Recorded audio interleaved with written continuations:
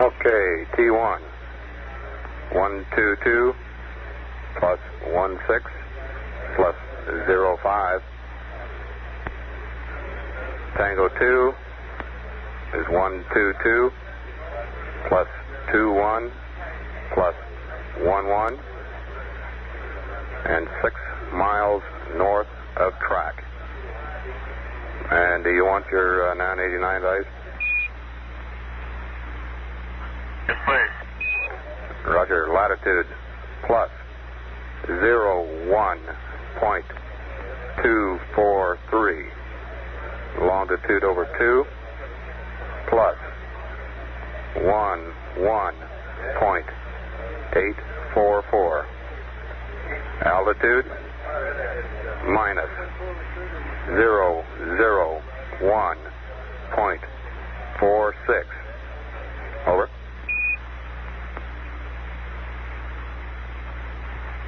Copy. T1, 122, 1605. T2, 122, 2111, 6 miles north. 989 is plus 01243 plus 11844 minus 00146. At Columbia, affirmative. And at the T1 time, put your rendezvous radar transponder switch to operate.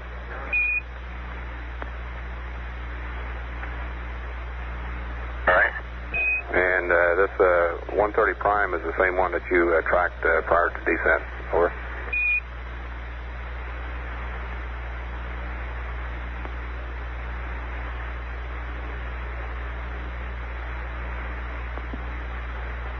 Okay.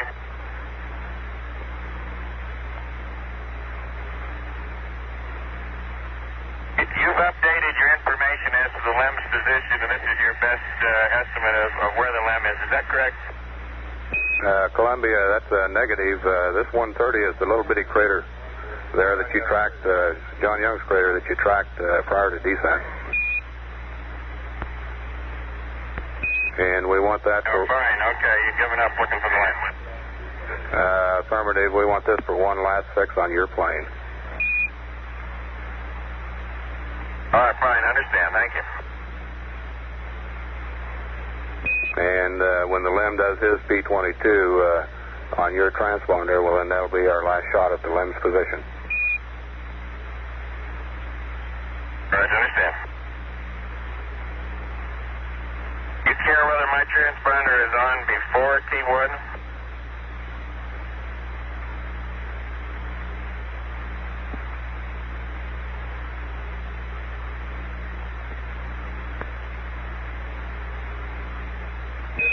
Roger. It'll be on warm-up prior to that time, and you can go to operate anywhere around that time.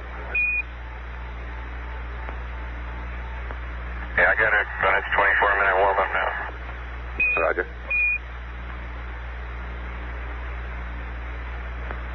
And Houston, the computer is yours. You can go to block anytime. Roger, block, going P-52, option 3. Roger. And we'll see you coming around the other side. About 1 minute to go, and all of your systems are looking good. Thanks, Roger.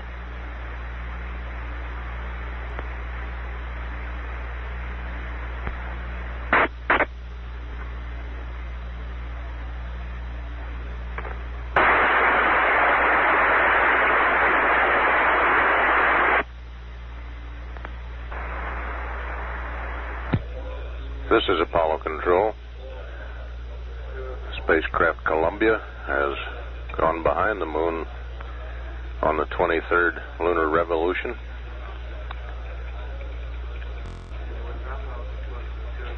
Be acquired again at, well, let's see now. It looks like we don't have acquisition table up yet for next rev. During this pass and the short conversation toward the end of the front side pass with Columbia, the network transmitters have been arranged so that the transmissions would not disturb the crew of Eagle, who at this time should still be asleep.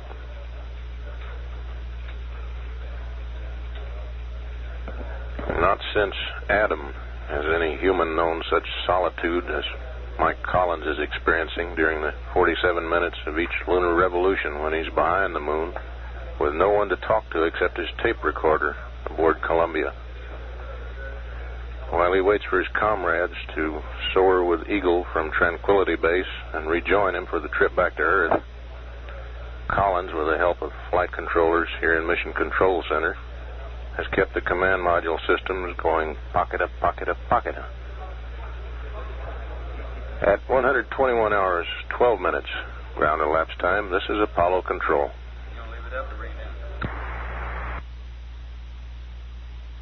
This is Apollo Control. Let's join the call to Tranquility Base. How is it resting standing up there? Did you get a chance to curl up on the engine can?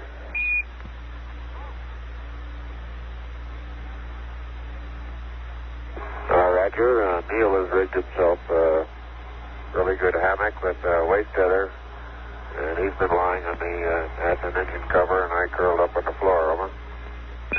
Roger, copy, Buzz. Got a couple of changes to your surface checklist here, and in general, what we're going to want you to do is P-22 tracking the command module for one last hack on your position there. And this will be, in other words, P-57, P-22, and then press on with the checklist. And the rest of them are a couple of minor changes in the checklist. The main one being that we do not want the rendezvous radar on during the ascent. And we think that this will take care of some of the overflow program alarms that you were getting during descent.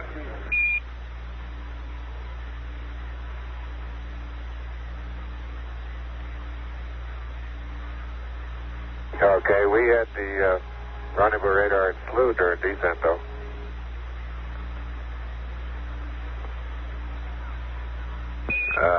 Tranquility Base, Houston, I missed that. Say again. Roger, I say again, we had the rendezvous radar switch in the slew position, not the LGC position. Roger, we copy that. But there's a greater duty cycle on 15% duty cycle. There's a good 15% duty cycle on the ascent program there, so we'll just go ahead and leave it off.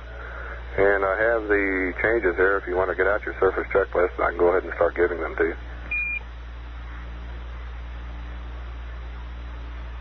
All right, go ahead. I've got it out.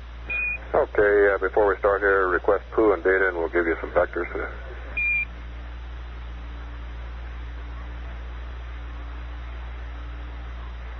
You've got poo and data. Okay, and on surface 50 will be the first change there.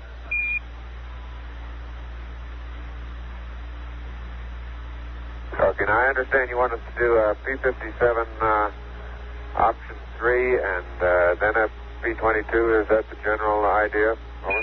That's affirmative. So on surface 50 there, down at the bottom of the page, just after after 2 recycles, stick in a time of 1:22 plus 15. Do P-22 as per pings 20 of GNN dictionary. Over.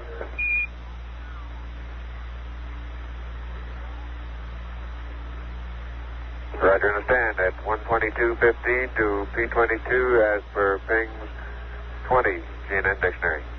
Roger. Okay, let's skip on over to surface 59.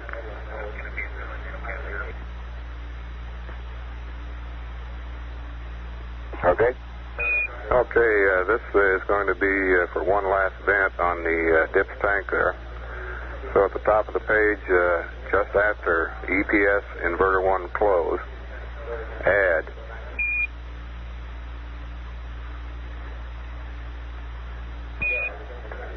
Okay, after EPS inverter 1 close, add prop descent, helium, reg/vent,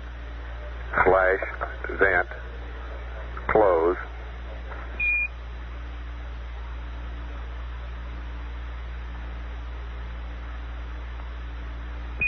And then after stabilization control, AELD close, add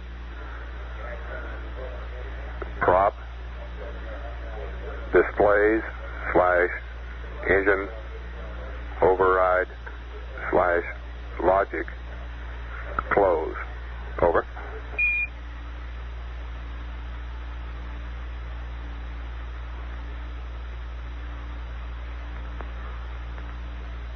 Roger, copy. These are 2 circuit breakers, right?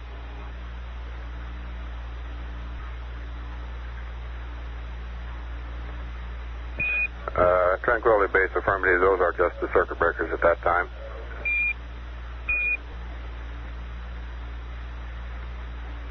Tranquility Base, Houston, did you get those two on the propulsion circuit breakers? Roger, I have those two. Okay, let's go over to surface 60. And then down the middle of the page, after launch guidance system recommendation from Miss Finn, I'm going to add the switches there.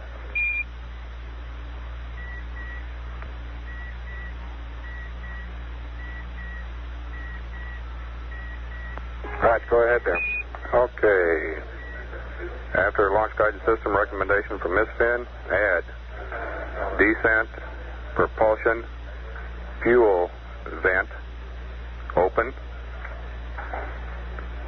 Add descent, propulsion, oxidizer vent, open. Add verify, talkback, gray. Over.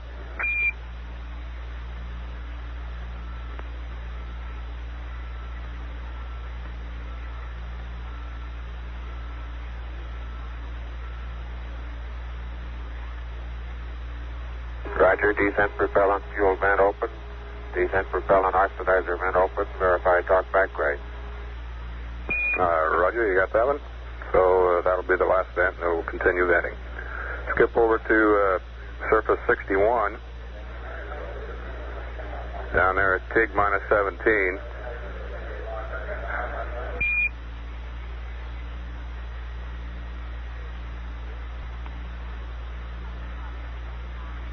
Roger, I'm there. Go ahead. Okay, at TIG minus 17, delete CB11, AC bus A, rendezvous radar close.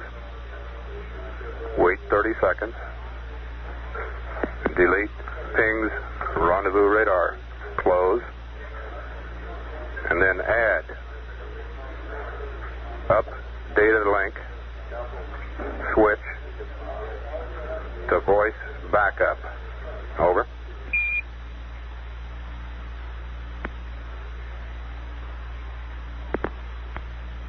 Roger, I have that. We'll leave those 2 circuit breakers open and have the update link to voice backup, and we'll make the appropriate changes on the following circuit breaker status card. Roger, and then you might add a little note down there at the bottom of the page. Note. This is the bottom of the page 61. Note, do not use tape meter in pings, i.e., do not place mode select switch to pings. Over.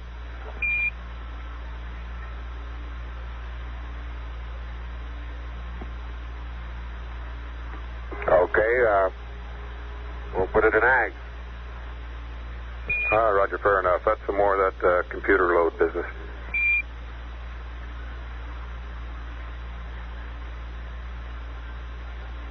Okay, that's all the changes we have for the checklist here. I've got just some general notes I'll read to you on P22, and just for some information. Over.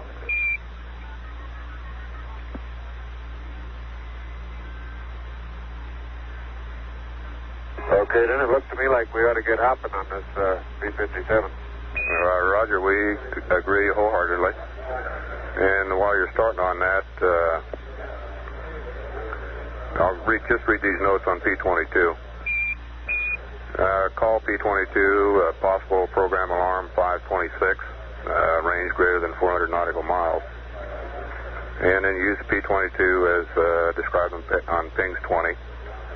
Take option 1 in nouns 06 and use the no update mode. The rendezvous radar will lock on at about 25 degrees elevation above the horizon. If 503 alarm occurs, designate fail. Key A proceed and allow the rendezvous radar to search for the CSM. And place the range altitude monitor switch in altitude rate to prevent the tape meter from driving into the stops. And press on.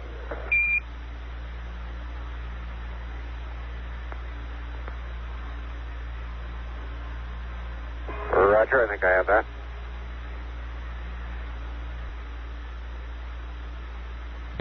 This is Apollo Control.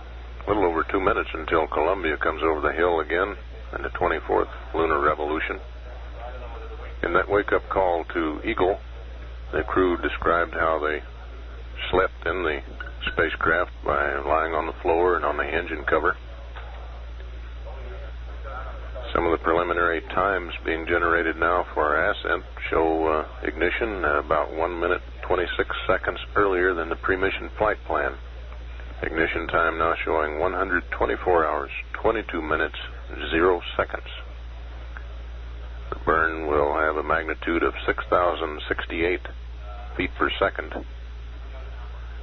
Quite a bit of that will be in vertical rise and actually starting from 0 feet per second on the lunar surface. The CSI maneuver behind the moon, the concentric sequence initiate, CSI acronym being for that maneuver. 125 hours, 19 minutes, 34 seconds. Constant delta height, CDH, 126 hours, 18 minutes, 0 seconds. Terminal phase initiation, 126 hours, 57 minutes, 0 seconds. And terminal phase finalization, or the final braking before docking, 127 hours, 39 minutes, 39.2 seconds. These are ground computations. And they'll be computed by the crew from radar tracking, rendezvous radar.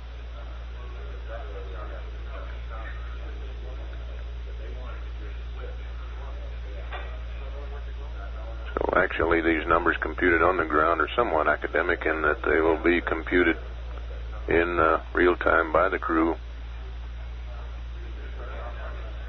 We're standing by here for Capcom to resume conversation.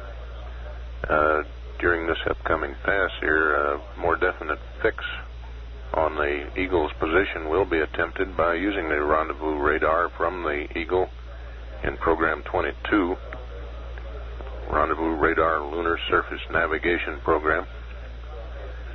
The transponder on Columbia, in the meantime, has been warmed up. During the last revolution, Mike Collins was advised to have the transponder warmed up. As of now, the exact location is somewhat vague, and perhaps this rendezvous radar exercise will give a final, more pinpoint location of where Eagle does indeed nest on the moon. We'll continue to monitor the air-ground circuit. We've had acquisition of signal with Columbia, so likely the conversation will increase here as we get the lock-on, hopefully, with rendezvous radar.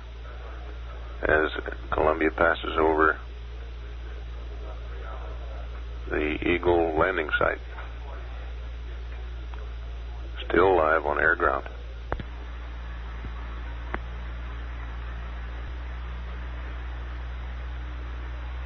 Columbia, Houston, over.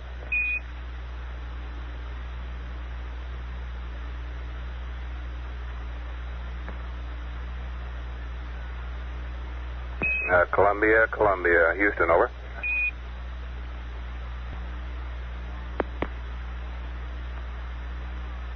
Houston, Columbia. Roger, Columbia. We'd like a cryo stir, all 4 tanks, and standard 1 minute, over. And work. Roger, and do you have any torquing angles from P-52?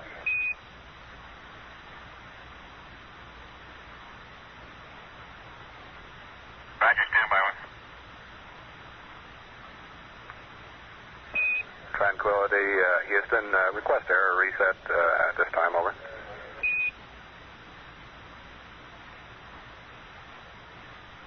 Roger, error reset. And would you tell me when you're satisfied with the LGC self-test? Tranquility, LGC is a go. Roger. Torquing angles when you're ready. Columbia, Houston, go ahead.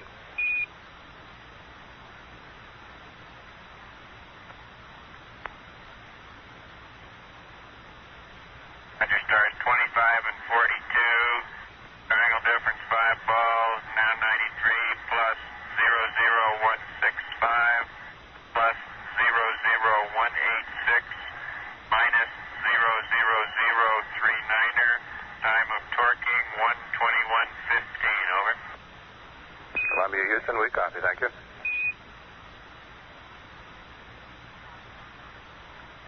And cryo stir complete. Roger, thank you, Columbia.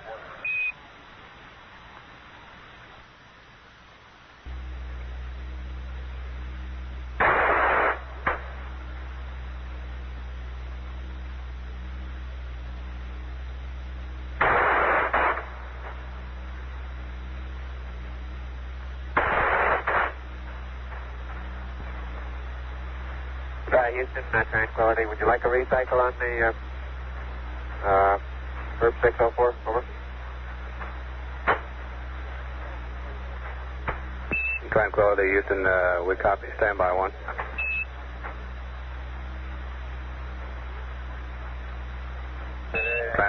Tranquility, Houston, request recycle.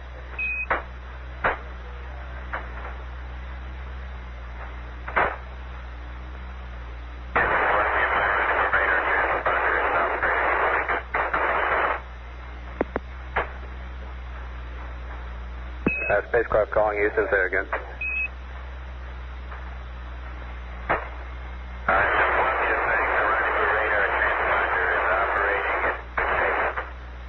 Roger, copy, Columbia.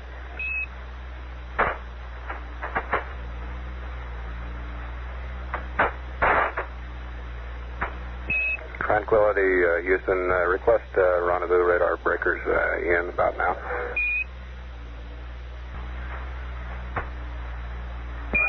Columbia, Houston, request Omni D, Omni Delta.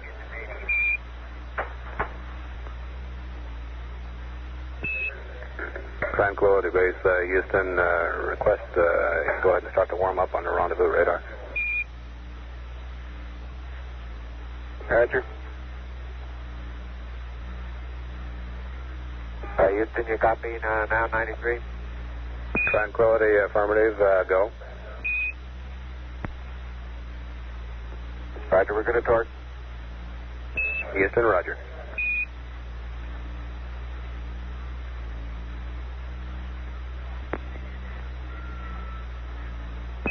Tranquility Base, Houston, Columbia will be overhead at 122 plus 22 plus 51. His LOS will be 2935, over.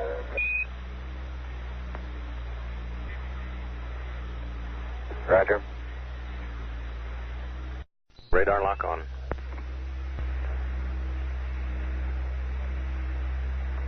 Second thought, since that'll take the range rate, I guess maybe we better not do that.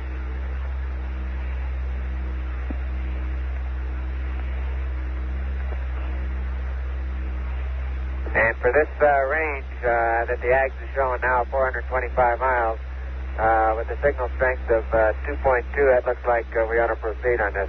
Over. Roger. Stand by 1.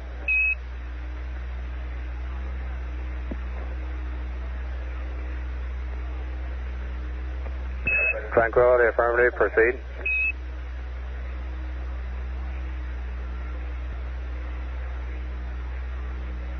Are you getting the information on the downlink now?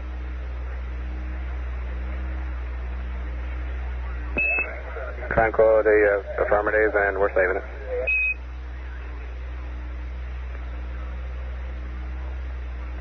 We've got 4 points so far, and it's looking good.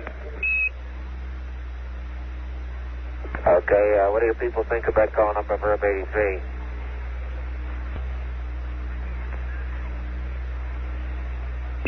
Tranquility, Houston, stand by on that. We're getting good data now. We're checking on the Verb 83. And we expect that we may lose lock when it passes overhead because of the max rate that the radar has.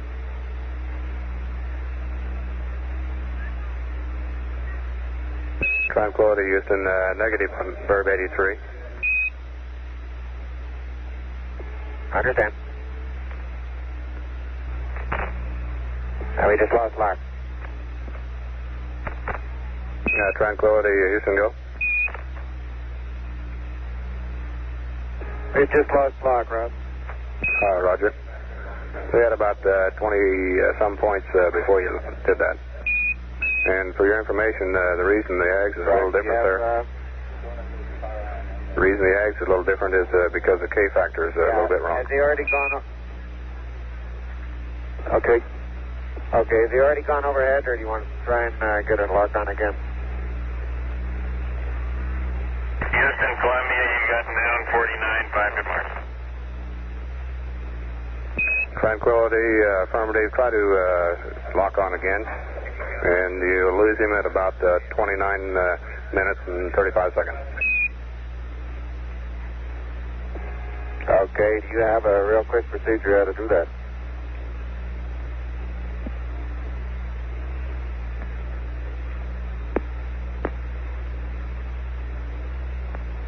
Columbia, Houston, say again about your noun 49. I say, I got 5 good marks. You got down 49. When you get everything you need off the downlink, let me know. I'll proceed. Columbia, Houston, stand by 1.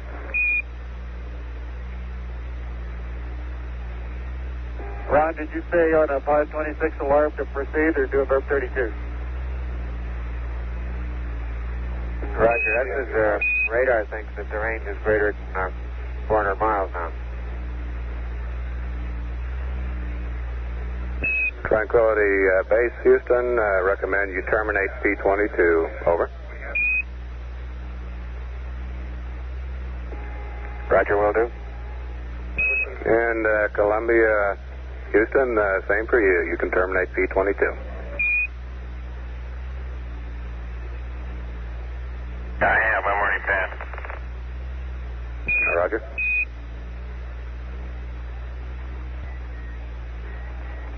I'm staying at P22 here a second just to record you down 89 and then over 34. Columbia, Houston, Roger, we copy, and that's good.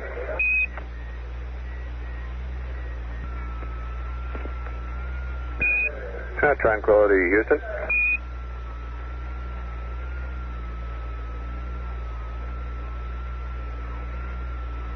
Roger, go ahead. Roger, request S-band function switch to range. We're going to do some ranging on you. Also, I have an updated AGS K factor when you're ready to copy. Over.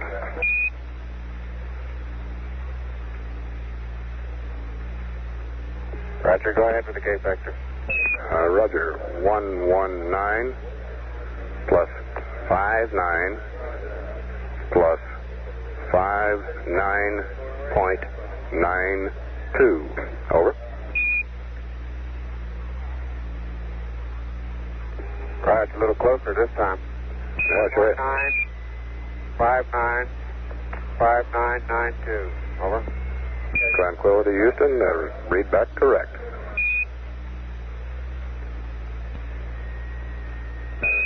Columbia, Houston. Houston, Tranquility. I see what you mean now about the K factor. Roger.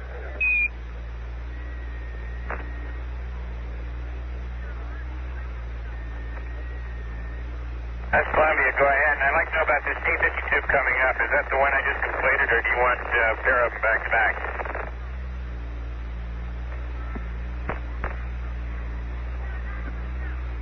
Columbia, Houston, you do not need to do another P-52 unless you want to. Break, and also Columbia, when you get a chance, request BATC and the pyro readouts. Over. BATC says 37 volts even. Pyro A, 37. Pyro B, 37. Columbia, Houston, roger, we copy, thank you.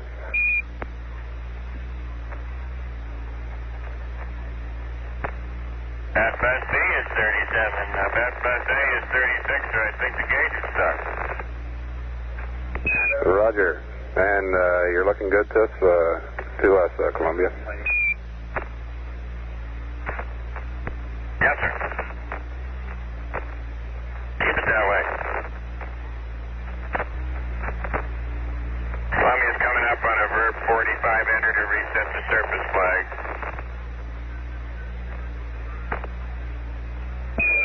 Columbia, Houston, negative, stand by on the verb 45. Roger that. And a crew status report from Columbia. I figure I got about 5 hours good sleep, although you guys probably know better than I do. Columbia, roger, we copy. Columbia, Houston, we've got a couple more vectors to send up to you. They'll be coming up shortly, and then you can do the verb 45 after you get those in. Over. Okay, that's fine. Just want to make sure that we're both in sync on the order. Roger.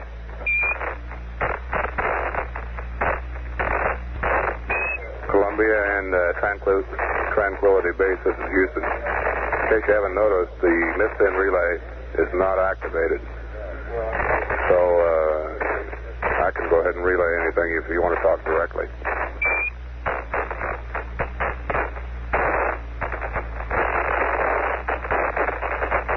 Columbia, right.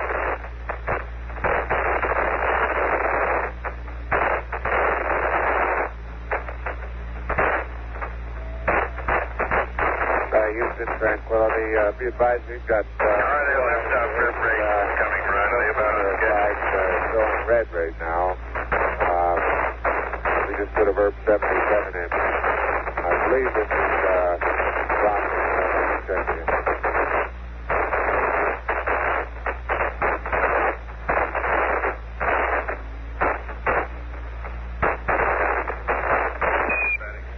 Tranquility Base, Houston, we've got a lot of static down here. Can you say again?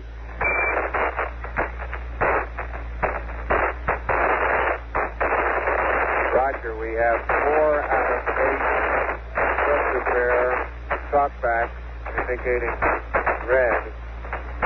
We still have the circuit breakers out as of right now. I believe it's normal. We have just entered a verb 77 on page surface 52 and are ready to proceed with the hot fire. Is it normal to have these 4 red flags? Over.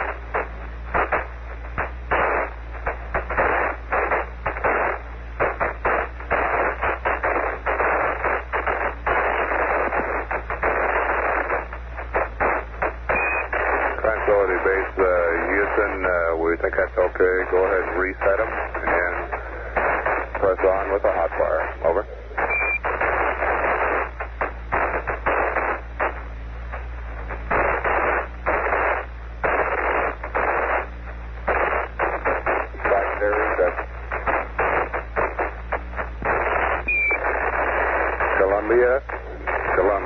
Houston, request pull and accept. We'll send some state vectors up to you.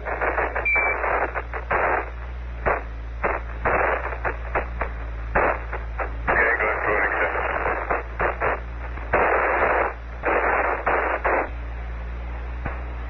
Houston Tranquility. I used Capella in the last sighting, and it's a good ways near the edge, good ways away from the center of D-Tet 4. I'm wondering if it would pay any to use Alpharat's star number 1. It might be a little closer, however, it would delay things a little since I'd have to designate the radar out of the way, over.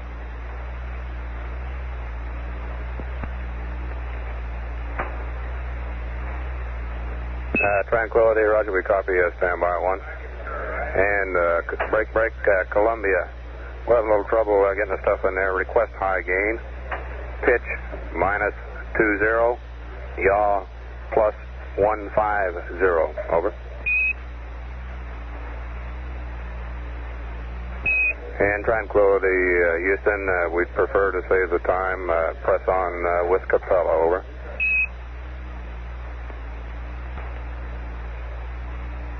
And Tranquility, Houston, the RCS check looked mighty fine to us. That looked good up here.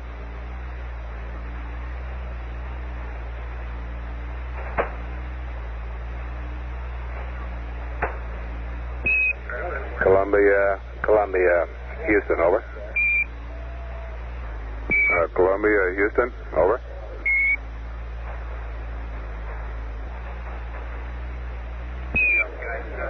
Columbia, Houston, in the blind, high gain pitch, minus 20, yaw, plus 150.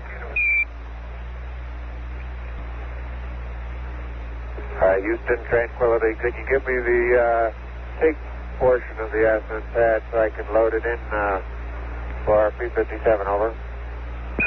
Tranquility, roger, standby 1. We want to wait on that P-57 until about TIG minus 50 minutes, over.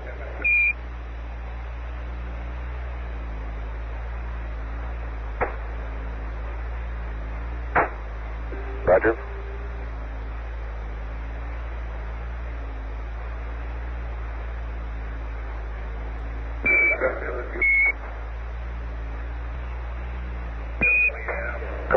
Columbia, Houston, over.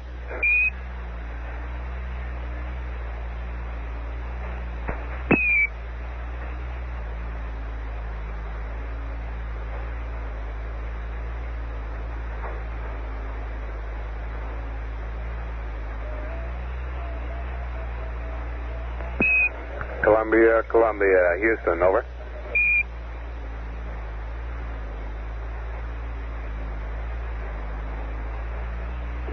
Houston, Tranquility. It turns out that D-Tet-4 isn't usable anyway with the yaw that we have because the Earth appears in both D-Tet-2 and D-Tet-3.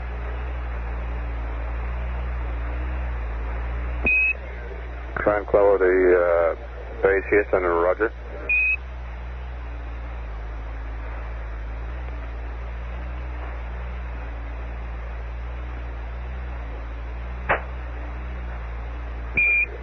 Columbia, Houston, over.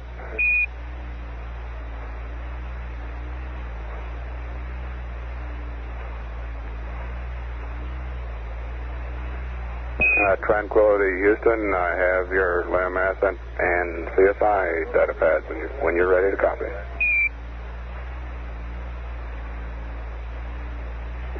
We're ready to copy. Roger, LAMAS and pad. TIG 124 22 0000. Noun 76 55349 00322 plus 0017 Beta 47 plus 37104 minus 70470 plus 58604 plus 56936. Your LEM weight 10837. Your T14 126 plus 20 plus 12. Over. What's say again the cross range in down 76? Roger, your cross range for now in 76. And by the way, we may update this later. But now it is plus 0017. Over.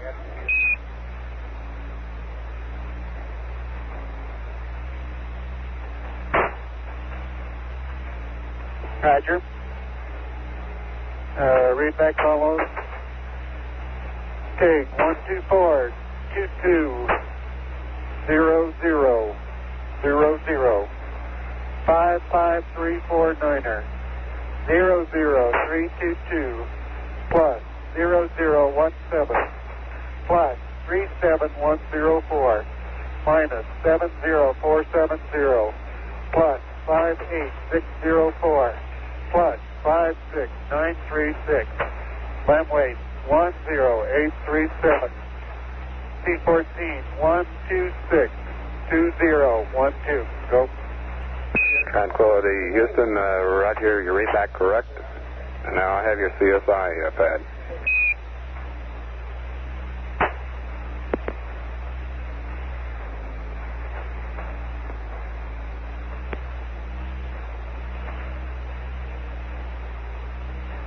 Go on the CSI pad. Roger, CSI pad. TIG of CSI. 125193470. TIG of TPI. 126570000. 981 0532 plus 0000. FDAI NA Beta 373 03196 Beta 275 04170. 986 plus 0532 plus 0000 plus 0012. Tranquility, read back. Roger, CSI Apollo pad follows. TIG 125193470. TIG TPI 126570000. Down 81 0532 plus all zeros 373 03196 275 04170.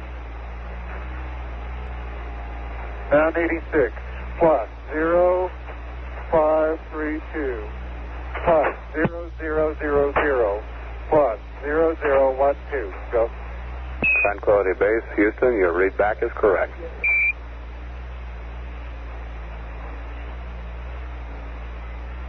And Tranquility, no need for any gyro compensation. It's go. Roger, understand.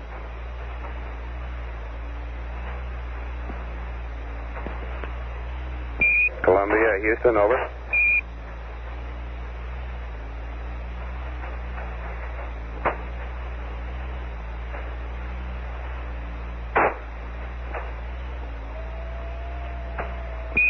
Columbia, Houston, incline, request high gain, pitch, -30, yaw, +170, over.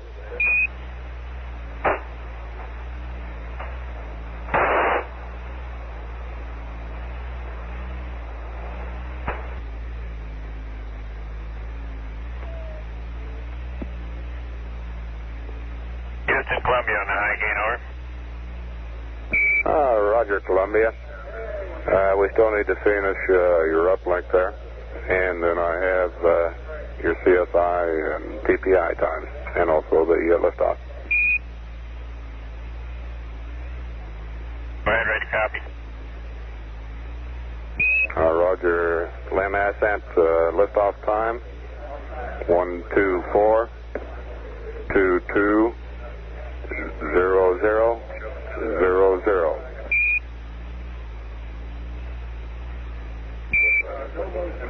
Your CSI TIG.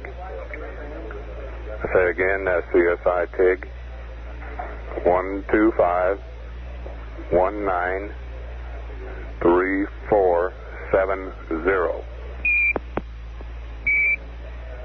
Your TIG FTPI 126-57-0000.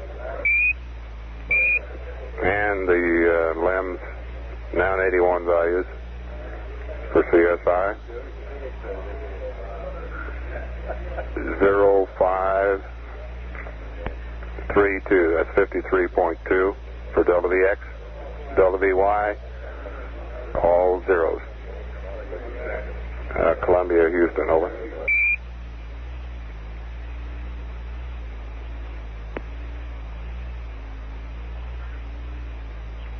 Roger, I read back, liftoff TIG 124-22 even, CSI 125-19-3470, DPI 126-57 even, LEMS 981 for CSI 53.2 Delta VX, over.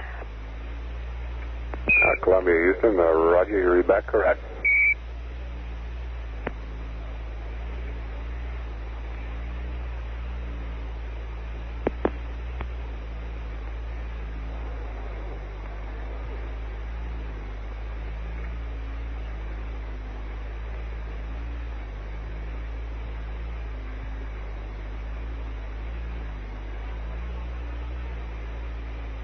Columbia, Houston, we're coming up with your second load now.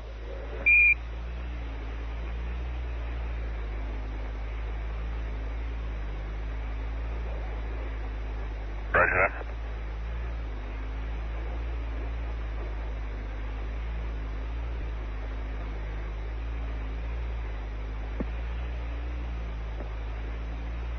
Columbia, Houston, the computer is yours, and you can do your verb 45 enter now.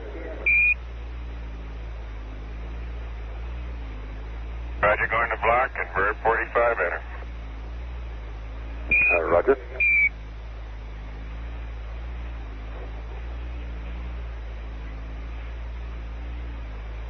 How's the black team today? All primed and ready to go? You betcha there, Mike. Good, same old. This is Apollo Control. Some 5 minutes, 35 seconds away from loss of signal with the spacecraft Columbia before it goes on the far side of the moon for the 24th revolution. 1 hour, 18 minutes until ascent ignition, and following that, the rendezvous sequence completed with the docking at 128 hours approximately. We'll continue to monitor air-ground here as the data is passed up to the crew for the upcoming day's activities. Apollo control standing by at 123 hours and 3 minutes.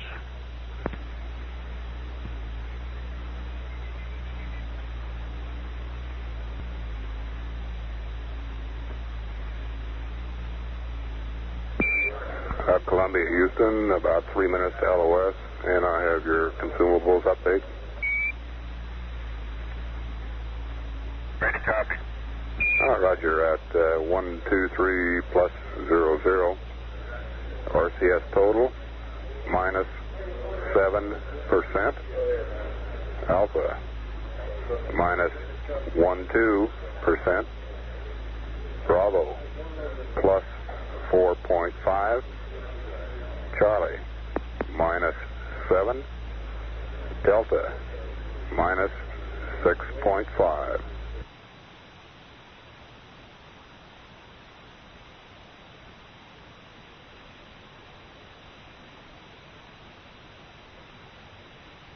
Houston, about 3 minutes to LOS, and I have your consumables update. Ready, copy. Roger, at 123 plus 00. RCS total, minus 7%.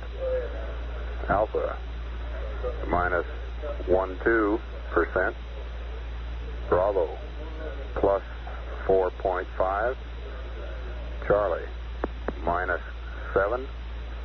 Delta, minus 6.5. Your hydrogen total, minus 1.4 pounds. Oxygen, plus 1.7. Over.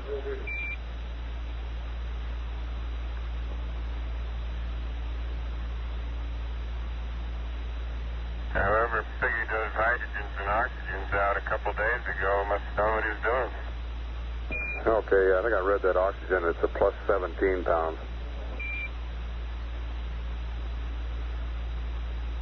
All right. Still close. Roger.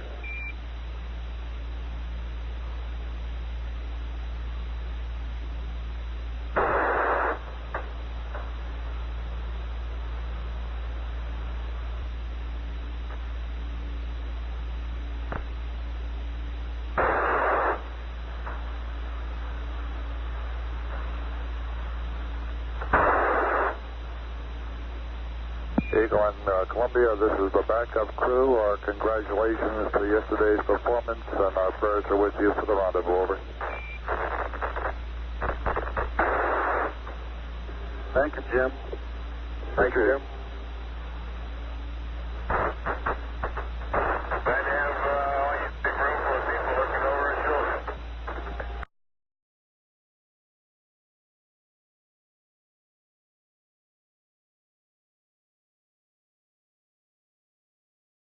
We had a lot of help down there, Jim.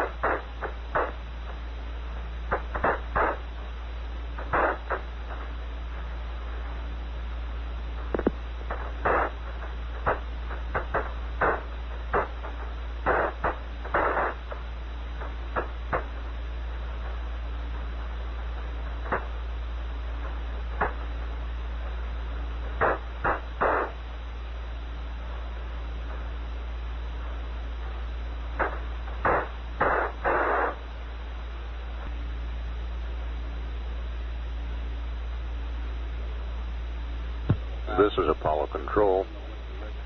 We've had loss of signal with Columbia going behind the moon. Toward the end of that pass, Apollo 11 backup commander Jim Lovell, who's had some experience in lunar missions, came up with his congratulations for a job well done and mentioned that he would be here giving moral support during the rendezvous sequence to follow.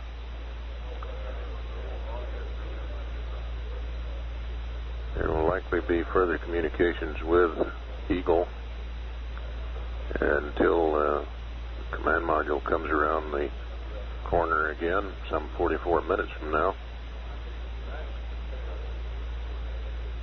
We'll bring the circuit back up as communications resume, perhaps playing catch-up with tape recordings. And at 123 hours, 10 minutes, ground elapsed time, 1 hour, 11 minutes to ignition. This is Apollo standby. Let's listen in again. Well, and to give you a few comments with regard to the geology question of last night, we are landed in a relatively smooth crater field of elongate secondary, circular secondary craters, most of which have rims irrespective of their raised rims, irrespective of their size. That's not universally true. There are a few of the smaller craters around which do not have a discernible rim. The ground mass throughout the area is a very fine sand to a silt. And I'd say the thing that would be most like it on Earth is powdered graphite. Immersed in this ground mass are a wide variety of rock shapes, sizes, textures, rounded and angular, many with varying consistencies. As I said, I've seen what looks to be plain basalt and particular basalt, others with no crystals, some with small white phenocrysts, maybe 1 to less than 5%. And we are in a boulder field where the boulders range generally up to 2 feet, with a few larger than that. Now, some of the boulders are lying on top of the surface, some are partially exposed, and some are just barely exposed. And in our traverse around on the surface, and particularly working with the scoop, we run into boulders below the surface that is probably buried under several inches of the ground mass.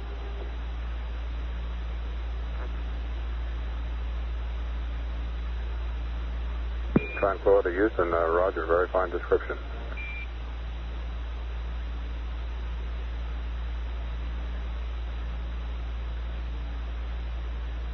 Now, I suspect this boulder field may have some of its origin with this large, sharp-edged, blocky-rimmed crater that we passed over at final descent. Now, yesterday I said that was about the size of a football field, and I have to admit it was a little hard to measure coming in, but I thought that it might just fit in the Astrodome as we came by it. And the rocks in the vicinity of this blocky rim crater are much larger than these in this area, some 10 feet or so, and perhaps bigger.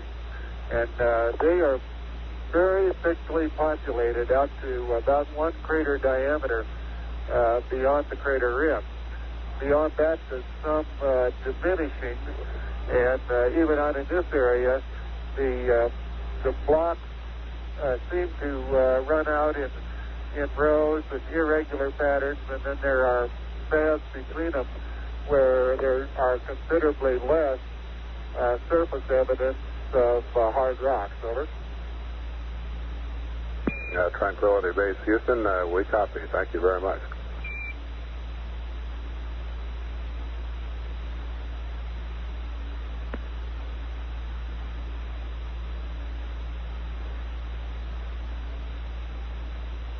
And Tranquility Base, we're through with arranging. You can take your S-band function switch to off reset.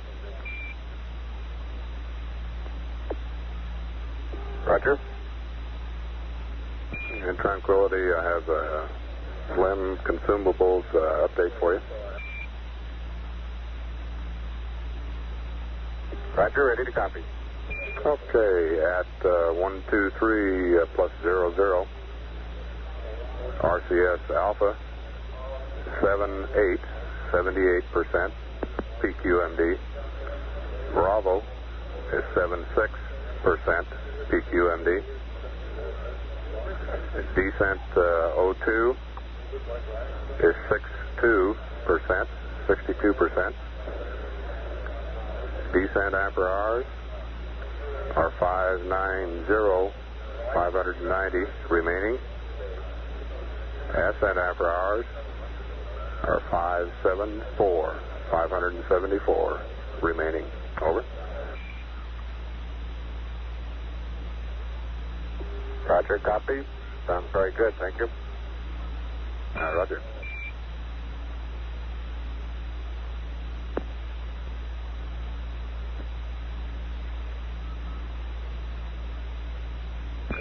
Tranquility Base, Houston.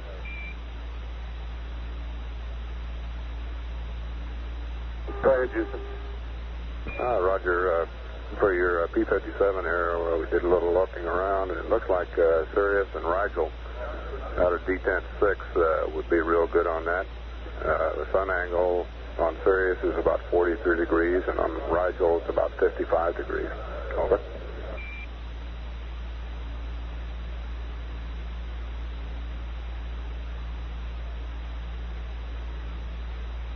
Roger, Houston. The only trouble is that the sun is in number 5, the closed one, and it appears to also be close enough to D10-6 to shine on the far side of the cone, and it completely obscures D10-6. I'm unable to use that at all. Okay, we understand it now. Thank you.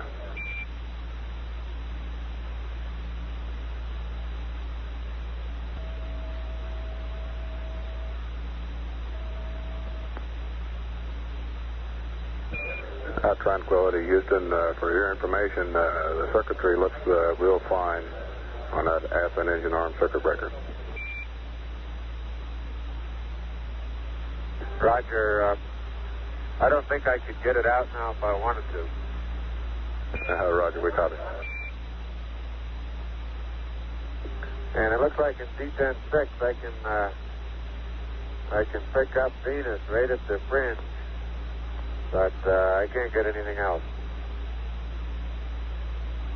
Roger. And by the way, Houston, our EVA antenna did retract. Roger, mighty fine, thank you.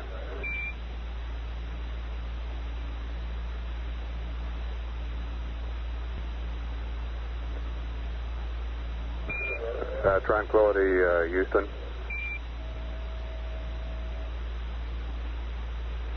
Roger, go ahead. Roger, looks like you're going to have to reposition the radar here. We suggest you may want to start your TIG minus 45 minute point in the checklist at about TIG minus 50, over.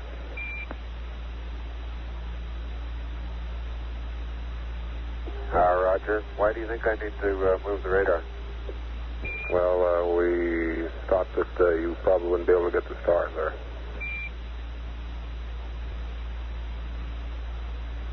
On the rear descent, the radar can be pointing plus X, and I'll be using right rear. That's okay. Roger, that's fine.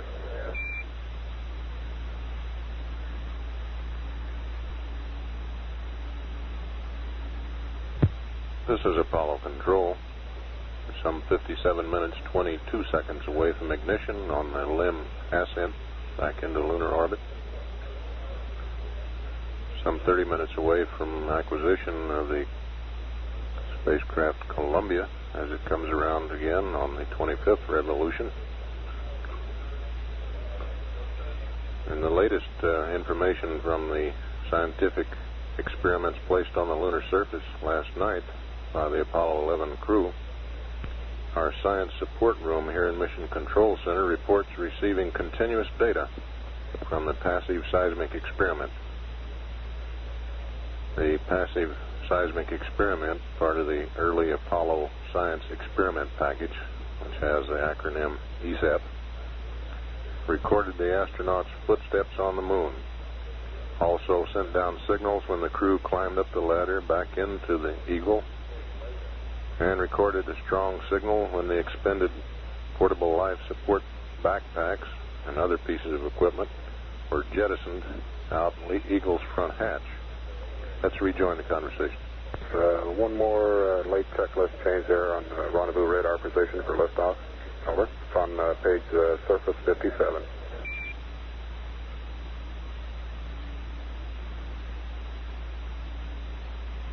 Roger, go ahead. Okay, on surface 57 there, and your verb 21, noun 73. Trunnion, leave it at 180. The shaft, we'd like 335. Over.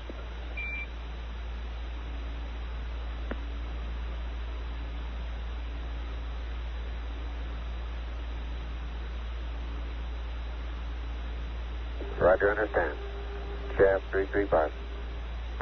Roger, and if the steerable doesn't quite hack it on liftoff, it looks like the forward Omni is good for about 30 to 60 seconds after liftoff, and then the aft Omni antenna is good for the rest of the ascent. Over.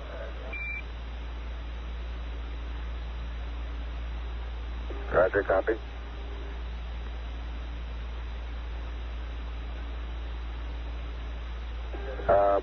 Houston, we've got two angles here at 3 minutes in ascent. Would you confirm those? Pitch 134 and yaw minus 32. Over.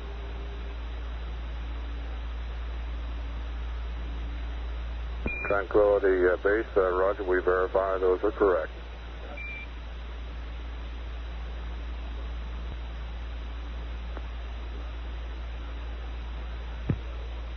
This is Apollo Control.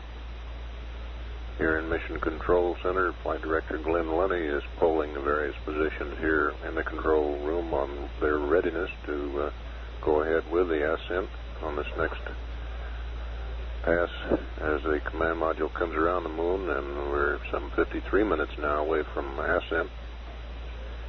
Meanwhile, back at the scientific experiment situation, another attempt is scheduled today to shoot another laser beam up to the laser retroreflector, which is the other part of the experiment package left on the moon.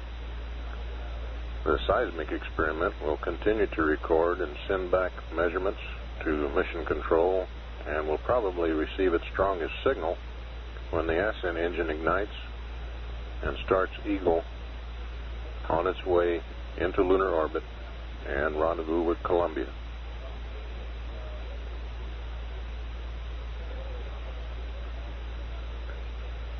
There's considerable amount of conversation going on with the crew, even though command module at Columbia is behind the moon at this time. Rather than disconnect the air-ground line and be in a tape playback mode, we'll leave the circuit up all the way through to loss of signal on the next rev, when both spacecraft will go behind the moon. At 123 hours, 29 minutes, and standing by, this is Apollo Control.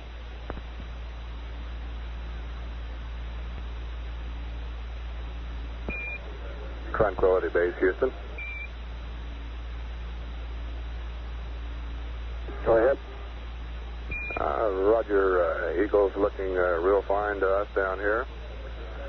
We have a fairly high confidence that we know the position of the limb.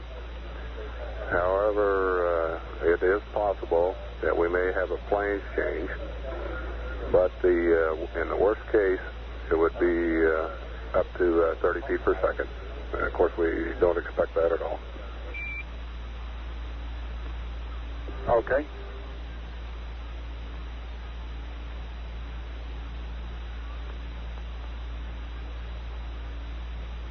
Houston, Tranquility Base, since we're still got plenty of time, I think I'll go ahead and recycle on this 604. Tranquility, Roger, that's okay with us. And we assume that the primary canister is still aboard. Is this correct?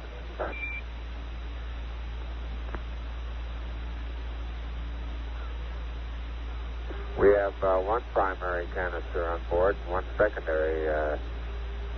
The other primary is out in front of the D plus D pad. Over. Roger, we copy. Thank you.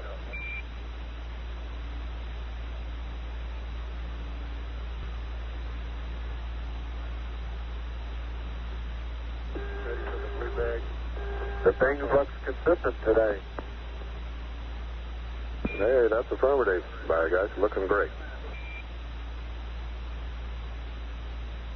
Houston, did you copy 905, and are you looking at 93 over? Tranquility Base, it's beautiful. Okay, we'll proceed. Roger. I know where the star is. I'm not sure the ping knows where gravity is. Okay.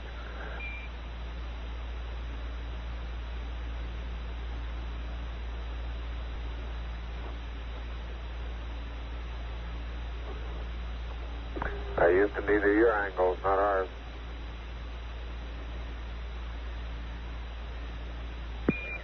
Roger, Tranquility. Standing by for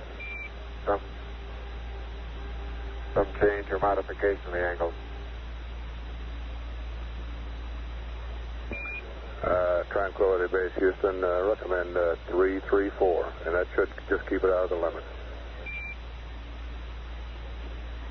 Okay.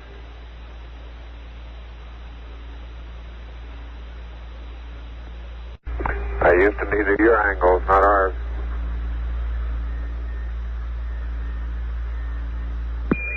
Roger, Tranquility. Standing by for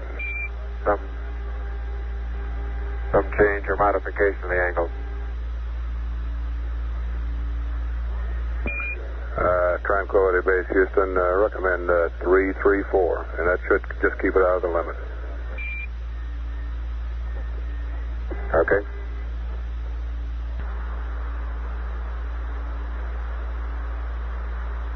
This is Apollo Control. We're some 3 minutes from acquisition time for Columbia as it comes around on the 25th lunar revolution. We've had acquisition with Columbia. Some 26 minutes away from ignition time on the ascent burn, which will place Eagle back into lunar orbit. Here we go. Delta, over. Columbia, Houston, Roger, loud and clear. And if you'd like to take it down, we have the latest position of Tranquility Base, over. Go ahead. Roger, it's just west of West Crater, Juliet 0.5/7.7, over.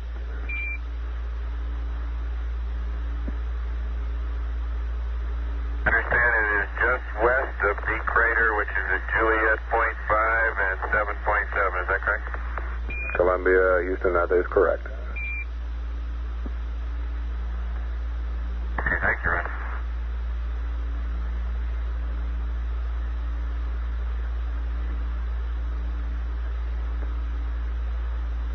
Tranquility Base, Houston.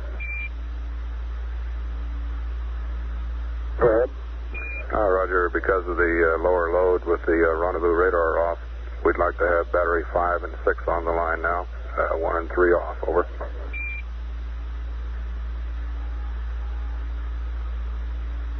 Good work.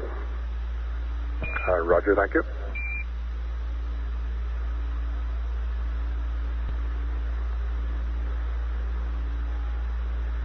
This is Apollo Control here in Mission Control. The lunar orbit chart on the center plot board has disappeared. We now have the various scribing plotters projecting on the center plot board to show the ascent. All of these lines and the various colors that are described on by the three sources of primary guidance system, the abort guidance system, and the manned spaceflight network all mean something to Flight Dynamics Officer. Let's rejoin the conversation. Find us. Roger. Columbia is holding inertially at liftoff attitude. My DAP is configured as per my procedures at a time of 1:24:02. Columbia, Houston, roger, we copy you.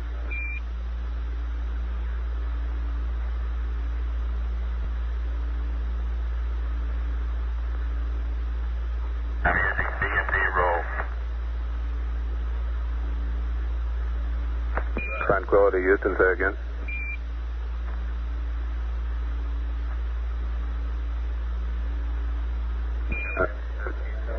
Hi, Houston. We were not calling. Roger, Columbia. Was that Bravo and Delta roll? Over. Columbia, affirmative. Roger.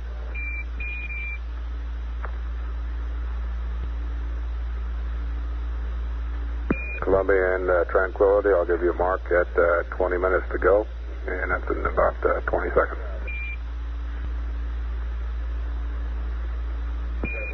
Stand by.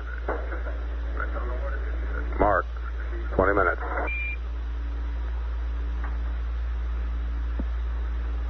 Columbia, roger. Tranquility, base Houston. Go ahead. Roger, just a reminder here, we want to make sure you leave the rendezvous radar circuit breakers pulled. However, we want the rendezvous radar mode switch in LGC, just as it is on surface 5-9. Okay. Tranquility base, Houston. Roger, go ahead. Roger, our guidance recommendation is pings, and you're cleared for takeoff. Roger, understand. We're number one on the runway. Roger.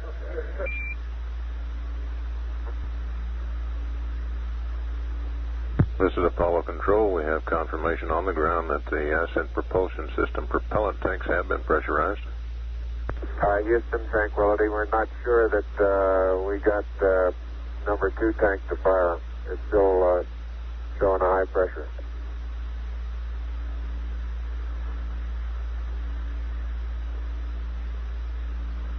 Roger, we confirm that. Try it again.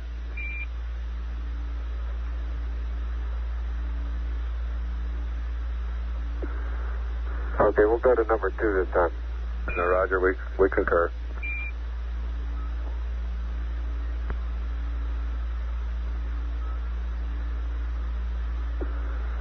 Roger, no power.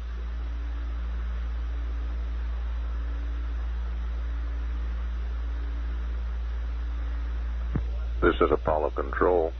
The network controller just informed the flight director that items called battle shorts have been installed around the network.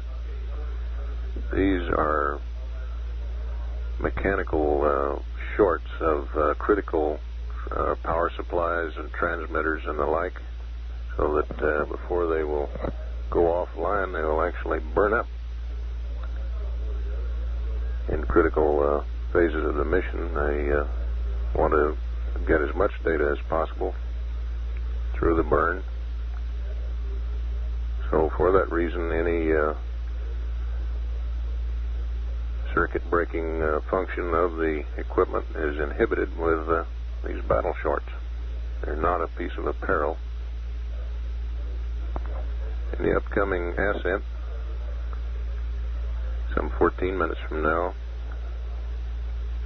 almost 5,000 pounds of propellant will be run through the ascent engine to propel the lunar module upper stage or ascent stage to a total velocity of 6,068 feet per second. Go through a vertical rise phase at about 50 seconds after liftoff. We'll begin pitching over, and some 168 miles downrange will be inserted into lunar orbit at about 60,000 feet above the surface, with an apolloon of approximately 45 nautical miles, half a revolution later, on the far side of the moon.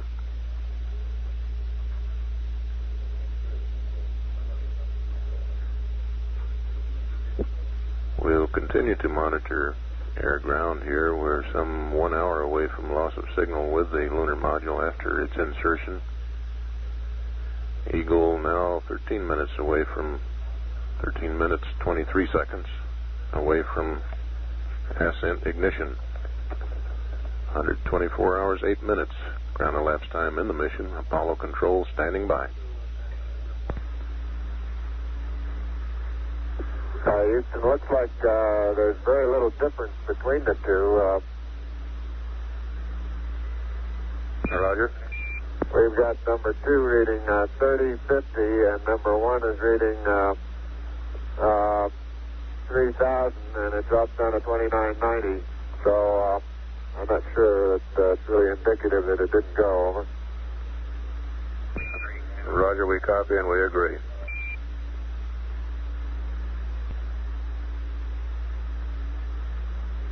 Okay, I assume we're go for liftoff, and we'll proceed with the ascent feed. Roger, that's correct, and we'll go ahead and watch tank 2. If it doesn't, tank 2 doesn't decrease, we'll tell you to close the ascent feeds and open the shutoffs. Over.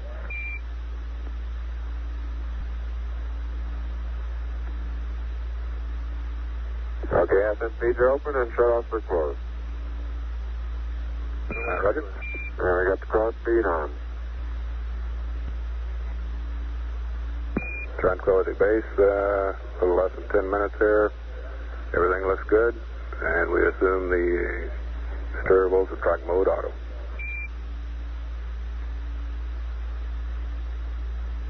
Roger, it is in track mode auto. Roger.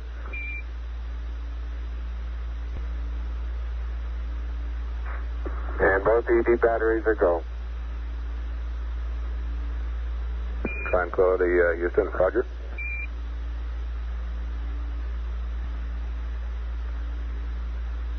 Neil, I'm reading you on VHF. You sound good. Yes, sir.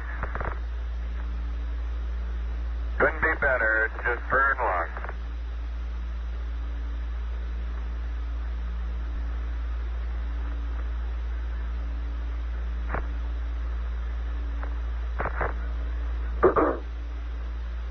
Rate scale 25. Add translation 4 jets. Balance couple on. DTCA jets. Stop push button reset. Board stage reset. Deadband minimum. Add control to mode control. Mode control auto. Both. Auto. Crew of Eagle going through their pre-ignition checklist. I'm standing by for 2 minutes to go to guidance steering in the AGS.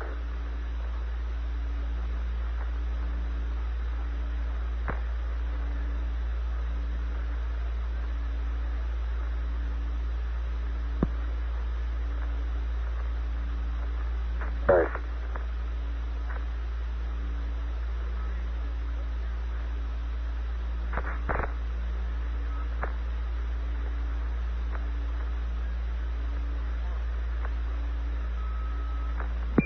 Eagle, Houston, you're looking good to us.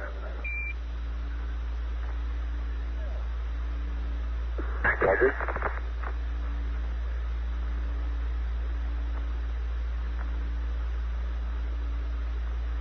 Guidance computer aboard the LIM, or aboard Eagle, will be loaded with the program 12, powered ascent guidance. We'll continue to monitor now at 3 minutes 12 seconds away from ignition. as crew of Eagle goes through their pre-launch checklist.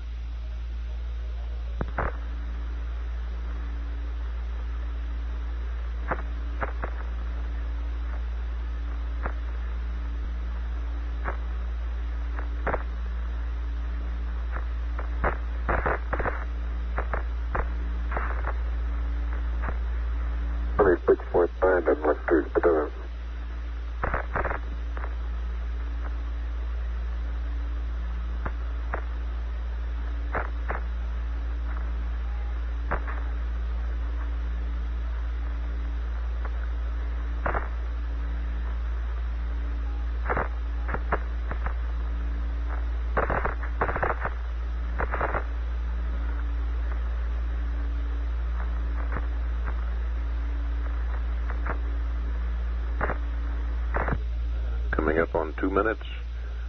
Mark, minus 2 minutes.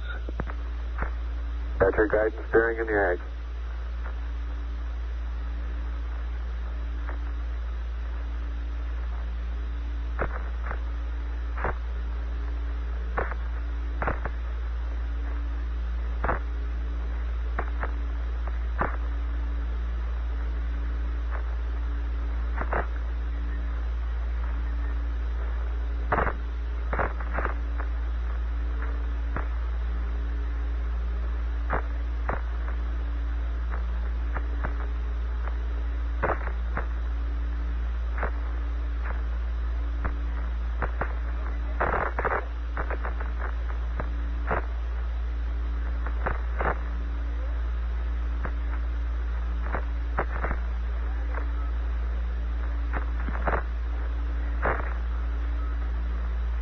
Master arm on.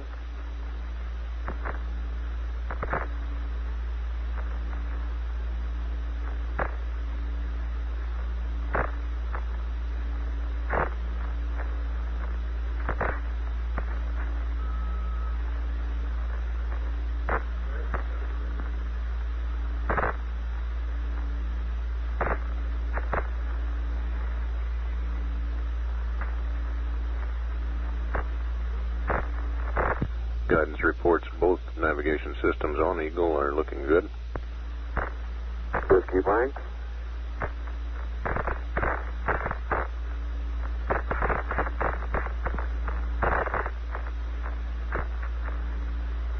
Got that answers card?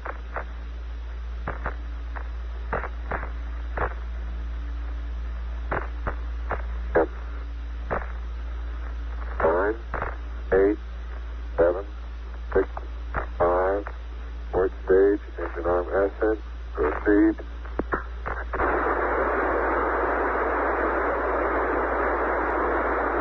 Got beautiful.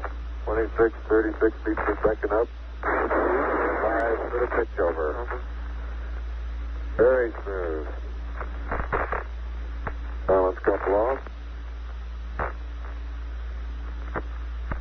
Very quiet ride. There's that one crater on there.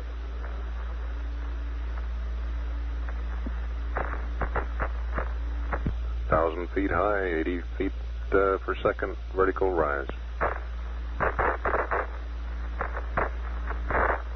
Eagle Houston, request manual start override.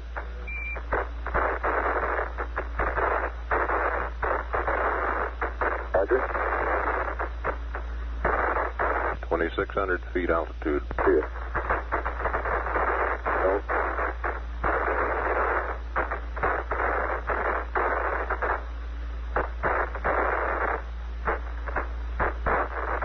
Eagle Houston, 1 minute, you're looking good.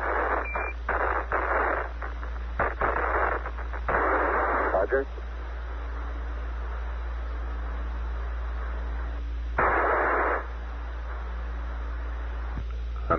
feet vertical rise rate. So a little bit of slow wallowing back and forth. Not very much thruster activity. Roger, mighty fine.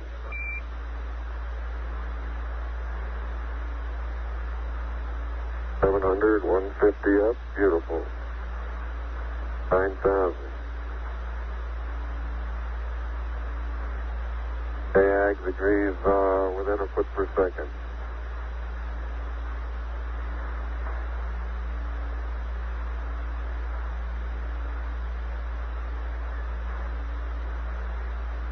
Eagle Houston, you're looking good at 2. Ping, zags, and missed in, all agree. That's 1,000. 170 up, beautiful. 14,000.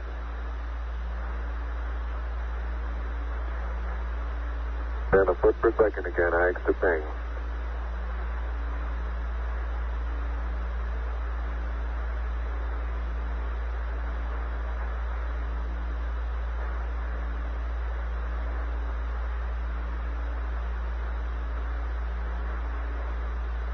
S-band looks like it's holding good, Houston. Roger, we sure. It's great. 1,400, 185.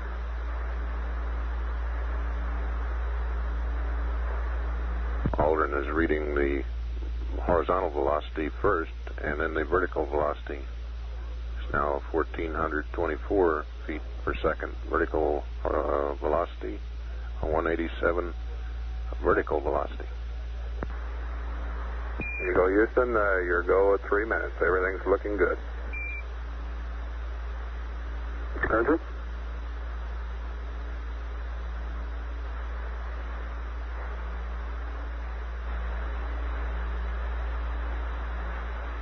Right on H-dot.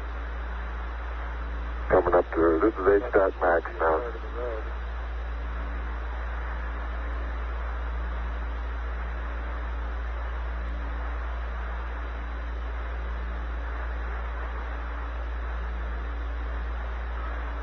I'm going right down US 1. Roger.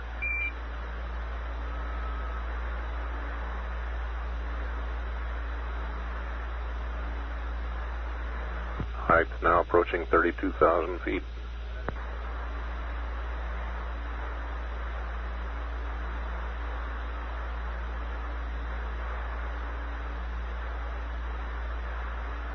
Eagle Houston, 4 minutes. You're going right down the track. Everything's great.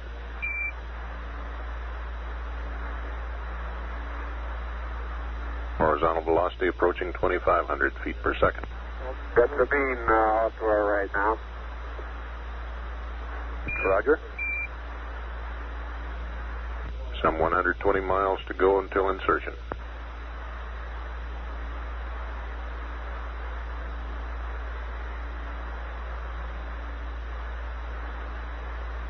.240 to go.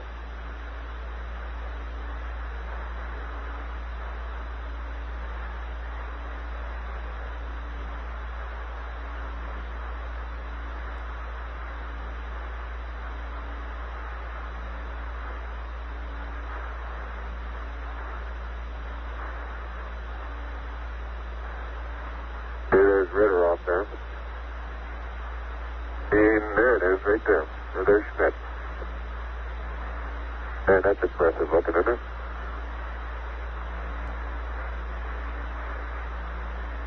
Eagle Houston, you're great. 3, Looking good. 155. All three data sources are agreeing quite closely here. The 3-color plot board on the front of mission control here is almost superimposed, as each of the 3 colors are scribed on the scribing plotter.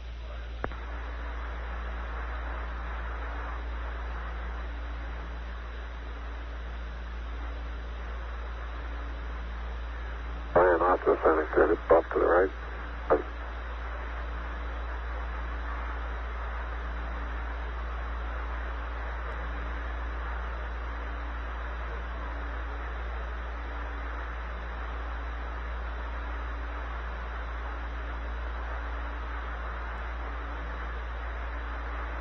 Eagle Houston, you're still looking mighty fine.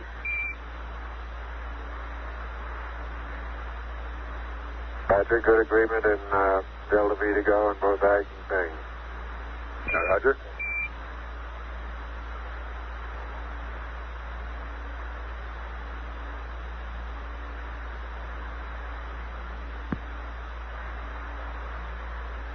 One minute to go in the burn. 4,482 feet per second horizontal velocity. At 800 to go.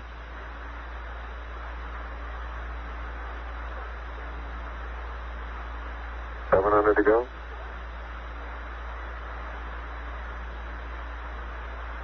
Okay, I'm going to open up the main shutoff.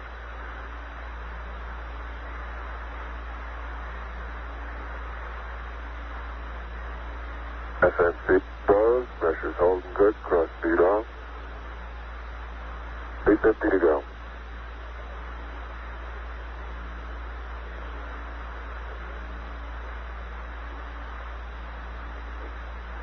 Stand by on the engine arm.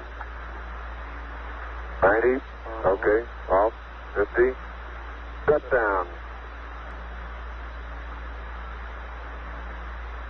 We got 53373, 32.8 feet per second, 60,666. Eagle, Roger, we copy. It's great. Go. And we got our residuals.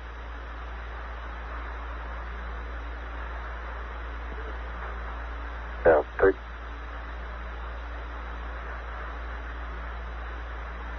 Eagle, Houston, trim residuals. Hold them up. Showing a paraloon of 9.1 nautical miles, apoloon 47.2 nautical miles on the pings. All three systems are go.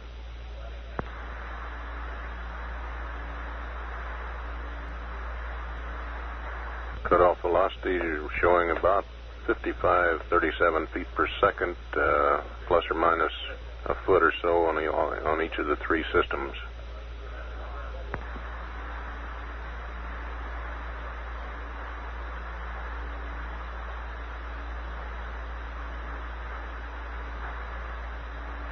Eagle, Houston, trim looks good.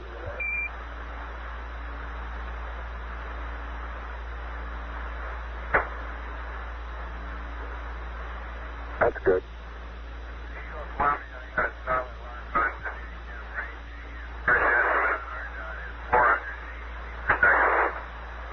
Okay, that sounds a little on the high side. Okay. Okay, Houston, we show 47.3 by 9.5. Roger, 47.2 but 9.5.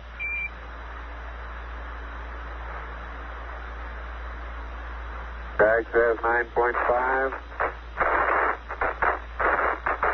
46.6. Eagle, Houston, copy.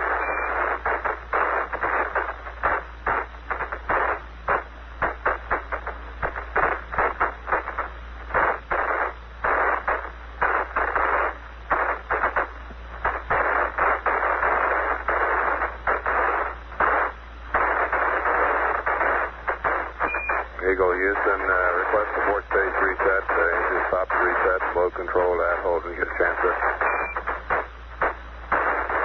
Roger.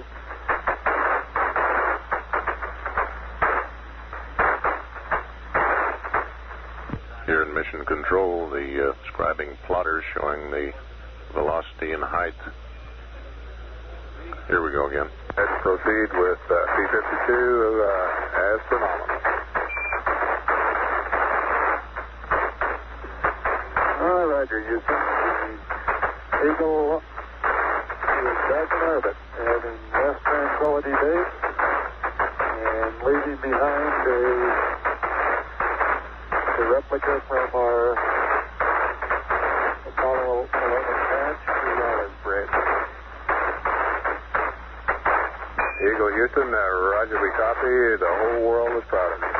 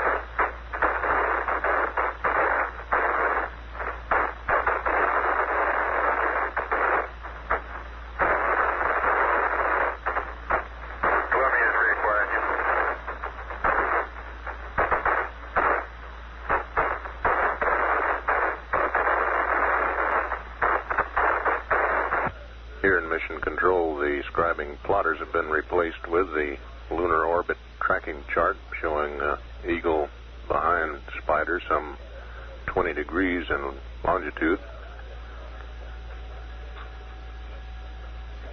Flight Operations Director Chris Kraft commented that he felt like some 500 million people around the world were helping push Eagle off the moon and back into orbit. We're continuing to monitor transmissions between the ground and Eagle and Columbia. Apollo control standing by. Columbia, Houston, request poo and accept, and we'll give you a good old LEM vector, over.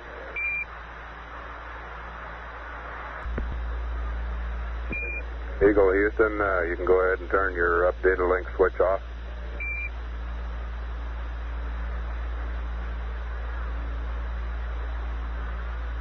Roger, it's off. Roger.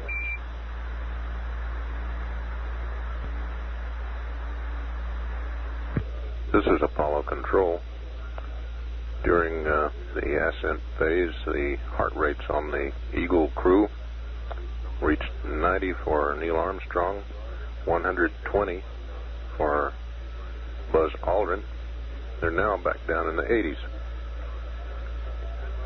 We're some 28 minutes, 15 seconds from loss of signal with Columbia, 29 minutes, 52 seconds away from loss of signal on Eagle.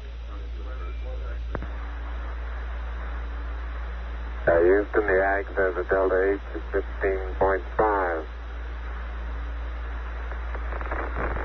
Eagle, Houston, Roger, 15.5. And a maneuver of 51.3.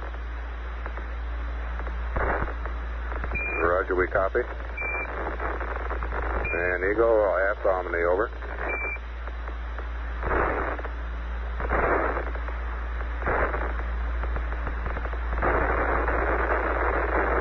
Roger, aft Omni.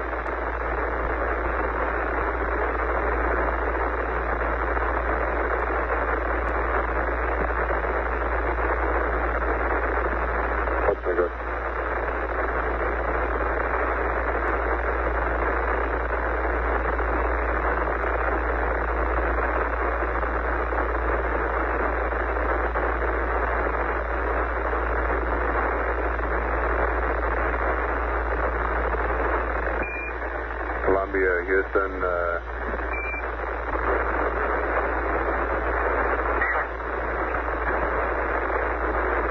Roger, it's off.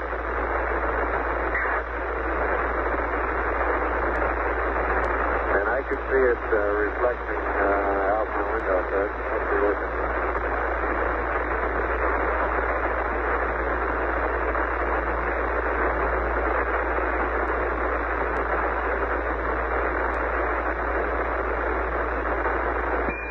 Eagle, Houston, in a blind, try low bit rate, over.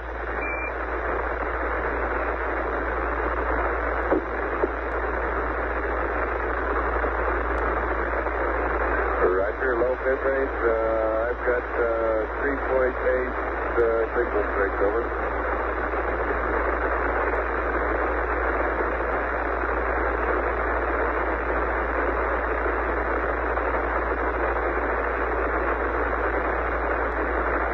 Houston, Roger, we copy your signal, thanks, 3.8.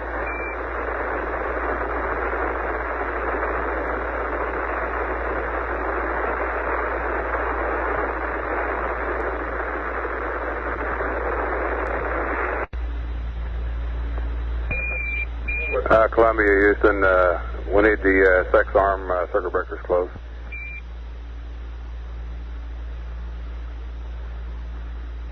Okay, going in. Sex arm bat A and bat B.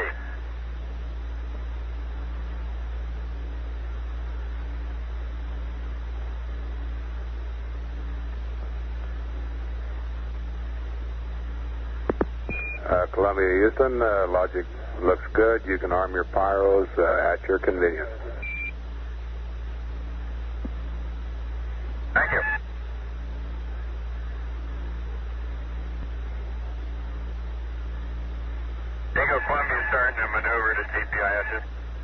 Okay.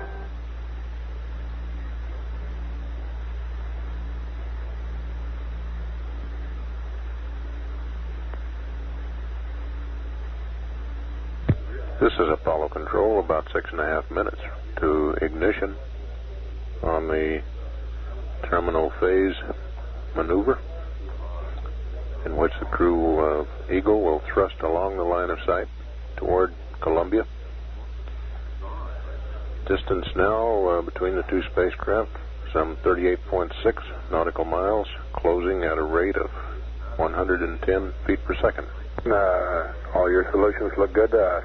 Out. There, Mike, if you want our target Delta V, I'll give it to you. Ready, copy. 127.03, 3082. 20 plus 22.7, plus 1.7, minus 10.6. Over. 127.03, 3082, plus 22.7, plus 1.7, minus 10.6. Thank you.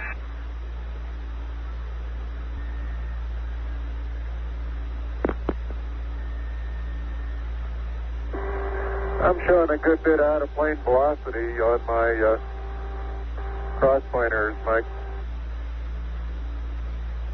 Right, I have no indication of it.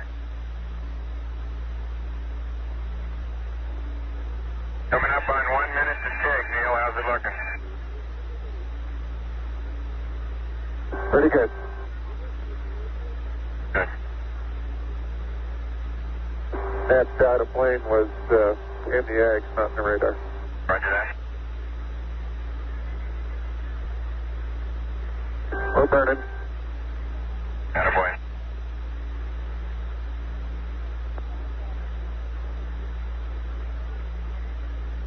Burn complete.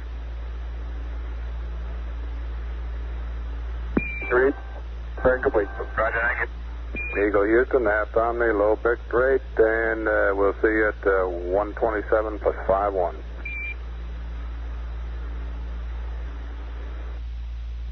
This is Apollo Control.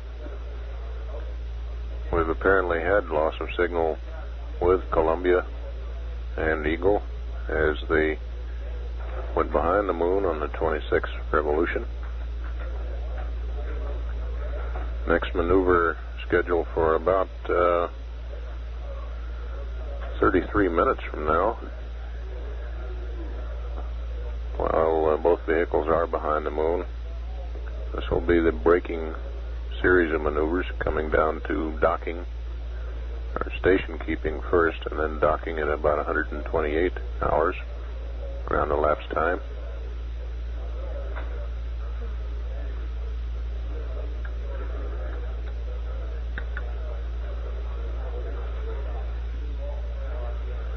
And at 127 hours 6 minutes ground elapsed time, and the flight of Apollo 11. This is Mission Control.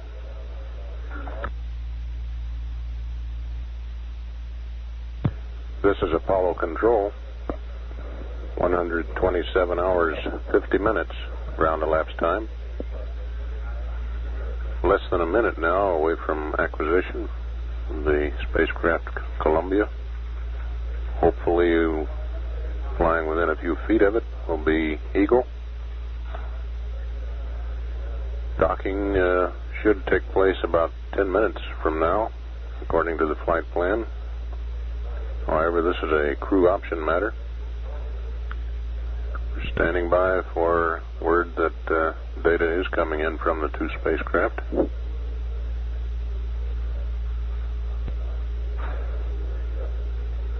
This is Lunar Revolution number 27 for Columbia.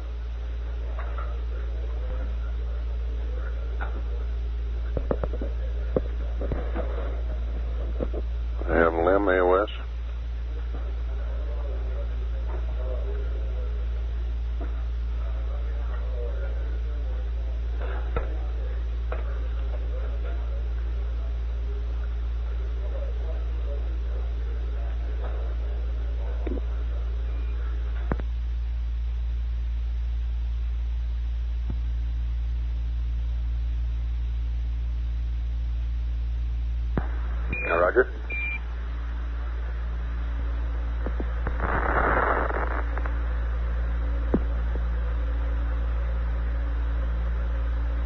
Okay, Mike.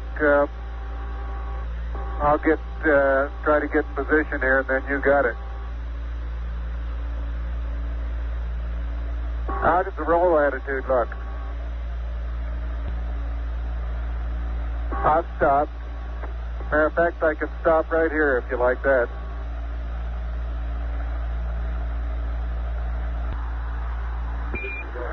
Eagle Houston, middle gimbal, and you might pass to Columbia. We don't have him yet. That's right. I'm not going to do a thing, Mike. I'm just letting her hold and attitude hold. Okay.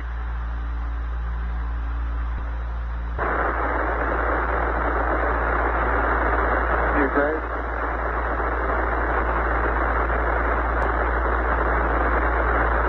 Okay.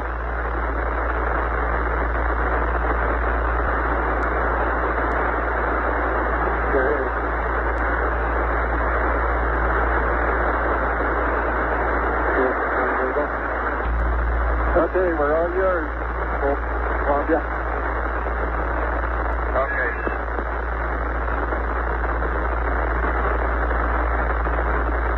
Okay, I have thrusters B3 and C4 safety.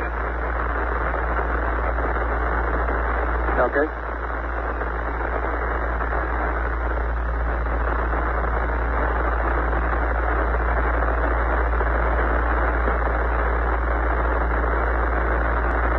I'm pumping up cabin pressure.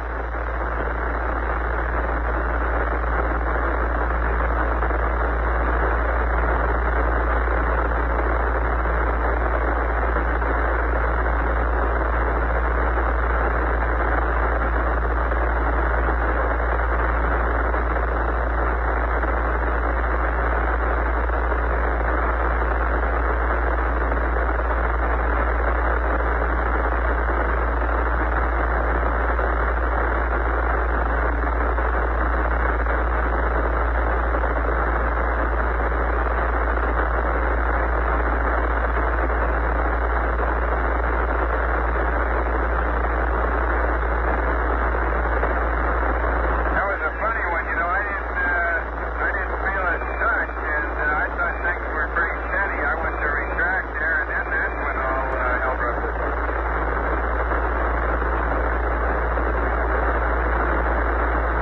Were you guys, did it appear to you to be that you were jerking around quite a bit during the retract cycle? It seemed to happen at the time I put the plus X thrust to it. Apparently it wasn't finished because somehow or other that's when we got off in attitude, and then the attitude hold system started firing. Yeah, I was sure busy there for a couple seconds.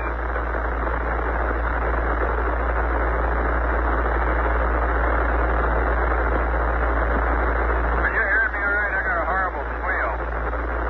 Yeah, I agree with that, but we hear you okay.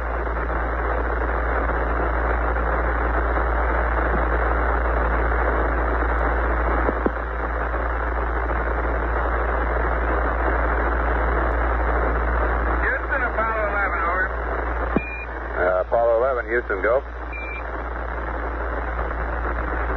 Roger, I'm supposed to adjust the oxygen flow in this thing to 0.6 pounds per hour, but being as how this transducer is not working right, can you give me an updated number?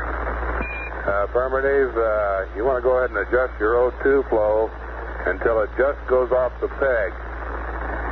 And then crank the direct O2 valve back down about 5 degrees. Over.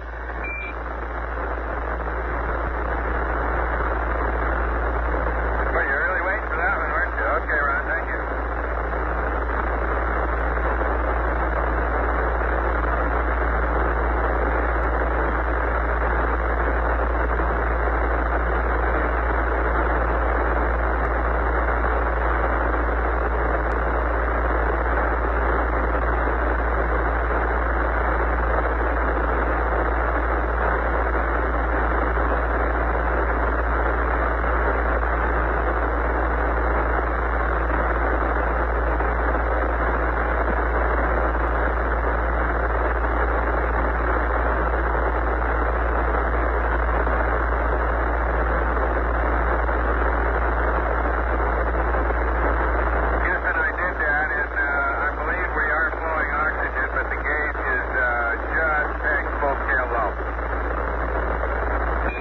Roger, that's fine. That's what we expect.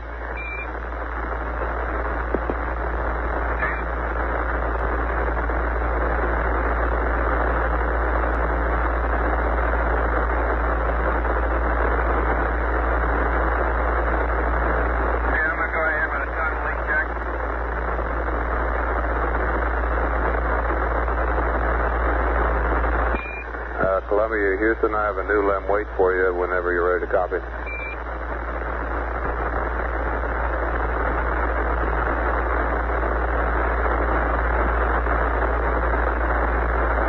right now, Ron. Remind me of it later, would you please? Roger, we'll stand by.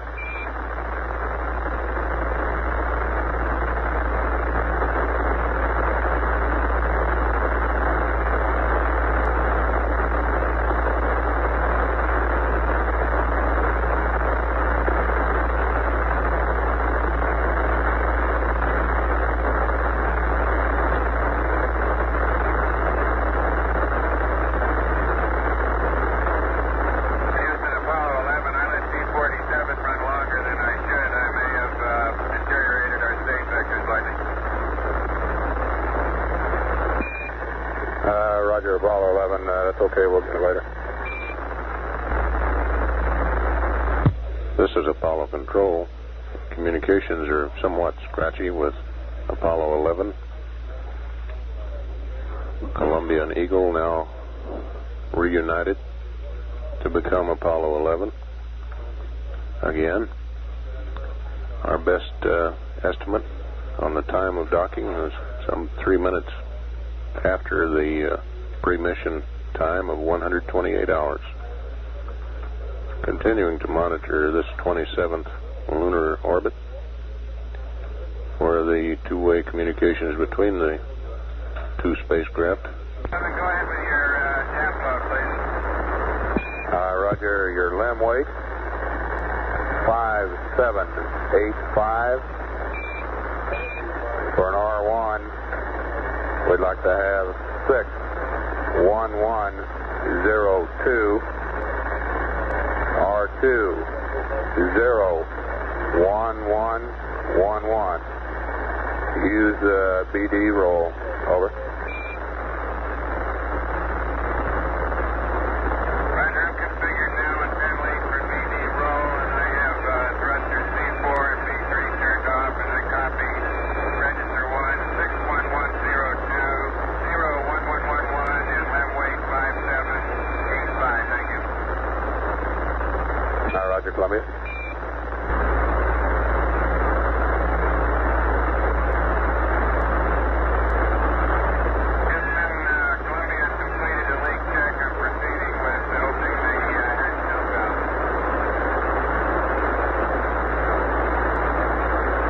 Columbia, I understand you're doing a leak check. Missed anything after that? The leak check is complete, and I'm proceeding with opening the hatch dump valve.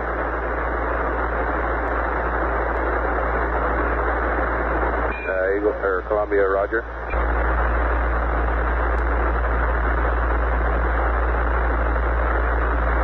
There you go, Columbia.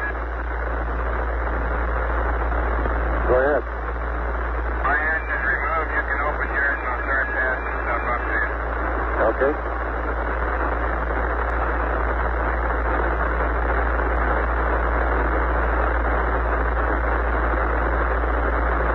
Well, stand by one first. Okay.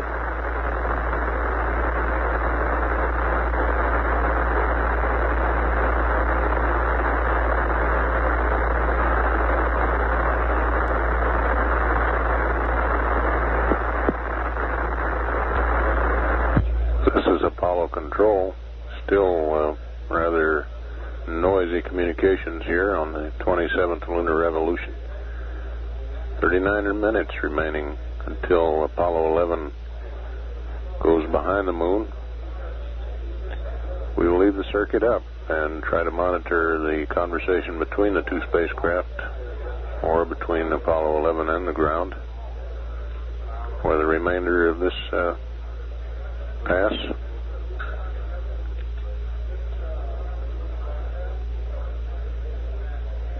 Try to ascertain the status on board as far as transferring the crew and other items back into the command module. The cleanup in the limb, getting all the items dusted off prior to bringing them back into the command module.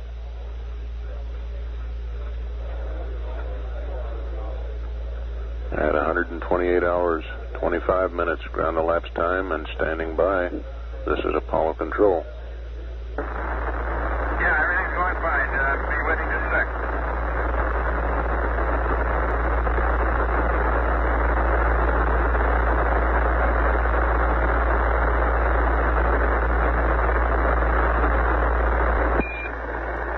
Eagle, Houston, over. Go ahead, Houston. Eagle here. Roger. Anytime prior to jettison there, we'd like an AGS to ping the line, 400 plus 30,000. Over.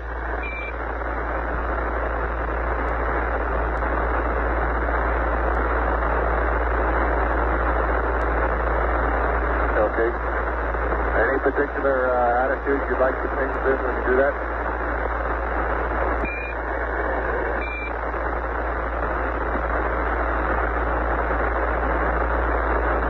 What I'm getting at is, could you give us some course-aligned gimbal angles to move the things to, and then we'll align the AGS to the things, over. Roger. Eagle, we concur. Stand by on the gimbal angles. And also, Eagle, while we've got the command module Direct 02 on there, there's a possibility that your cabin relief might relieve if we get on up around cabin pressure of about 5.4 or 5.5. 5.4 or 5.5.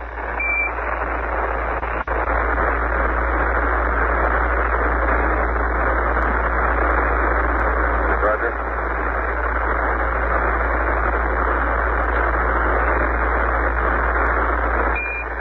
Eagle, Houston. Roger, go ahead. Roger. All we're trying to do is get things and AGS aligned together. It doesn't make any difference on the gimbal angles.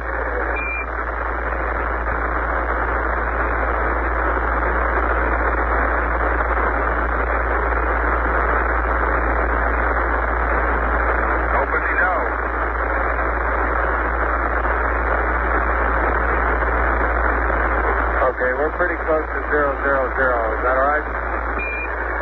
Eagle, that's beautiful.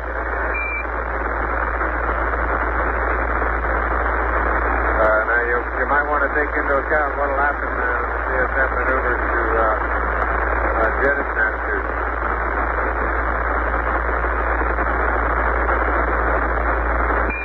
Eagle, Houston, we don't care what all we're trying to do is get a drift weight or see how long it takes them to drift apart on the thing after you get jettisoned.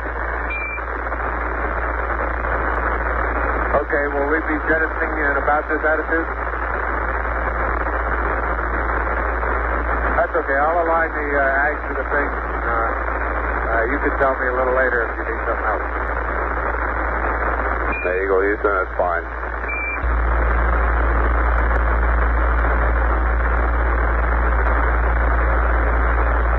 Houston, Columbia, you want me to roll over and get high gain or anything like that? Columbia, Houston, I can give you some react angles for the high gain on the limb jettison attitude, and you can go there whenever you want to. The angles are pitch minus 50 and yaw 0.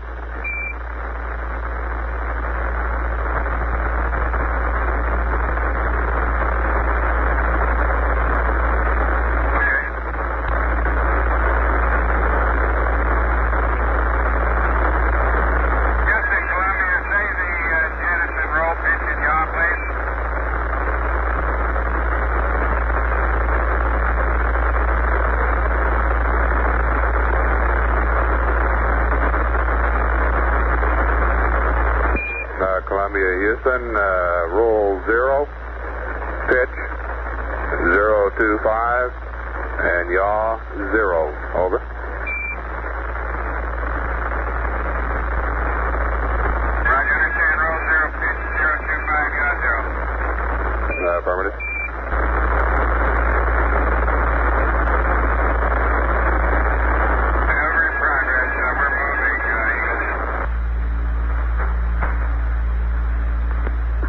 Houston, Eagle.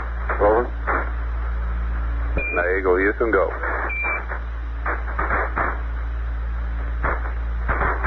Roger, it doesn't appear as though the Red Hose is going to be much of a competitor to the leading vacuum cleaner brands. Over.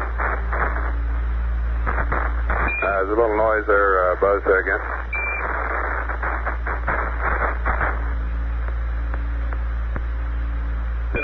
Eagle, Houston.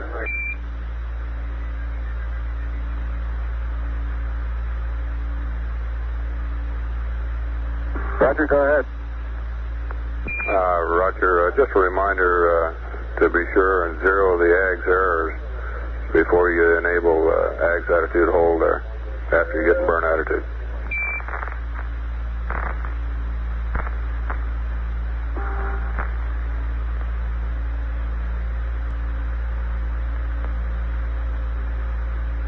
Roger, you mean step attitude?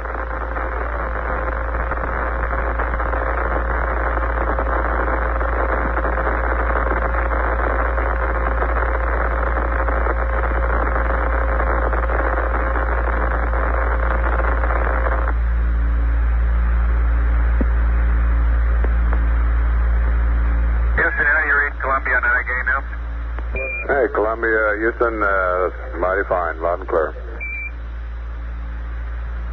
Same here, Ron, thanks.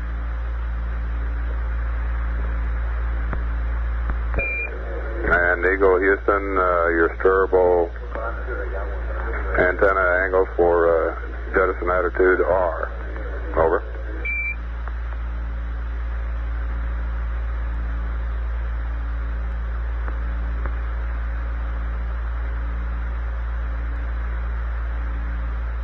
Roger, go ahead.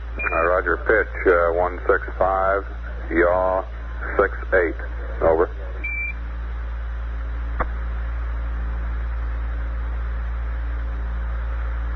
Roger, pitch 165, yaw 68. Eagle, Houston, correct.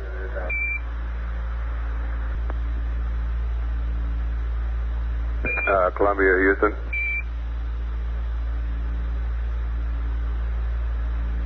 Columbia, go ahead. Roger, Mike. You want to tweak the O2 flow up just a bit there. Okay, coming up.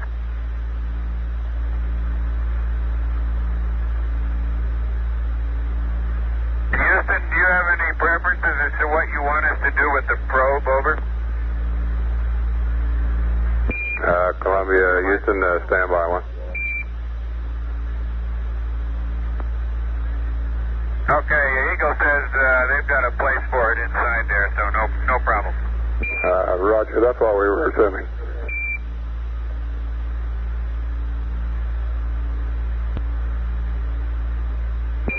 Eagle, Houston.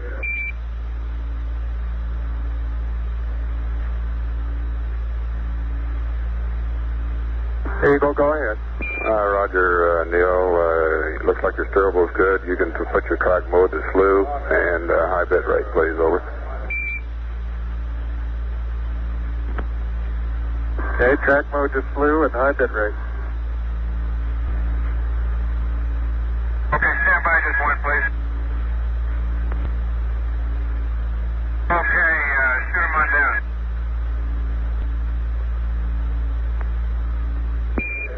Eagle, Houston.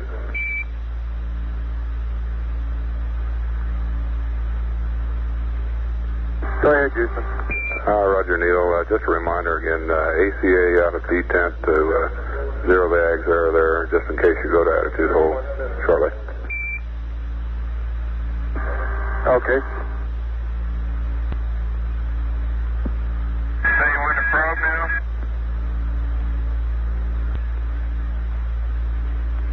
Eagle, Houston.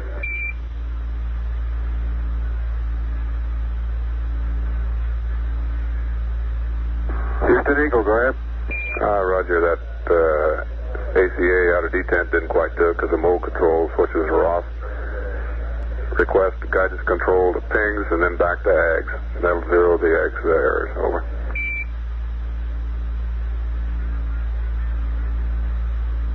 Say again, please. Roger, request guidance control switch to pings, and then back to ags. Over. Okay, we still have both mode control switches off. Over. That's okay. That's good.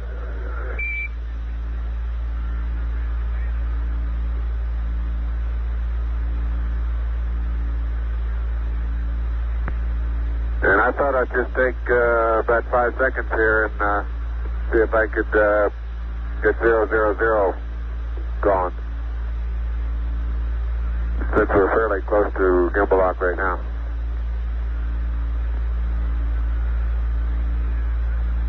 Eagle, Houston, that's fine.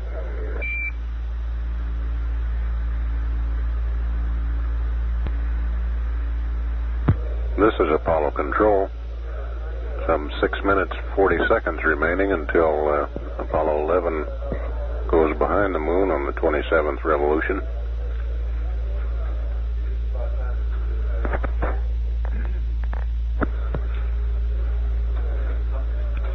The signal from the passive seismometer, which was left on the moon by the crew of Eagle, was lost for 30 minutes, beginning about 5 minutes before Eagle took off this morning. The signal was lost because of a equipment problem at the Canary Island tracking station. The seismic equipment is back online now and is beginning to record lunar day surface temperatures. The dust detector recorded 0 dust after Eagle liftoff. The laser ground stations have not yet acquired a return signal from the laser ranging retroreflector. 5 minutes away from loss of signal with Apollo 11. We'll continue to monitor the air ground as the spacecraft goes over the hill. The crew now is engaged in the decontamination procedures inside the lunar module prior to transferring back into the command module. In about 5 minutes to LOS. Your LIM jet time will be 131 plus 52, and I have the rest of the maneuver pad if you want it now, or I can give it to you on the next time around.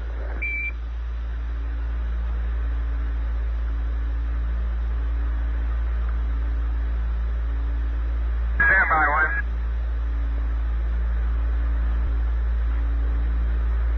Would you read it around the next time around, please? Sure, Mike, that's fine. We'll get it to you then.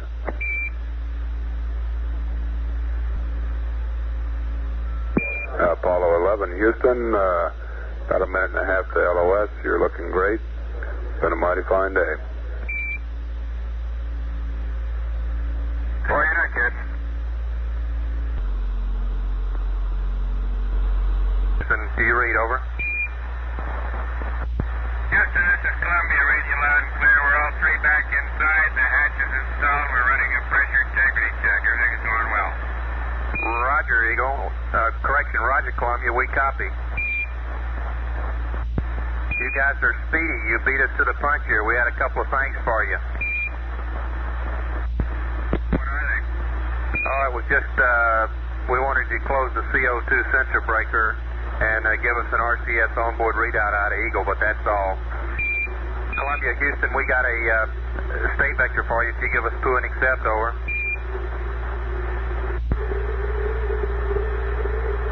Buzz says the CO2 sensor circuit breaker is in. All right, thank you very much.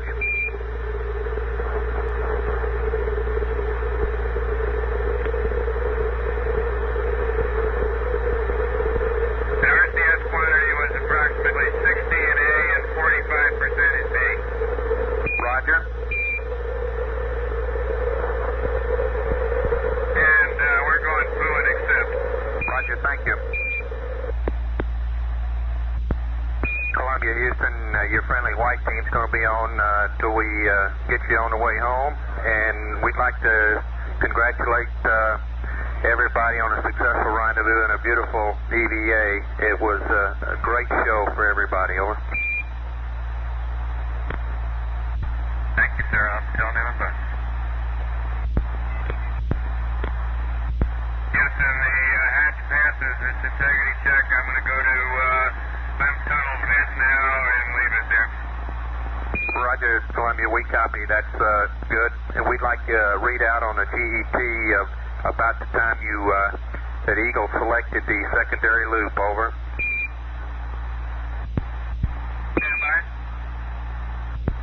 Hello, Columbia, Houston. We got the load in. You can do the Verb 66, and the computer's yours. Over. Roger. Houston, Apollo 11. I'd say that the secondary loop was effectuated about 15 to 20 minutes ago. Over. Roger, copy, Columbia. Thank you very much. Columbia, Houston, it looks like you guys are so speedy on us that we're thinking about moving up jettison time to about a GET of 130 plus 30, if that's okay with y'all. Over. Yeah, that's fine. I've still got to get a P30 pad from you. Raj, we want to talk to you about that. Mike, we can, for your druthers, we can do it either way. We can either let you do it in the jettison in P30, P47, or we can send you a P30 target load up, and then you let you call P41, whichever you want to do. Over. Yeah, I see Ryan was going to give me a P30 pad and flight plan says P47. Other two, I prefer to go to P30, P41 route. Raj, beautiful. We got the load. If you'll give us poo and accept, we'll send you a load up. Stand by.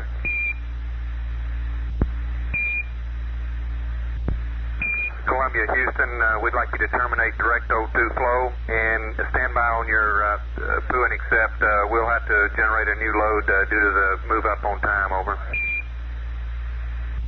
Roger. Go.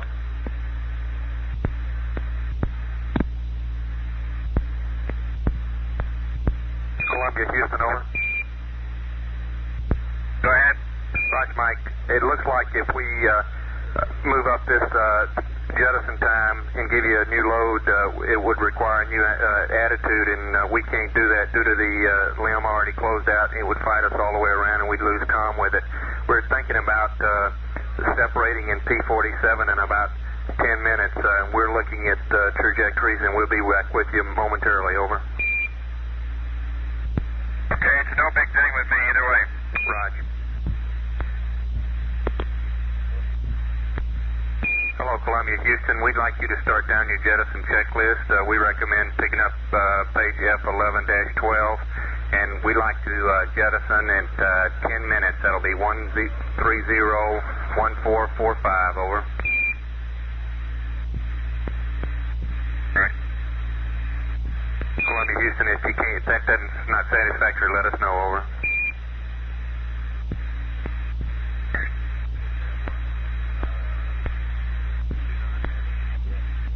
Houston, Columbia, I better go for logic bus arm. Stand by.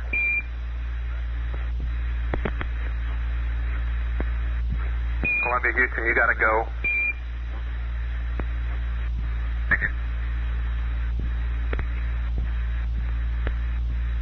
Columbia, Houston, you can undock at your convenience, correction, jettison at your convenience. We would like you to jettison Eagle and station keep in P47 and station keep, and we'll have another attitude and a maneuver for you such it will be okay for TEI. Over. Roger that. Yeah, I'm standing by to go to P47 as soon as you give me a go for power arm. All right, thought we gave you that, Mike. Your go for power arm and your go for jettison. Okay.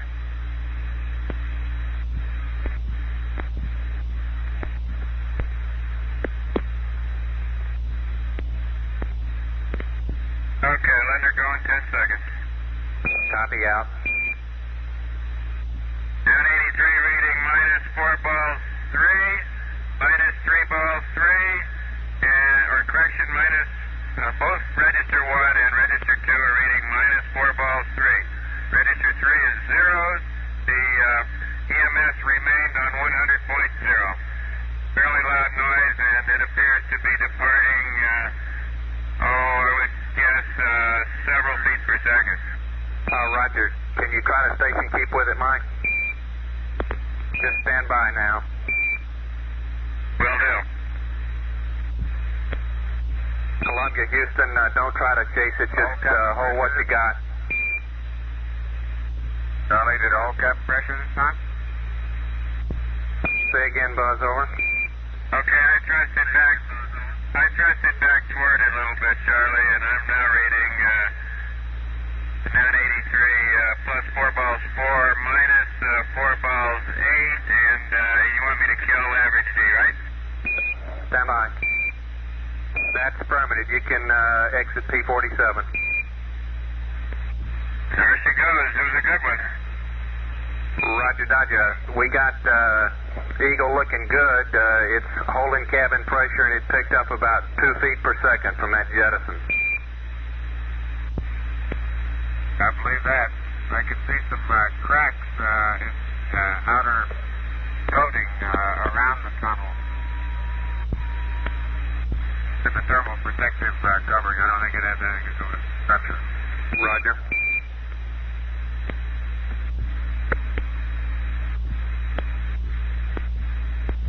Hello, Columbia, Houston. We'll have a attitude and a little blip burn for you at about 130.30 so we can separate from Eagle, over. That's fine.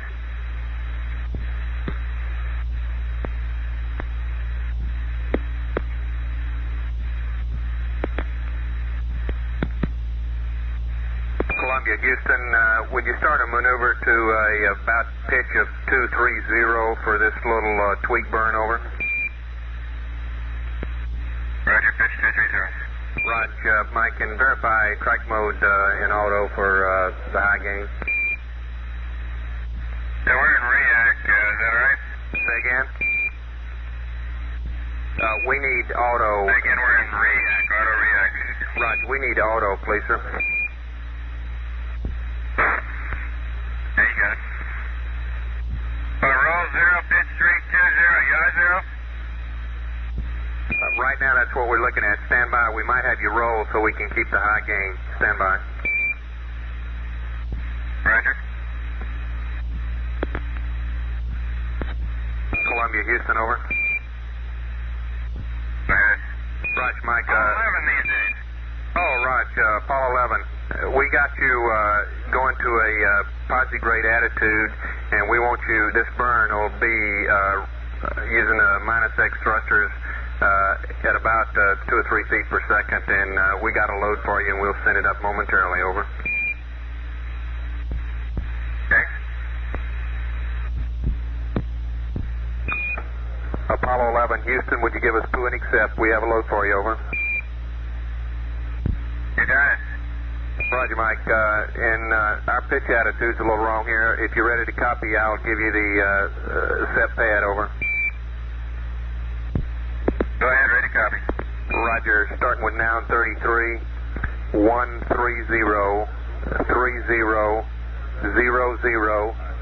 00, plus 000, 2.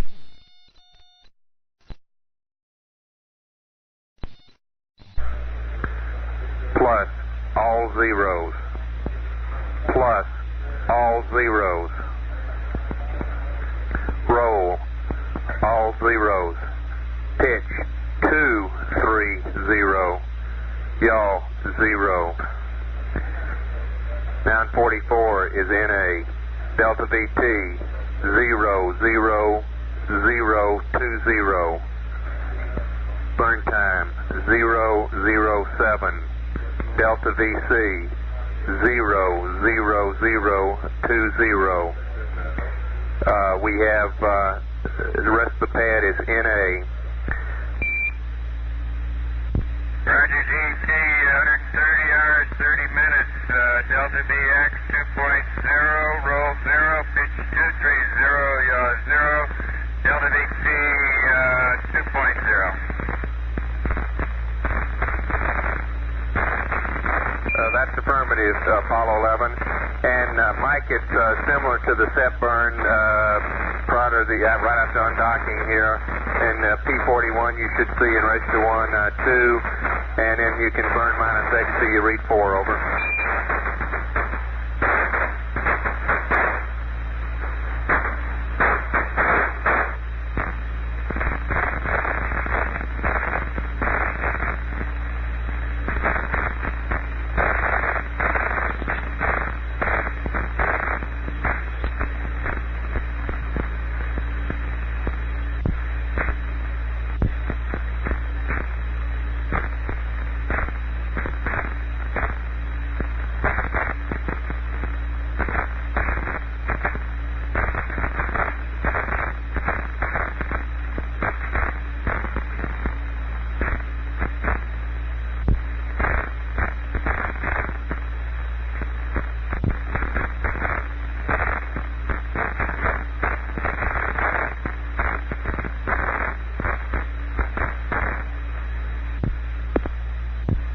Apollo 11, Houston, computer's yours.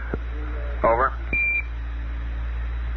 Roger, Charlie. We switched to Omni D Delta, and I lost that last transmission. Would you say again, please? The thing I'm wondering about specifically is that earlier you said it would be -X thrusters, and the pad would indicate +X. Do you want me to null that to 0, or you want to add 2 and leave it as a 4? Roger. Apollo 11, the way we gave it to you and the attitude we're in, it'll be just like the set burn that you had yesterday. You'll see 985 will give you +2, and then you just burn -X till you read 4, over. Understand. Apollo 11, Houston, we see you in P41 now. It might take you a couple of minutes to integrate these vectors that we gave you. And if you don't make TIG, it's pretty insensitive. You can just let P41 bring you up to TIG, and when you get 0, you can burn on that, over.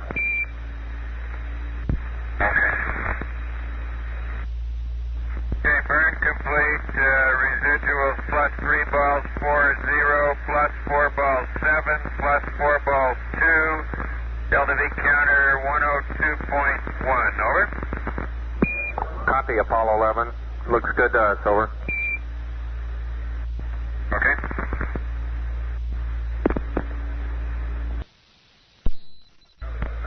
Stand by.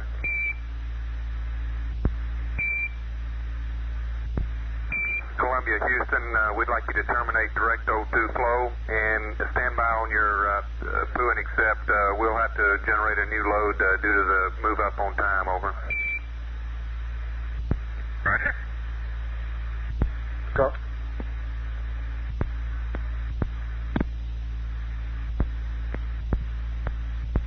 Columbia, Houston, over. Go ahead. Roger, Mike. It looks like if we move up this jettison time and give you a new load, it would require a new attitude, and we can't do that due to the limb already closed out. It would fight us all the way around, and we'd lose comm with it. We're thinking about separating in P47 in about 10 minutes. We're looking at trajectories, and we'll be back with you momentarily, over. Okay, it's no big thing with me either way. Roger. Hello, Columbia, Houston. We'd like you to start down your jettison checklist. We recommend picking up page F11-12, and we'd like to jettison at 10 minutes. That'll be 130-1445, over.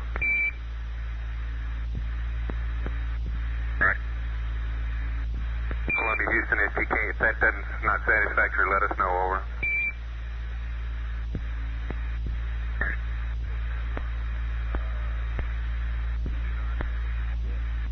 Houston, Columbia, how about a go for logic bus arm? Semi.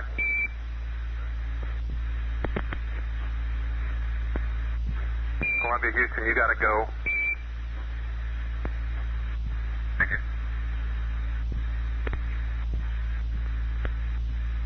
Columbia, Houston, you can undock at your convenience, jettison at your convenience. We would like you to jettison Eagle and station keep in P47 and station keep, and we'll have another attitude and a maneuver for you such it will be okay for TEI. Over.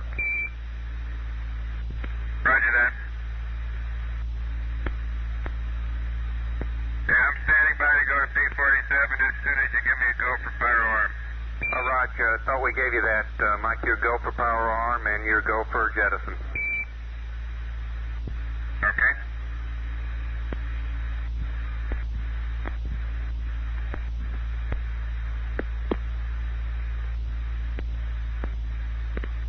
Okay, let her go in 10 seconds. Copy out. Down 83 reading minus 4 balls 3, minus 3 balls 3, and, or correction, minus both register 1 and register 2 are reading minus 4 balls 3. Register 3 is zeros. The EMS remained on 100.0. Fairly loud noise, and it appears to be departing, I would guess, several feet per second. Roger. Can you try to station keep with it, Mike? Just stand by now. Will do. Columbia, Houston, don't try to chase it. Just hold what you got. Charlie, did all cap pressure this time? Say again, Buzz, over. Okay, I thrusted back toward it a little bit, Charlie, and I'm now reading down 83 plus 4 balls 4 minus 4 balls 8, and you want me to kill average D, right? Stand by. That's affirmative. You can exit P47. There she goes. It was a good one. Roger, Dodger. We got Eagle looking good.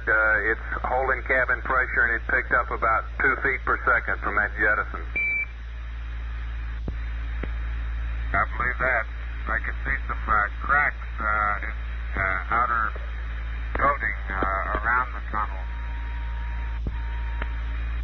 In the thermal protective covering. I don't think it has anything to do with structure. Roger.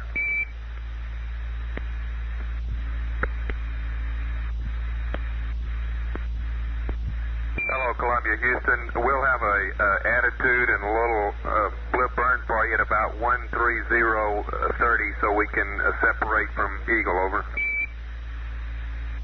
That's fine. Columbia, Houston, would you start a maneuver to about pitch of 230 for this little tweak burn, over? Roger, pitch 230. Raj, Mike, can verify track mode in auto for the high gain. Yeah, we're in react. Is that all right? Say again? We need auto. Say again, we're in react, auto react. Raj, we need auto, please, sir. There you go. Roll 0, pitch 320, yaw 0. Right now, that's what we're looking at. Stand by. We might have you roll so we can keep the high gain. Stand by. Roger. Columbia, Houston, over. Go ahead. Raj, Mike. 11 these days. Oh, Raj, Apollo 11. We got you going to a posi-grade attitude, and we want you, this burn will be using minus X thrusters at about 2 or 3 feet per second, and we got a load for you, and we'll send it up momentarily, over. Okay. Apollo 11, Houston, would you give us poo and accept? We have a load for you, over. You got it. Roger, Mike. And our pitch attitude's a little wrong here. If you're ready to copy, I'll give you the set pad, over. Go ahead, ready to copy. Roger, starting with noun 33, 130, 30, 00, 00, plus 000, 2.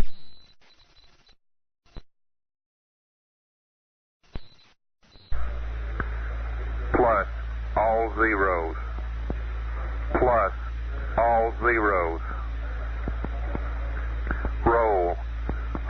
zeros. Pitch 230. Yaw 0. 944 is NA. Delta VT 00020. Burn time 007. Delta VC 00020. We have the rest of the pad is NA. Roger GT, 130 hours, 30 minutes. Delta BX 2.0, roll 0, pitch 230, yaw 0. Delta VT 2.0.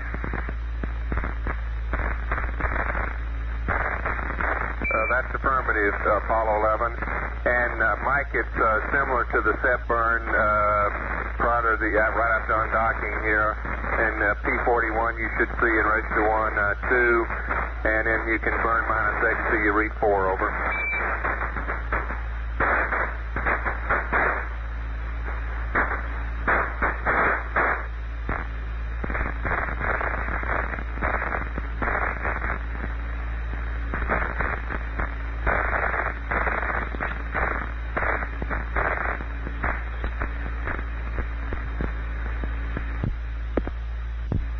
Apollo 11, Houston, computer's yours. Over. Roger, Charlie. We switched to Omni D Delta, and I lost that last transmission. Would you say again, please? The thing I'm wondering about specifically is that earlier you said it would be -X thrusters, and the pad indicates +X. Do you want me to null that to 0, or do you want to add 2 and leave it as a 4? Roger. Apollo 11, the way we gave it to you and the attitude we're in, it'll be just like the set burn that you had yesterday. You'll see 985 will give you +2, and then you just burn -X till you read 4, over. Understand. Apollo 11, Houston, we see you in P41 now. It might take you a couple of minutes to integrate these vectors that we gave you. And if you don't make TIG, it's pretty insensitive. You can just let P41 bring you up to TIG, and when you get 0, you can burn on that, over.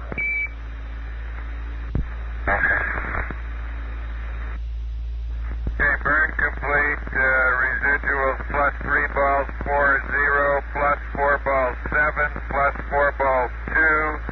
Delta V counter 102.1, over. Copy, Apollo 11. Looks good to us, over. Okay.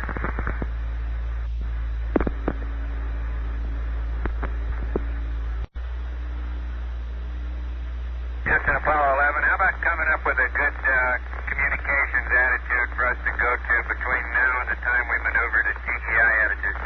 Roger, sir. Stand by.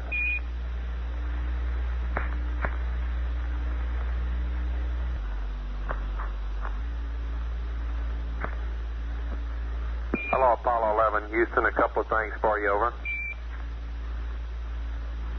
Go ahead. Okay, Mike, you can maneuver to your preliminary PEI attitude as shown on page 398 of the flight plan. And the high gain angles are good as shown in the flight plan. And we'd like you to dump the wastewater at 131.05 down to 10%, over.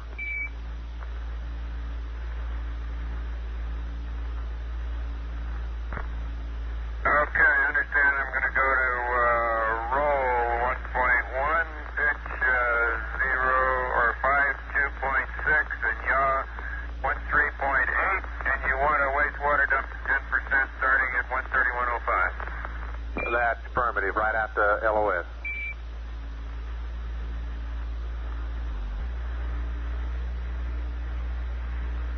Maneuvers in progress, Houston. Copy, 11 out.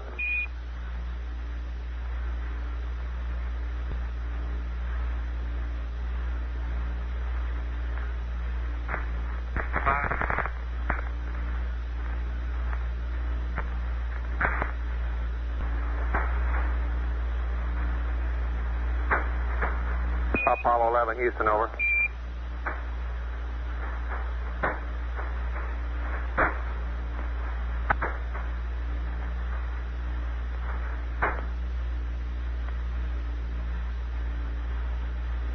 This is Apollo Control at 130 hours 46 minutes.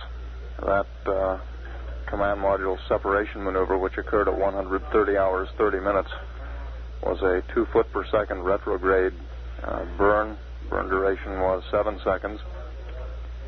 The flight dynamics officer reports that at trans-Earth injection, which is scheduled to occur as per the flight plan at about 135 hours 25 minutes, and at that time the CSM will be about 20 miles ahead of the LEM and about 1 mile below. Apollo 11 on the high gain, how you read? 5 by 11, Hemi over. You're loud and clear, Charlie. What numbers are you looking at for TEI check preliminary? 135 hours, 23 minutes, something like that? That's affirmative, Mike. We're looking at about nominal time. We considered it kicking it up a rev, but we don't think this rev tracking is going to be any good since we had the RCS burn, and so we need some more tracking to get you a good TEI over. That's what we're looking for. All right, sir.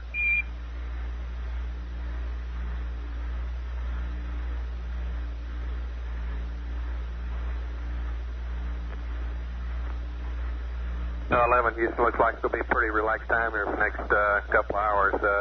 We'll have you pad, of course, next rev or so, and we'll keep you posted on TEI. Looks like nominal time, over. Thank you, sir. And your little maneuver back here a moment ago will put you about 20 miles ahead of the LEM at TEI. Okay.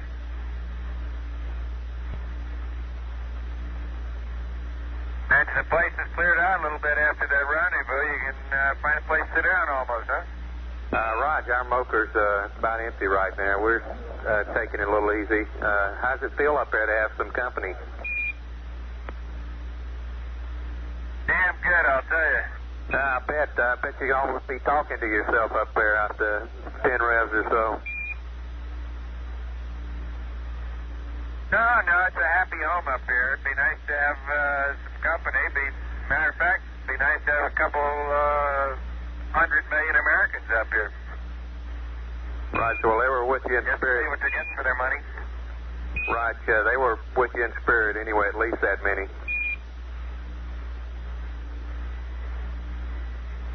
We heard on the news today, 11, that last night yesterday after you made your landing, the New York Times came out with a headlines, the largest headlines they've ever used in the history of the newspaper.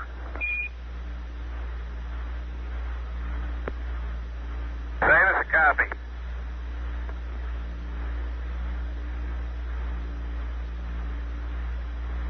I'm glad to hear it was fit to print. It was great.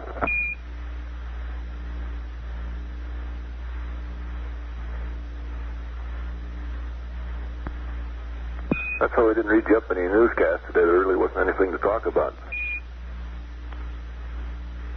Hello there, boss.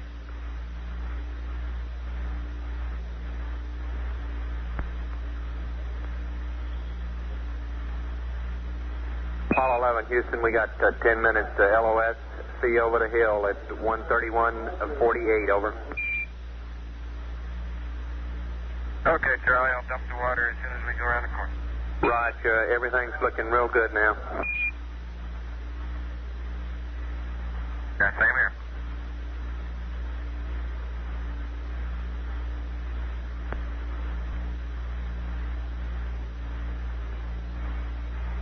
Apollo 11, Houston, coming up to about 4:30 LOS. You're looking great on all your systems. Eagle spurring right along on after an hour 30 on without any cooling. The things is still looking good, over.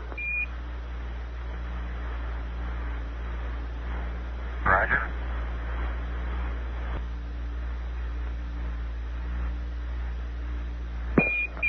Apollo 11, Houston, would you verify that your rendezvous radar transponder is off, over?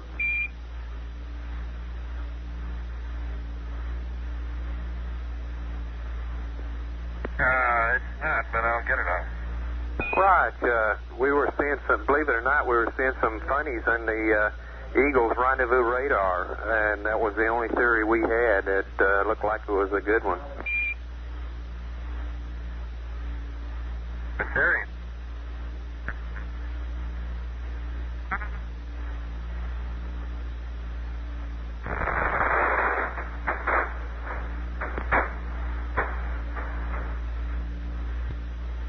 This is Apollo Control. We've had loss of signal now. At the present time, we show Apollo 11 in an orbit with a high point of 62.6 nautical miles and a low point, or pericynthion, of 54.9. The spacecraft is traveling at a speed of 5,355 feet per second. We'll reacquire the spacecraft in a little over 45 minutes on the 21st revolution. At 131 hours, 3 minutes, this is Apollo Control, Houston. This is Apollo Control at 131 hours, 48 minutes.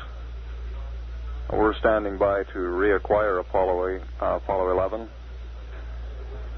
Acquisition should come in about 5 seconds. This revolution should be relatively quiet. We don't have a great deal of activity scheduled. The crew may have time here to get something to eat, and here on the ground we'll be computing the information needed for their trans-Earth injection burn. We do have data now from the spacecraft. We'll stand by for a call to the crew.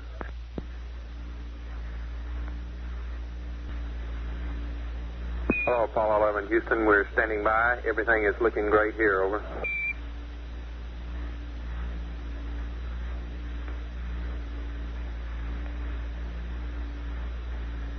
Apollo 11, roger.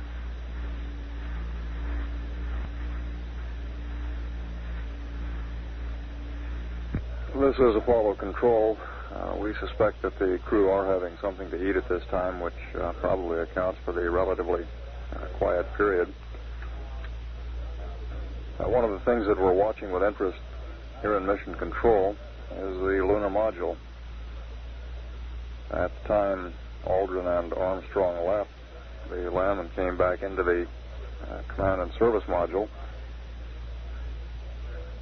they switched over to the secondary coolant loop as part of a test that we're running to determine just how long the primary guidance and navigation system will last without cooling. The primary guidance system is not cooled on the secondary loop, which provides backup cooling for the secondary guidance system. And it's always been a point of interest just how long the primary guidance system will survive without the cooling. Estimates range up to several hours.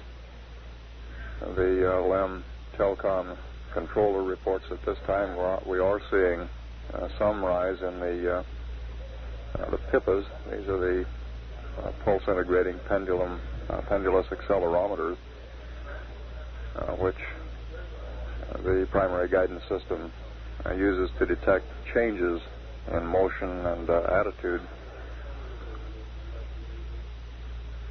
And of course, they are an essential item in the primary guidance system. We are seeing a gradual rise in temperature, but the telecom engineer reports that the primary guidance system still looks very good. At the time the crew reported they were back, that Armstrong and Aldrin reported they were back in the command module, we asked them at what time they had switched over to the secondary loop. Armstrong estimated that that occurred about 129 hours, 40 minutes, which was a little over 2 hours ago. We will continue to monitor the LEM and to observe the performance of the primary guidance system. All systems on the command and service module continue to function very well at this time, and the same can be said for the lunar module. At the present time, we show Apollo 11 in an orbit 62.5 nautical miles by 54.2. The spacecraft traveling at a speed of 5,349 feet per second.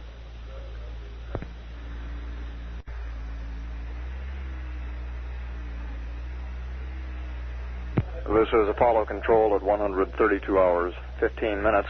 We have some preliminary figures on the trans-Earth injection maneuver, scheduled to occur about 3 hours, 8 minutes from now.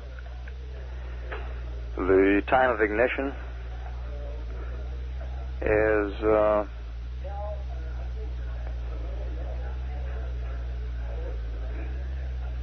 stand by just a moment.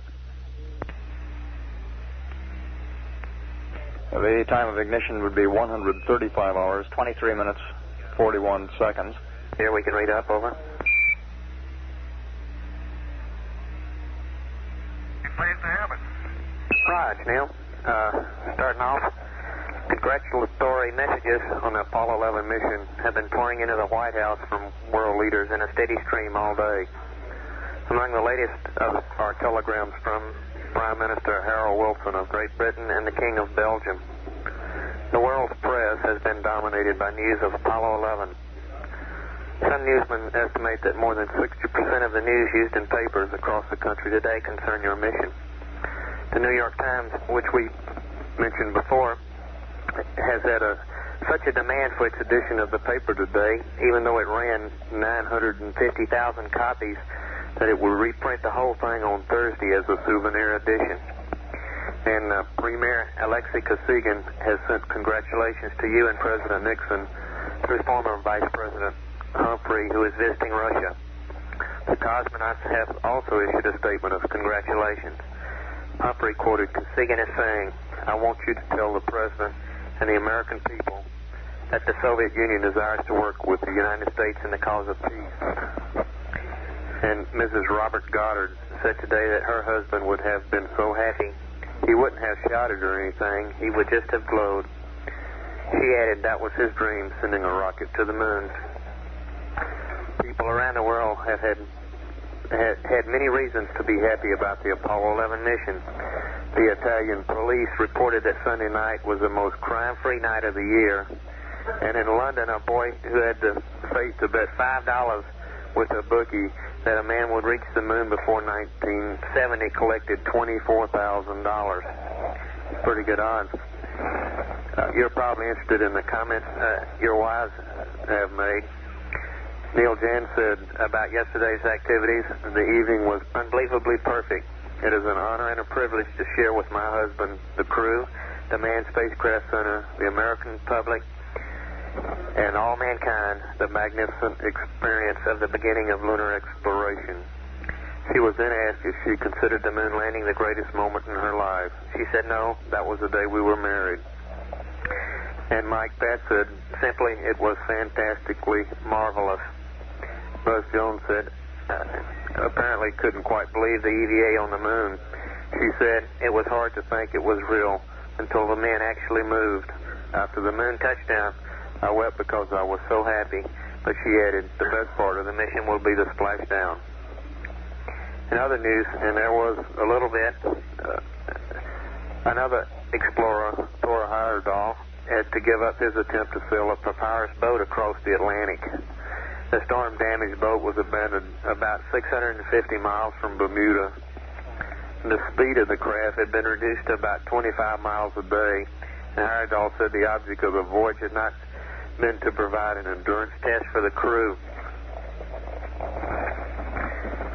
Looking at the world of sports, let's see here. While you were busy the other day, Joe Namath and football Commissioner Pete Rozelle made the announcement that Broadway Joe had agreed to sell his interest in the Bachelor's 3 restaurant and report to the New York Jets. And Joe arrived at the Jets training camp today and had his first workout. And several other Jet players who had held out along with Joe also reported. And Davey Hill from Jackson, Michigan, won his third major golf in his many starts in the past week. He won the Philadelphia Classic. Hill has won 4 tournaments so far this year and is the leading money winner with a cool 129 thou. And in baseball, the West Division of the National League remains a tight race. LA and San Francisco are one game behind leading Atlanta. The Astros have a record of 48 wins and 48 losses, and are now in 5th place, 7 games out. A twin bill between the Astros and Cincinnati last night were postponed because of rain. The Chicago Cubs are still in 1st place in the East Division. They led the New York Mets by 4.5 games. And in the American League, Baltimore is breezing toward the Eastern Division title. They lead 2nd place Boston by 11 games. Looking ahead, the All-Star baseball game is scheduled for tomorrow, and President Nixon was scheduled to see the game and then leave immediately after the game for the Pacific Splashdown area before going on his tour of Europe. And that about covers the news this day. You guys have been making most of it, and I'm sure we couldn't fill you in on any of the details that you don't already know. Out.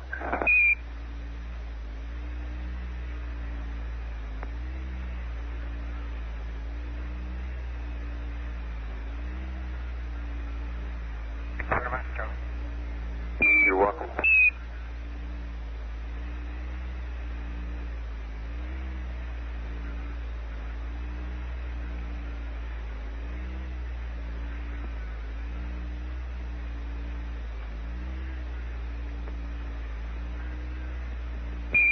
Houston, we got a preliminary TEI 30 pad if you're ready to copy.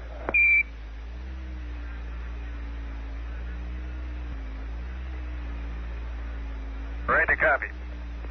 Rod, coming at you. TEI 30. SPS GNN 36691 minus 061 plus 067 135 2341 49er 981 plus 32020 plus 06713 minus 02773 181 054 013. Now in 44, HA is NA plus 00230 32833 228 Delta VC 32625 24 1510 355. Next 3 lines are NA, noun 61, plus 1103, minus 17237, 11806, 36275. 195 0452. Your set stars are Denham and Vega 242 172 012. We like 2 jet ullage for 16 seconds. And the horizon will be on the 11-degree mark at TIG minus 2 minutes. And in the other comments, your sextant star is visible after GET of 13450. Ready for your readback, over.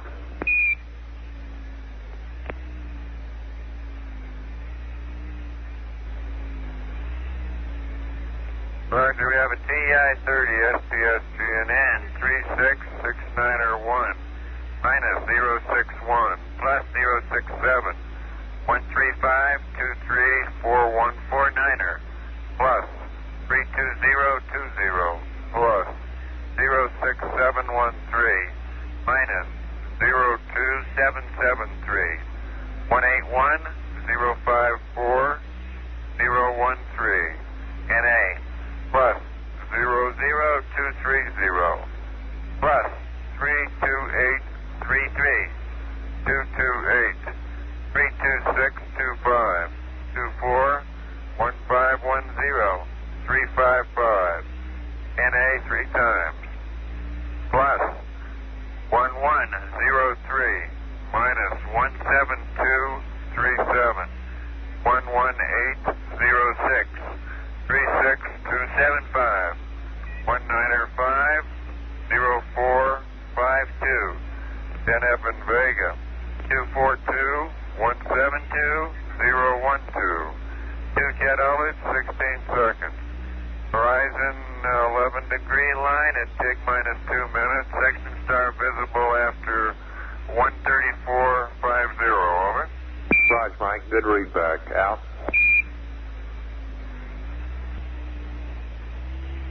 This is Apollo Control at 132 hours, 29 minutes. That last string of numbers read up to the spacecraft included the information the crew will need to start them on their way back to Earth in about 2 hours, 54 minutes. The time of ignition for the trans-Earth injection burn again is 135 hours, 23 minutes, 42 seconds. They will burn their 20,500-pound thrust service propulsion system engine for 2 minutes, 28 seconds, increasing their speed by 3,283 feet per second. And our preliminary estimate is that that will put them into the Pacific Ocean at the primary landing site at 195 hours, 18 minutes, 47 seconds, ground elapsed time, or almost precisely on the flight plan.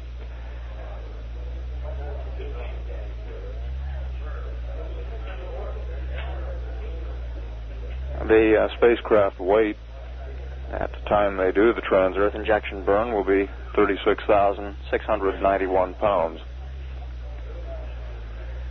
We'll continue to stand by for any communication from the spacecraft. We now have about 29 minutes, 30 seconds until the Apollo 11 goes around the corner and behind the moon out of radio contact.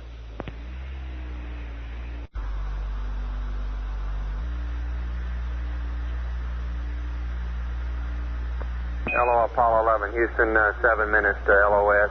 Next AOS 13346. You're looking good. Going over the hill. Out.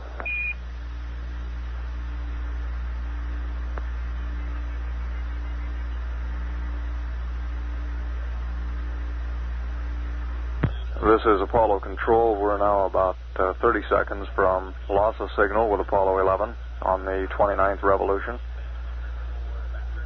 We'll be reacquiring in about 46 minutes as the spacecraft comes around on its 30th revolution. And that will be the next to the last full revolution in lunar orbit.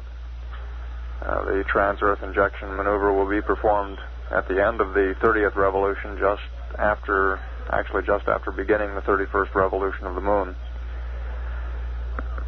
Apollo 11 is now in an orbit with a high point of 62.6 nautical miles and a low point of 54.2. The current spacecraft velocity is 5,356 feet per second. And we show an orbital weight of 36,691 pounds.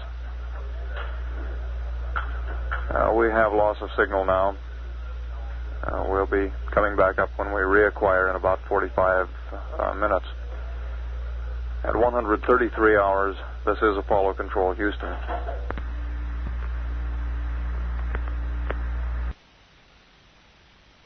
This is Apollo Control at 133 hours, 45 minutes.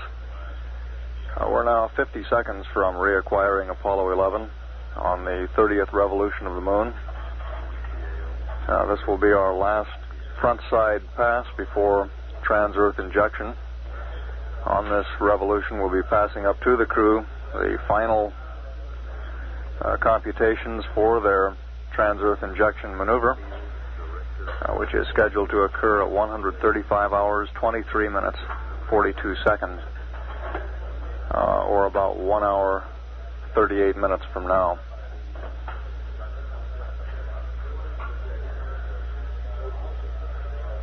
We should have acquisition of signal now in about 10 seconds. We'll stand by. We've acquired the signal from the spacecraft.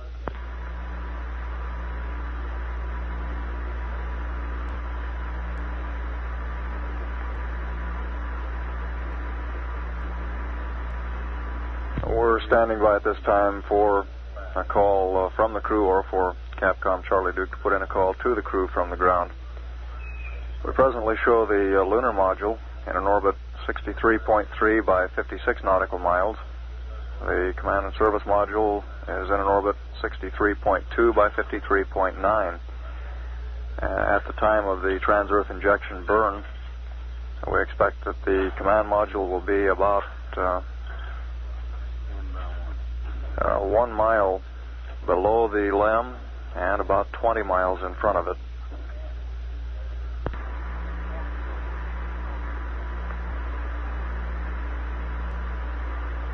Hello, Apollo 11, Houston. We're standing by.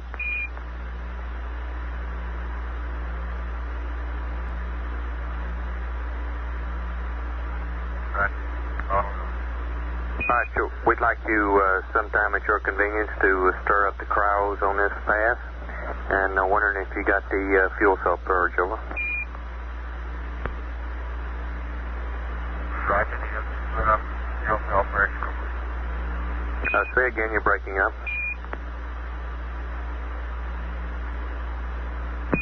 Roger, the O2 fuel cell purge is complete. Roger, copy.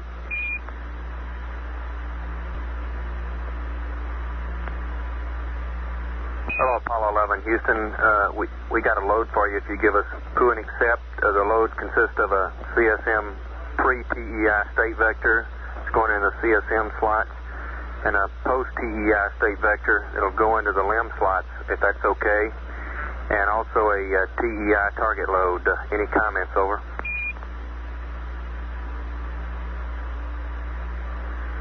Very good. Thank you very much. Yes, sir. Crew and accept. You got it. Thank you.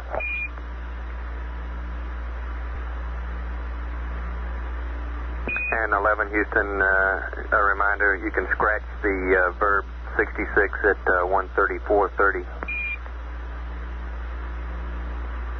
Understand.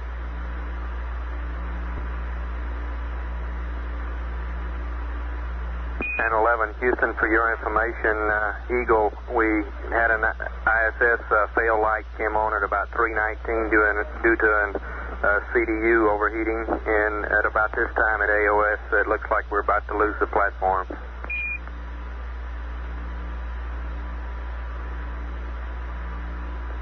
This is Apollo Control. At this time, the crew should be involved in their pre-trans-Earth injection status checks. They'll also be aligning the platform on their spacecraft guidance system, and we'll be passing up the final information for the trans-Earth injection burn computed on the ground. A few minutes ago, you heard Charlie Duke advise the crew that we show the LEM platform is about to go. We'd mentioned that prior to leaving the lunar module, the crew had deactivated the primary coolant loop, placing the secondary coolant loop in operation aboard the LEM. This means that the primary guidance system does not get cooling. This is part of a pre-planned test to find out just how long the primary guidance system would continue to function without cooling. We had predicted in advance that it would possibly not last much longer than an hour or so. But at the time Charlie Duke reported the platform had just gone down on the LEM, it had been in operation without cooling a little more than 4 hours. And we had an approximate time from the crew of transferring to the secondary coolant loop of about 129 hours, 40 minutes. And we got the report from Duke that the LEM guidance platform was no longer usable at 133 hours 55 minutes. We'll continue to stand by for any further conversation from the crew. We're now 1 hour 24 minutes 10 seconds away from trans-Earth injection, which will occur on the backside of the moon at the beginning of the 31st revolution.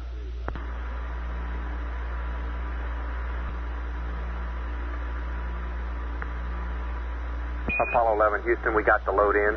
You can have the computer. 11, you through the computer? That's affirmative, Buzz.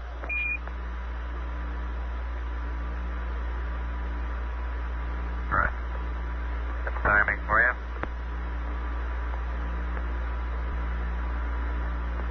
And Apollo 11, Houston, your friendly white team has your coming home information if you're ready to copy, over.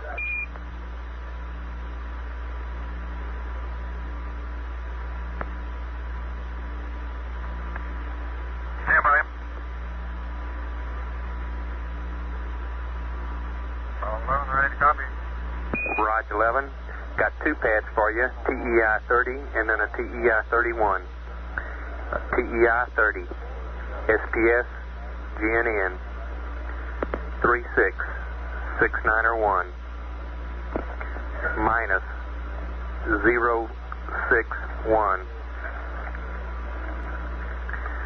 plus 066, 135, 23, 4156, noun 81, 32, correction, plus 32011, plus 06818, minus 02650, 181, 054, 014.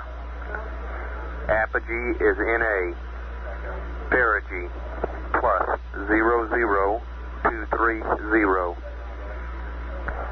3286, correction, 32836. Burn time 228. 32628. 24. 1511. 357. Next three lines are NA.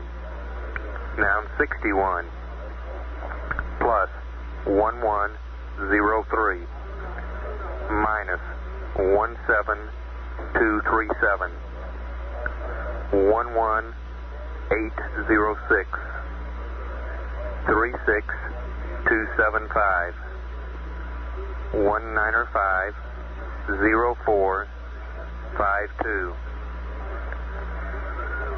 Set stars are Deneb and Vega, 242 172 012.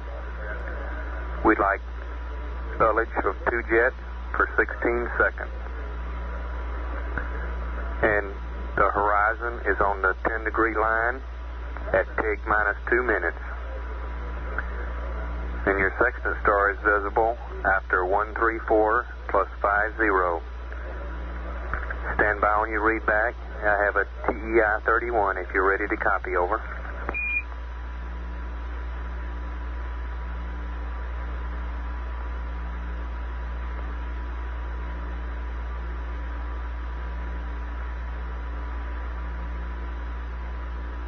Roger, TEI 30.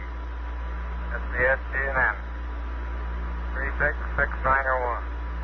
Minus 061. Plus 066. 135. 23. 4156. Plus 32011. Plus 06818. Minus 02650. 181.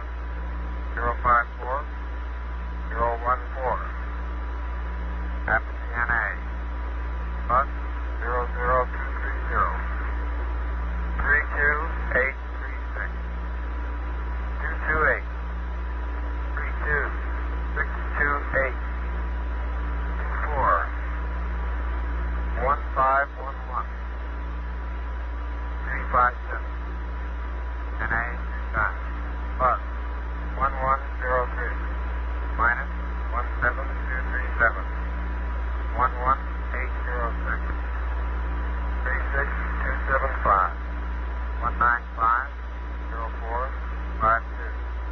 Then after Vegas, 42172-012. You get all it? Second. Horizon. Out of the window, 10 degrees. T minus 2 minutes. Texas star at 1410. Over. Roger, Buzz. Good read back. You're very weak. If you're ready to copy, I got a TEI 31 for you. Over.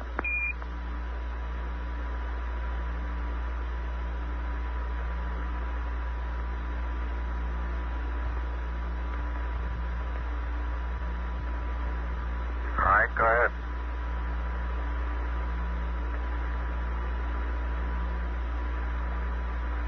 Apollo 11, Houston, you were cut out. Say again.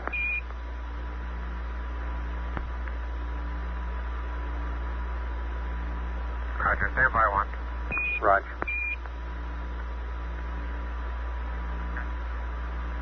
All right, go ahead. I'm ready to copy. Roger 11, TEI 31, SPS GNN 366901 minus 061 plus 066 137 22 39er 85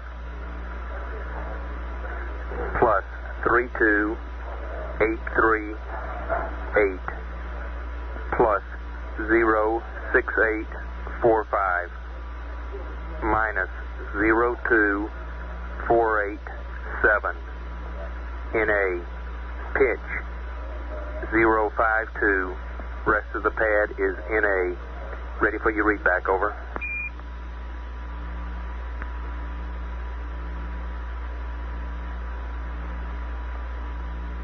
Roger, TEI 31, SPS GNN 36691 minus 061 plus 066 137 22 39er 85 plus 32838 plus 06845 minus 02487 NA pitch 052. The rest is NA. Over. Roger, good read back. And Buzz, did you say sextant star visible after 13450?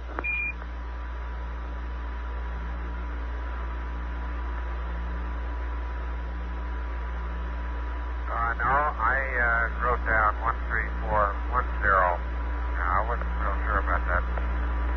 Roger, it went by me there. Retro caught it. It's 13450. Over. Okay, 13450. Thank you. Yes, sir.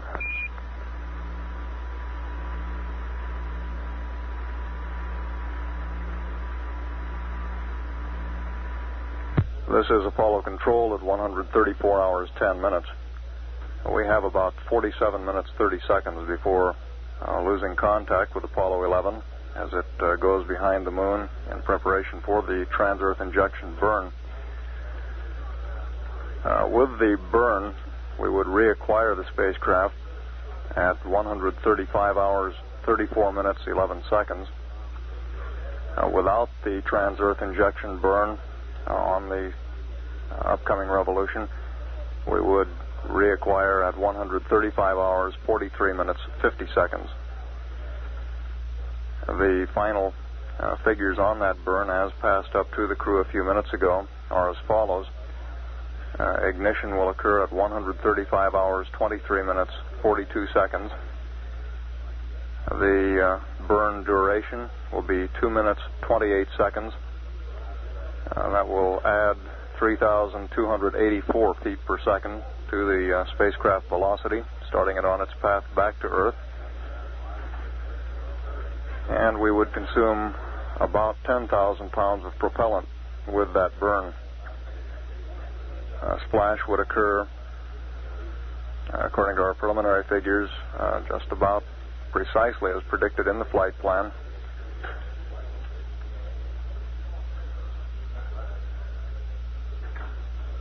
And we'll continue to monitor now for any further conversation from the spacecraft. Hello, Apollo 11, Houston. After the burn, we'd like you to trim X and Z. Over.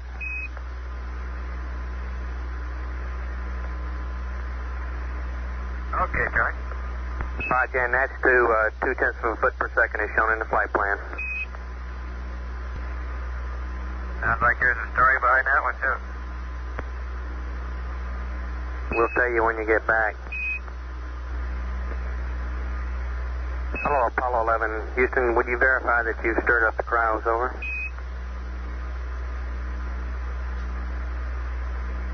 Roger, we stirred them up. Thank you, sir. This is Apollo Control at 134 hours, 32 minutes. Flight Director Gene Kranz just requested his flight controllers to review all of their data, take a good look at the spacecraft, and be prepared to make go, no-go recommendations shortly for the trans-Earth injection burn. That maneuver now 51 minutes, 27 seconds away. All systems on the spacecraft looking good at this point. The cabin temperature has been running about 72 degrees. At this time, the crew is aligning the platform on their guidance system, the stable platform used as an attitude reference for the upcoming burn. We've had very little conversation, both here in the control center and from the spacecraft on this pass. We'll continue to stand by and monitor.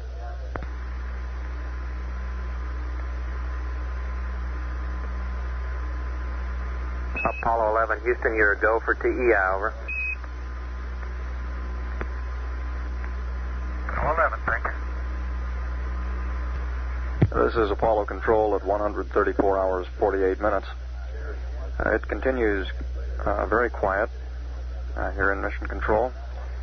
The flight controllers have been observing the crew inputs to their computer, monitoring as the crew prepares for the trans-Earth injection burn, scheduled to occur at about 35 minutes from now. We have now 9 minutes, 20 seconds until loss of signal. The spacecraft currently traveling at a speed of 5,329 feet per second, and the altitude is 62.5 nautical miles. At the time of the trans-Earth injection burn, the lunar module, Eagle, should be about 20 miles behind the command module.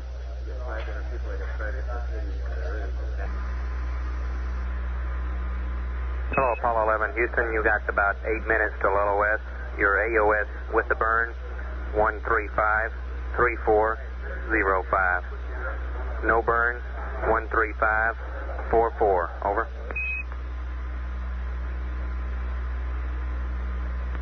Okay, thank you. Yes, sir.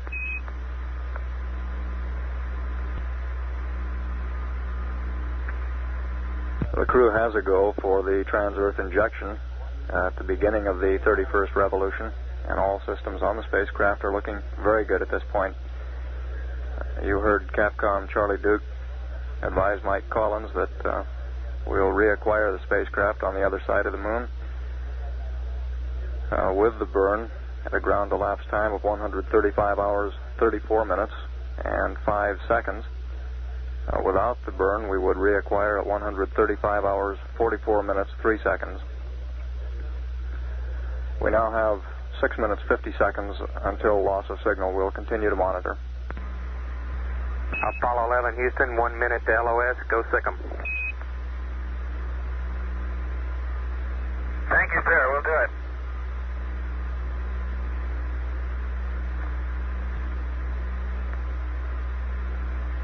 "30 seconds now until loss of signal. We've had a last status check from the flight director, and all around the room the word is go. We're now 26 minutes, 23 seconds from the trans-Earth injection maneuver. 20 minutes until loss of signal.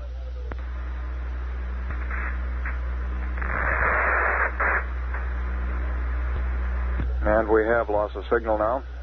We should next reacquire Apollo 11 at 135 hours, 34 minutes, 5 seconds. And we're now 25 minutes, 38 seconds from trans-Earth injection.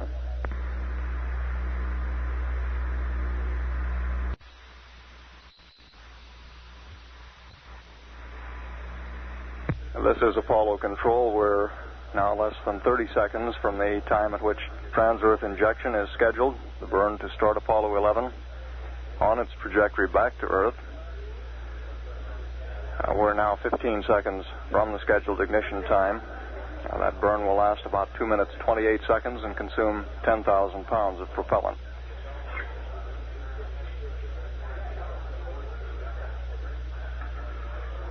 And the crew should be burning at this time. Of course, that maneuver is performed on the backside of the moon. We have no data from the spacecraft here in mission control at this time. We won't know how the burn went for about another 10 minutes, which is the time at which we're scheduled to reacquire Apollo 11.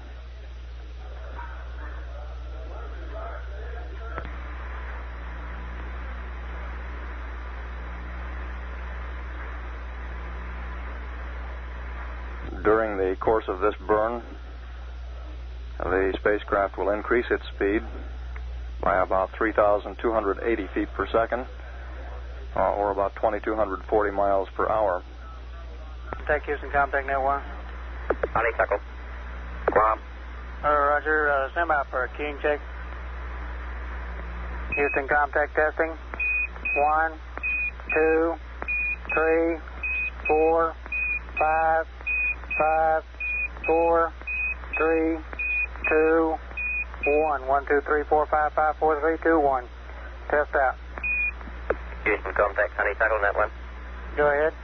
100% on keying. Roger. This is Guam contact, 100% keying, good modulation. How would you like the Vogas configured? Honeysuckle and Guam, we will have the Vogas in the CSM downlink. Honeysuckle, Wilco. Guam, roger.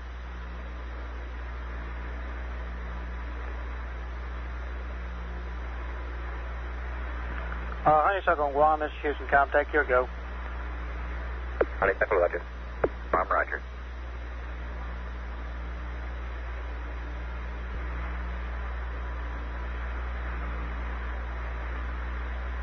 Trans-Earth injection should be completed in about 10 seconds from now.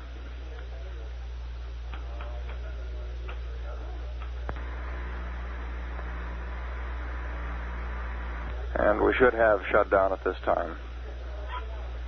At this point, Apollo 11 should be traveling at a speed of about 8,660 feet per second, or about 5,900 miles per hour, and should be on its way back to Earth, headed for a splashdown in the Pacific Ocean at 195 hours, 18 minutes.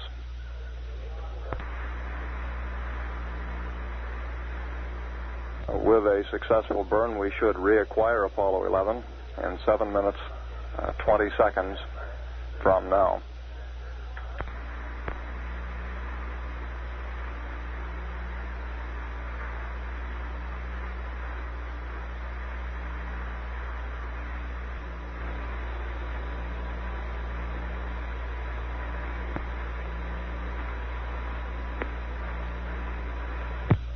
This is Apollo Control. We're now less than 1 minute from reacquiring Apollo 11.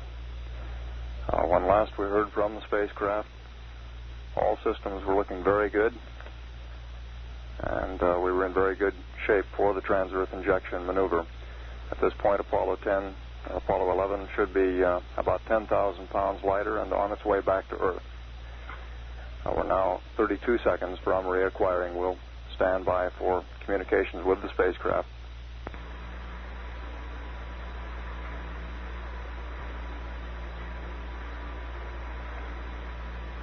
AOS.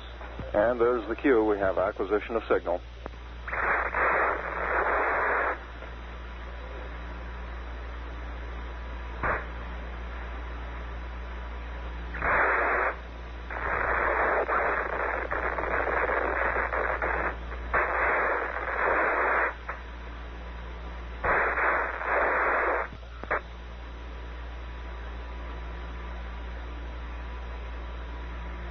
And we have data right on schedule.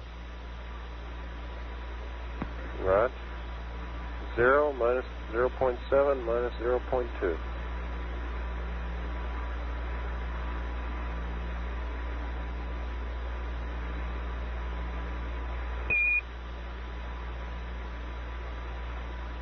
Hello, Apollo 11, Houston. How did it go? Over.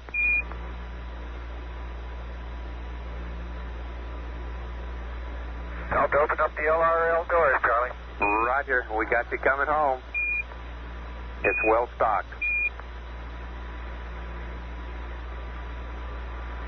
Okay, burn status. Delta Pig was 0. Burn time was 2 plus 30. Pad angle, Delta ATX after trim was 0.1. VGY 0.9. VGC 0.1. Delta BC minus 17.9er. Fuel 10.6. Aux 10.4. Unbalanced minus 50. Roger, copy, Neil. Sounds good to us.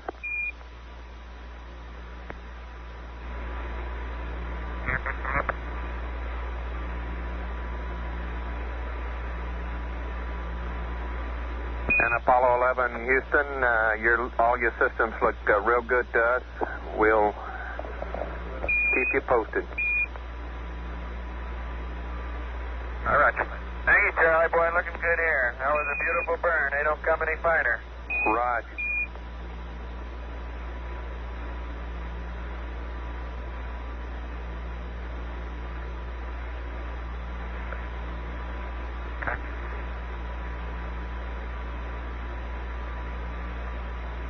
Apollo 11, Houston, wondered if you compared your your state vector out to TEI with the one in the limb slots. Over. Yes, sir. That looked very nice.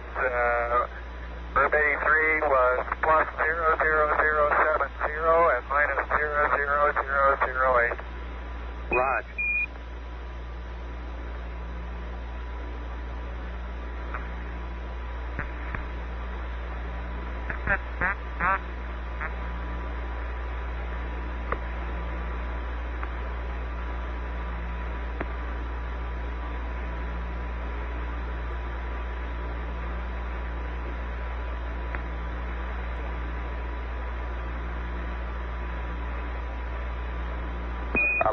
Houston, looking at your bank Bravo nitrogen tank, it didn't leak a bit. Didn't leak a bit this time. Over. Roger, look good here. Chamber pressure was hanging in there around 100. The latter part of the burn, it started oscillating a little bit and got down a little bit below 100. Roger. 96 or so. Roger.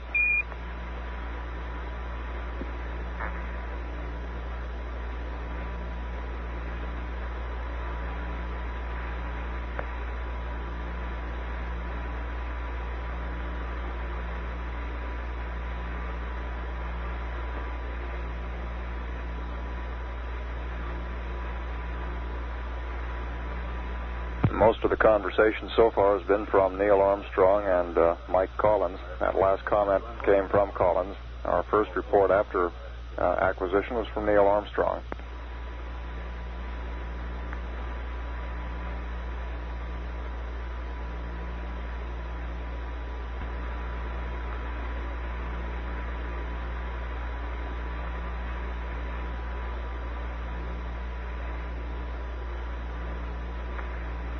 That trans-Earth injection burn was very close to nominal. At this time, we show the spacecraft traveling at a speed of 7,603 feet per second, the velocity already beginning to drop off. And we're at an altitude of 445 nautical miles now from the moon.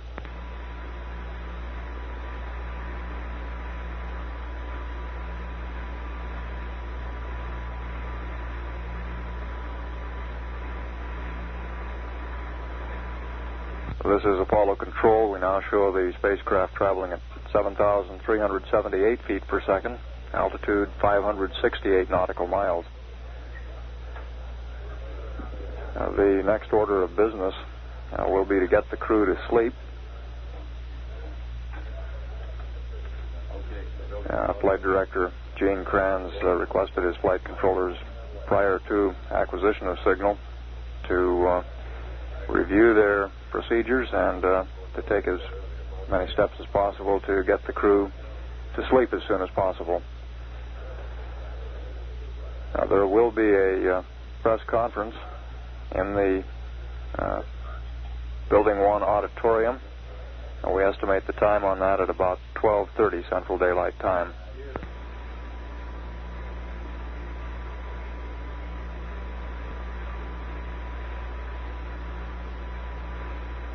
And our LEM telecommunications engineer reports that we've just had acquisition of signal from Eagle, which is still in lunar orbit.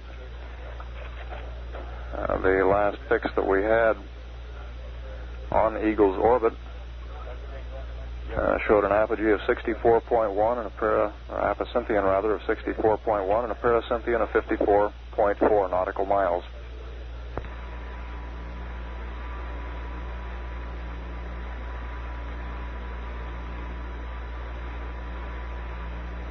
The spacecraft altitude is now climbed to almost 700 nautical miles from the moon. We show a weight of 26,510 pounds, about 10,000 pounds less than what we had, actually about 1,100 or 11,000 pounds. Let's correct that, about 10,100 pounds less than what we had prior to the trans-Earth injection burn.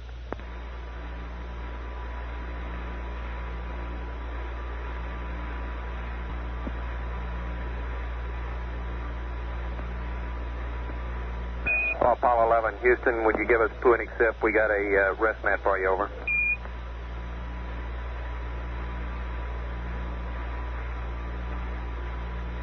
Okay. Thank you.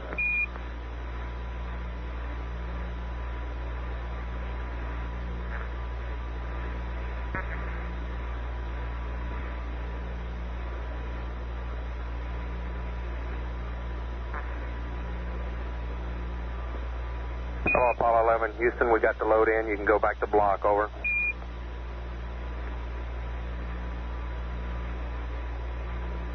We're there.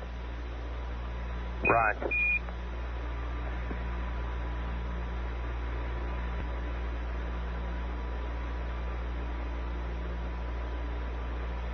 North Command Module film seems to be working out pretty well, Charlie. The amount we carried, looks like we carried just about what we needed. Wonderful.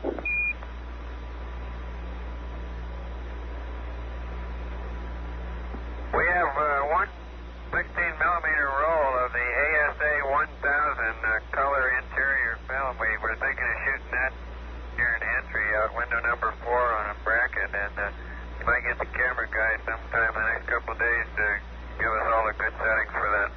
Roger.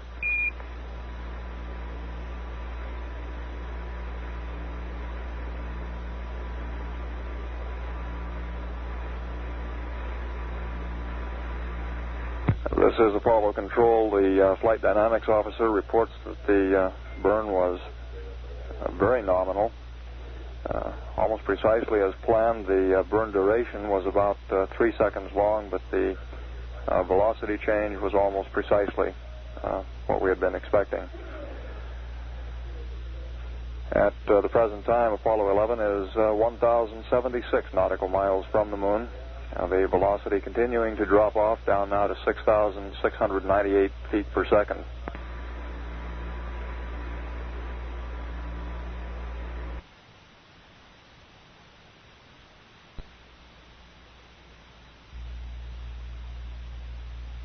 This is Apollo Control at 136 hours, 44 minutes.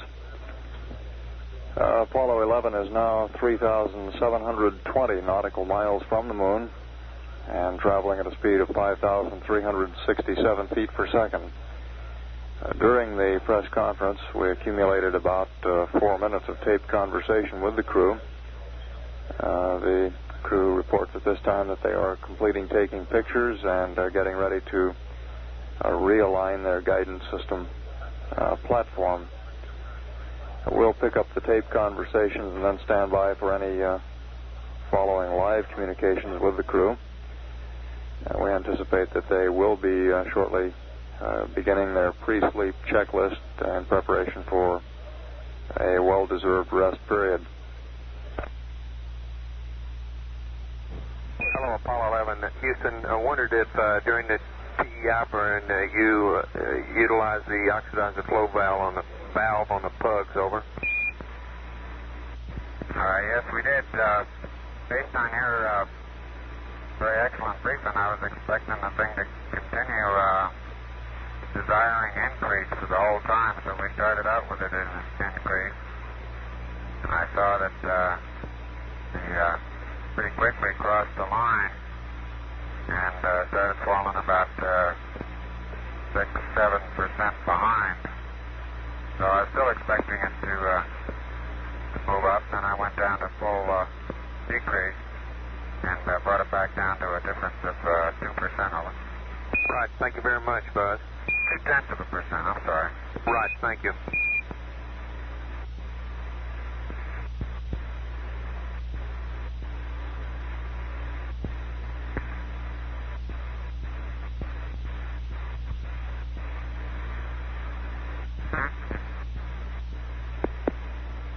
Apollo 11, Houston, you can go to PTC attitude and torque at your and do the P52 and torque at your convenience, over. Okay, we got to take some more pictures, Charlie. Is there any constraint normally on staying here for a while? No, sir. Thank you.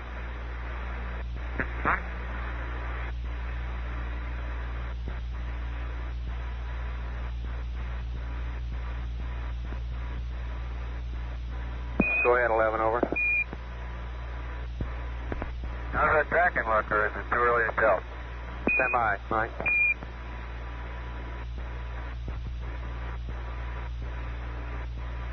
Apollo 11, Houston. FIDOs are looking at the data. It's too early to tell yet exactly. It's looking real good so far. We'll have you some answers shortly on trajectory, over.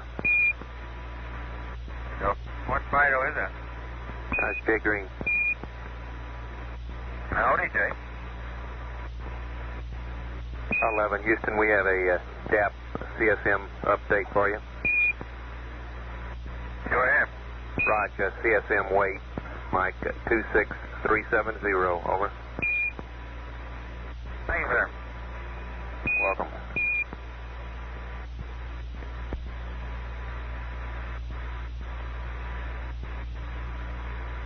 Apollo 11, Houston, we've taken your onboard vector and propagated it forward, and it's looking real good. We only got about 24 minutes of tracking now. Really too early to tell on the radar, over. Roger, understand. Hello, Apollo 11, Houston. Mike, did you notice any transients at ignition on TEI, over? Yeah, the transients were more noticeable than on previous burns, Charlie. I just wrote it off to the fact we had a light command module, but there was considerable roll activity, which dampened down after the first 20 seconds, I would guess, of the burn. But there was also some pitch and yaw activity. I don't believe it was abnormal.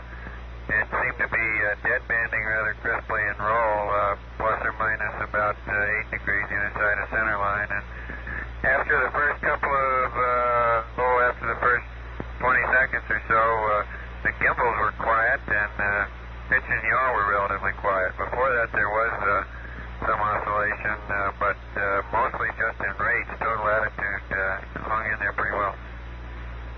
Roger, thank you much. We were looking at the playback, and we saw some things at right at startup. We'll be back with you later on that.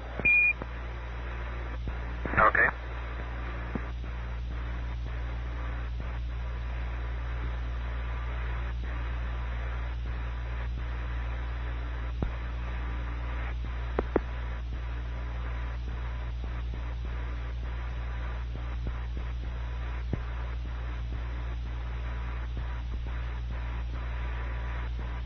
Apollo 11, Houston, have you finished taking pictures, over? We're just finishing up, Charlie. Roger.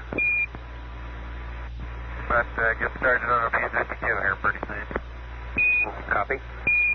Another 8 or 9 hours.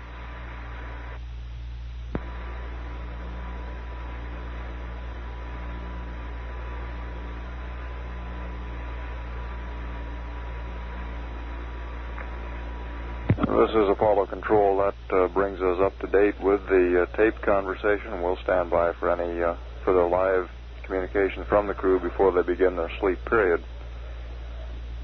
We've gotten some preliminary figures from the flight dynamics officer on that trans-earth injection burn after a review of the telemetry data. And it shows that our change in velocity was nominal, 3,283.5 feet per second. We also show a nominal burn time of 2 minutes 28 seconds. The crew reported the burn time about 2 to 3 seconds long. Based on their onboard data, the ground data shows the burn to have been just about nominal. Based on the preliminary tracking, it would appear that the splashdown would occur almost precisely as predicted or planned in the flight plan. That would be at 195 hours, 18 minutes, 40 seconds ground elapsed time. And we would expect that splashdown time to change somewhat during the trans-earth coast, particularly as the need or lack of need for mid-course corrections becomes more apparent with additional tracking. At this time, Apollo 11 is 4,086 nautical miles from the moon and traveling at almost precisely 1 mile per second, 5,283 feet per second, and that's just updated to 5,280 feet per second.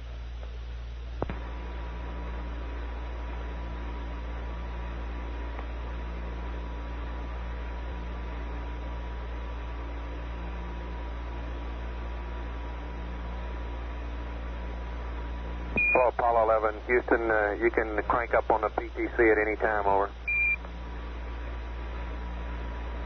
All right, go.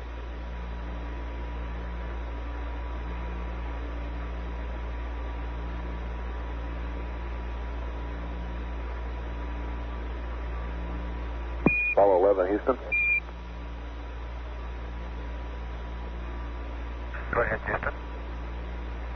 Right, 11, this is the regional Capcom. Congratulations on an outstanding job. You guys have really put on a great show up there. I think it's about time you power down and got a little rest, however. You've had a mighty long day here. Hope you're all going to get a good sleep on the way back. And we'll look forward to seeing when you get back here. Don't fraternize with any of those bugs en route, except for the hornet. Okay. Thank you, boss. We're looking forward to a little rest and a restful trip back, and see when we can do. Right, you've earned it.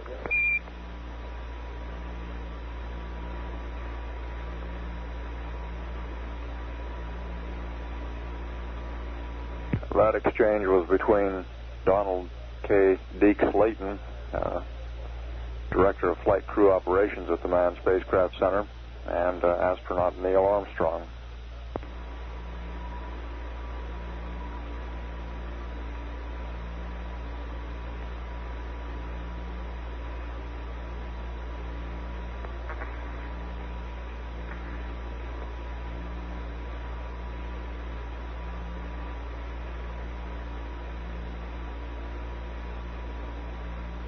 Hello, Apollo 11, Houston. We'd like you to turn off O2 tank number 1 heaters, over.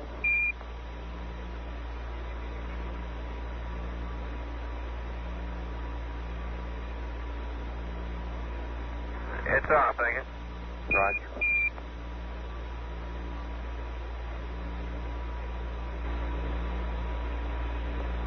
Hello, Apollo 11, Houston. For your information, the LGC and Eagle just went belly up after 7 hours, over.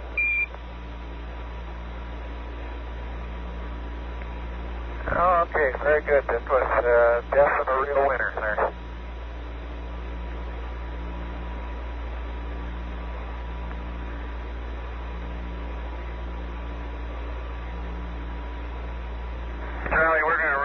about pitch 270 degrees on the way home, vice 090 on the way out, right?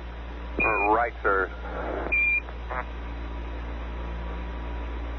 Okay, Ver 49 maneuver to that attitude is in progress. Roger.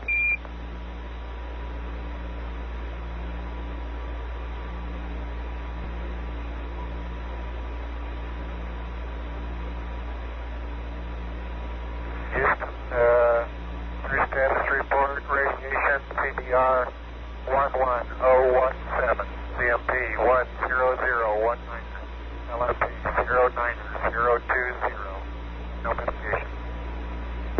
Say again, please, Neil. You were breaking up. We missed that. Over.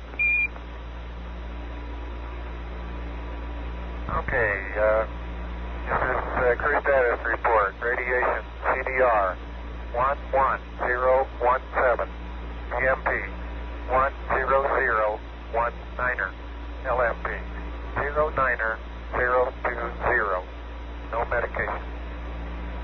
Roger, thank you. And we didn't get a crew status report from you this morning. Wondered if you could give us an estimate of sleep last night. Over.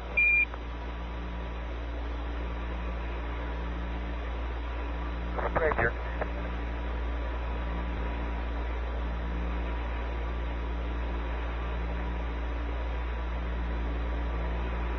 Okay, we'll take a guess at Charlie and try to give an equivalent amount and call it CTR3 and LFP4.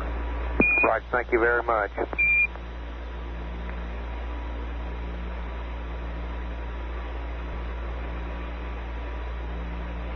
And Charlie, you want the fan cycle to this, right? That's affirmative, and we'd like you to disable quads Charlie and Delta. Over. Okay, Charlie and Delta.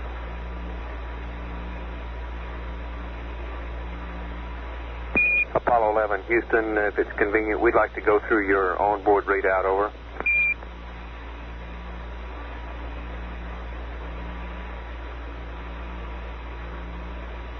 What? Oh, excuse me, that's on the flight plan 3102. We'd like BATS and RCS. Over.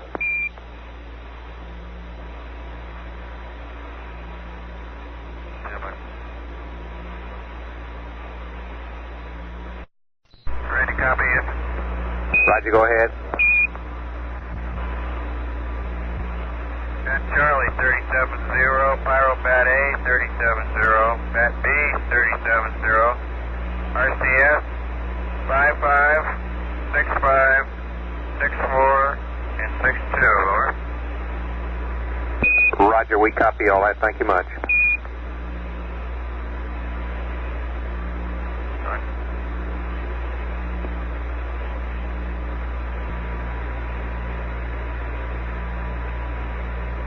Apollo 11, Houston, a couple of questions for the moonwalkers, if you got a second. Over. Go ahead. Right, Neil, we're seeing some temperature rises on the passive seismic experiment that are a little higher than normal, and we're wondering if you could verify the deployed position. We understand it's about 40 feet from the limb in the 11 o'clock position. Over.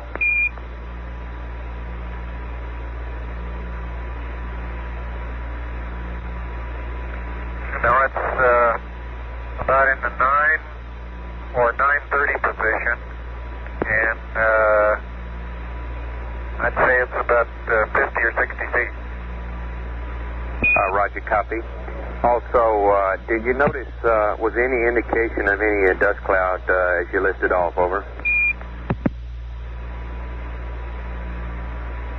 Not very much. There was quite a bit of Capton and parts of the limb that went out in all directions, usually for great distances, as far as I could tell.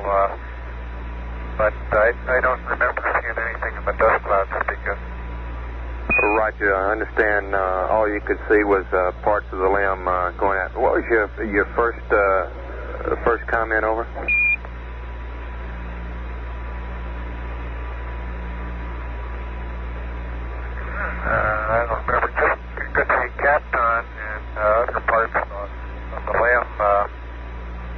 staging scattering all around the area for great distances, but I didn't see much dust. Right. Thank you very much.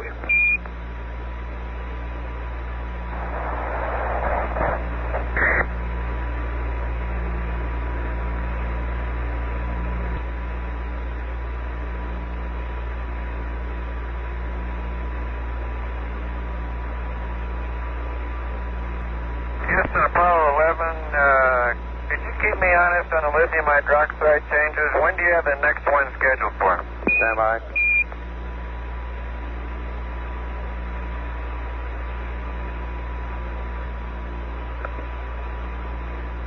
Apollo 11, Houston, Mike on the canister.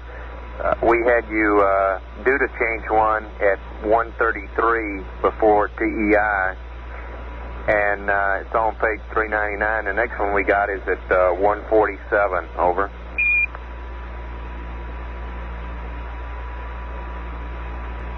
Okay.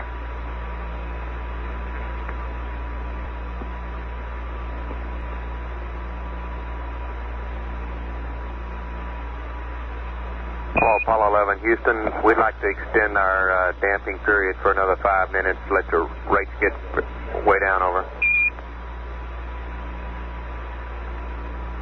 11, roger.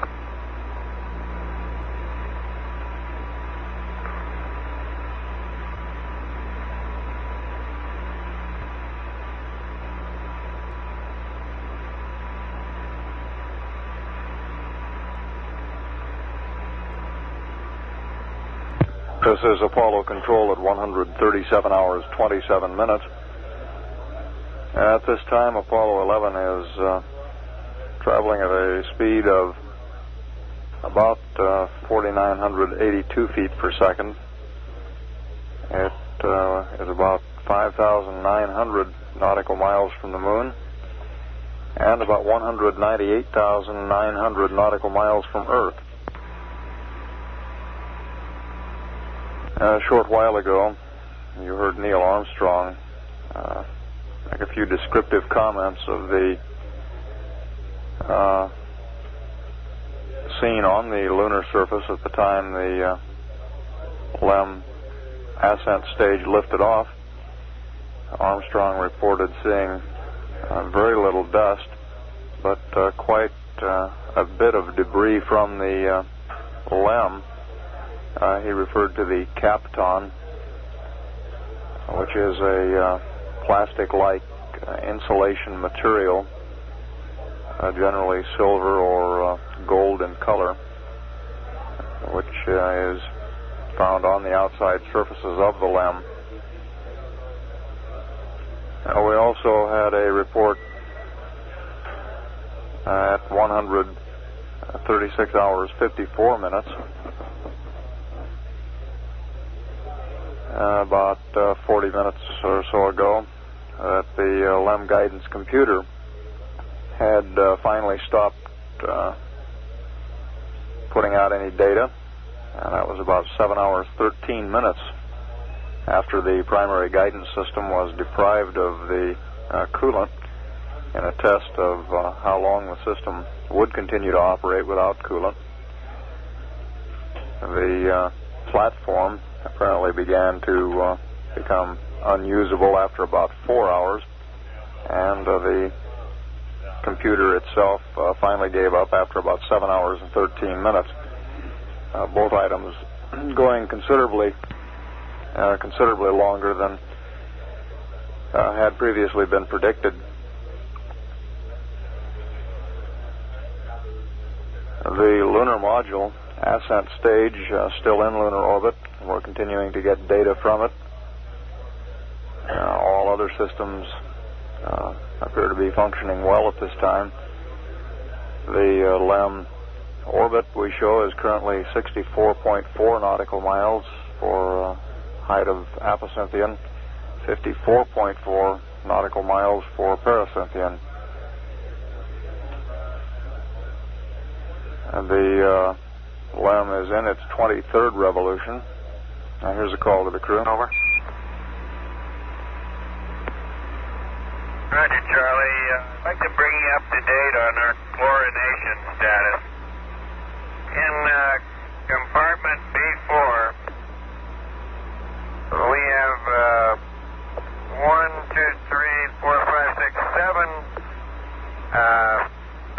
mission, we have 8 pockets for chlorine and buffer ampules, of which, let me correct that. We have 7 pockets, which one is empty and always has been empty, leaving 6 remaining.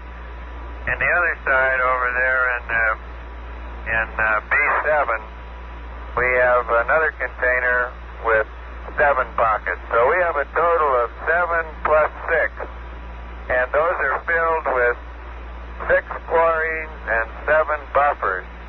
Now, I've been using 1 chlorine and 1 buffer per day, which at this point in time, prior to this chlorination I'm about to do, leaves me 1 chlorine and 2 buffers.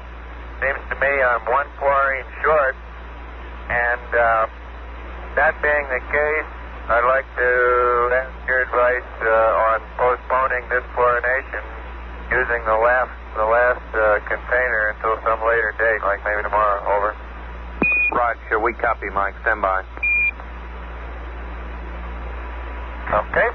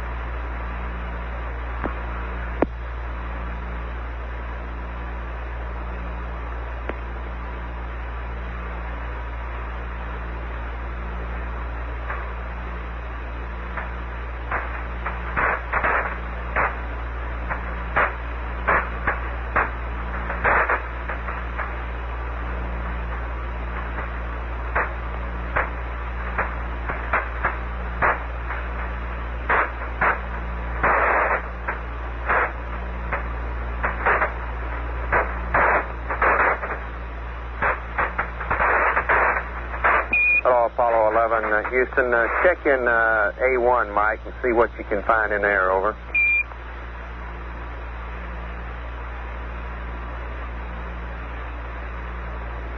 We think you might have some more chlorine up in A1. Over.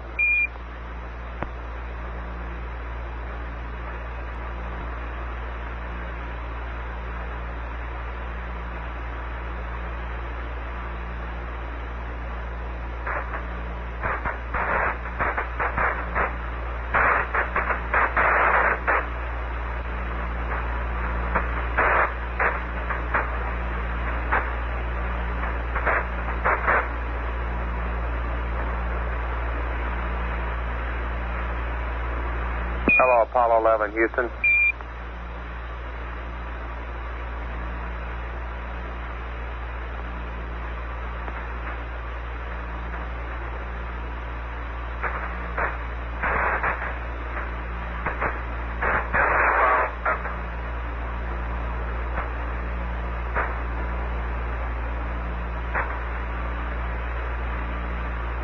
Apollo 11, Houston, do you read? You're breaking up. Over.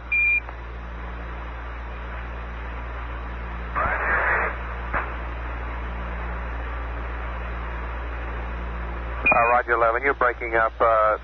Mike, please look in compartment A1. We think there might be some more chlorine up there. Over.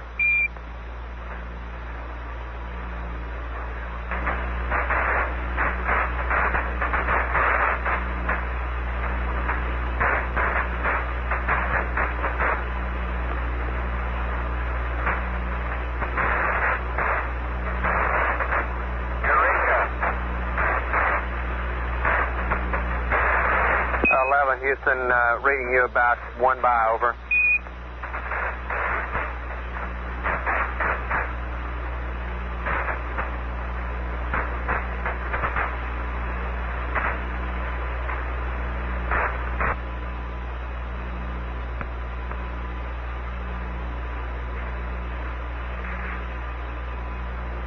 11, Houston, we're having a downlink problem. The reason we can't read you, we're switching sites. Stand by.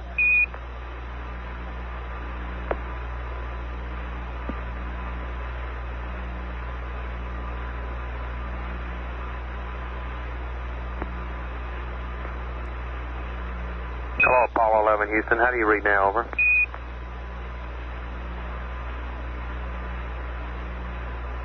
Fine. Right, you're 5x9 too, Mike. Thank you much. Did you copy that about A1 on the chlorine? Eureka! How about that, sports fans?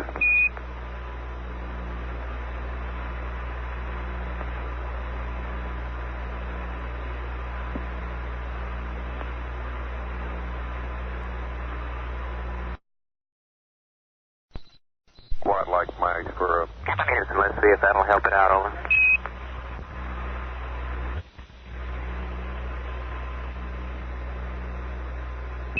Houston, you did great work there. We're ready to spin it up, over.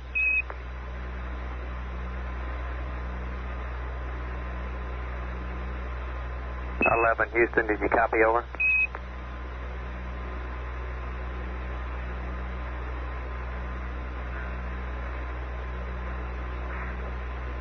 Yeah, we read you, Charlie. Would you stand by a minute? Roger. No hurry.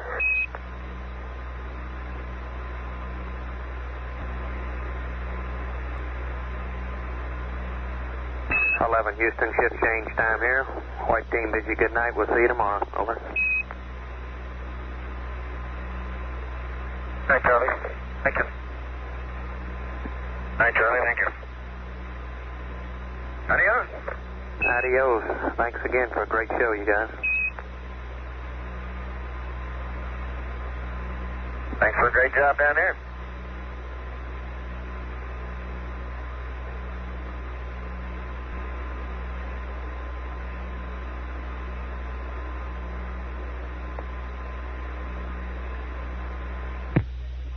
This is Apollo Control at 137 hours 52 minutes.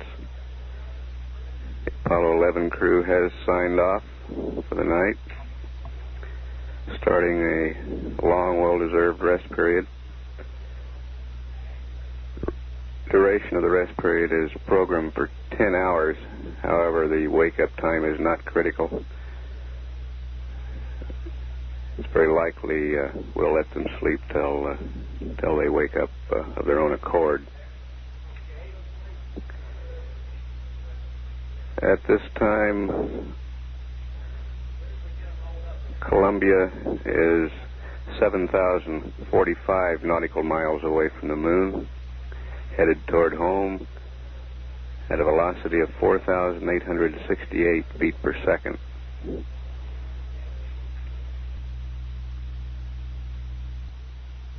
This is Apollo Control at 138 hours 2 minutes. Capcom Owen Garriott has just put in a call to the crew and is passing up some antenna information to them. Here's that conversation.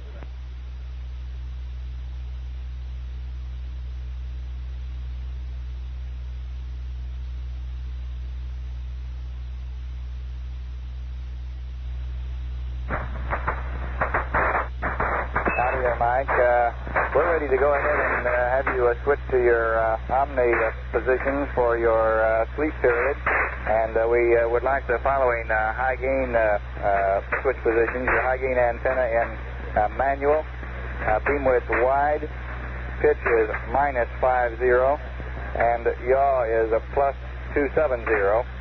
And just follow the flight plan for remaining comm configuration. Over.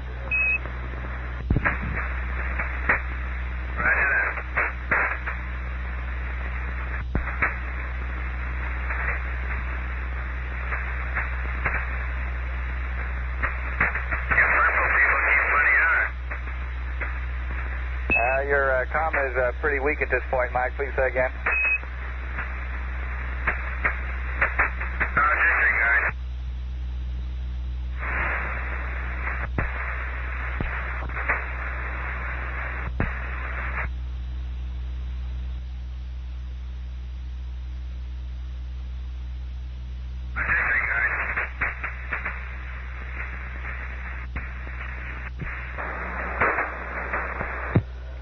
This is Apollo Control. 10 minutes ago, we logged what we expect to be our last contact with Eagle in lunar orbit. That coming at 137 hours, 55 minutes elapsed time.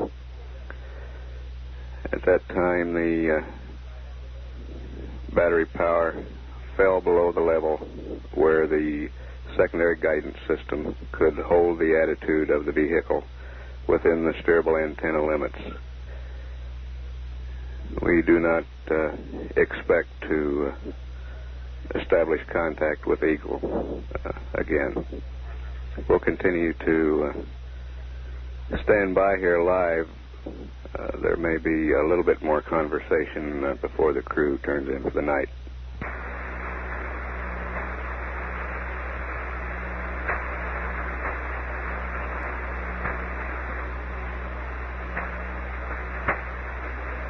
Apollo 11, Houston, we'd like for you to go ahead and put your S-band antenna Omni to Omni and Omni B, over.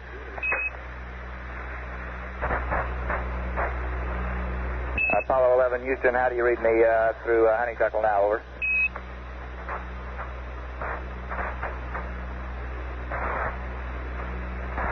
The rod's clear, Owen. Very good. Reading you better now. And did you copy? We'd appreciate going S-band Omni and Omni B at this time, over. That's the configuration we're in. Okay, thank you.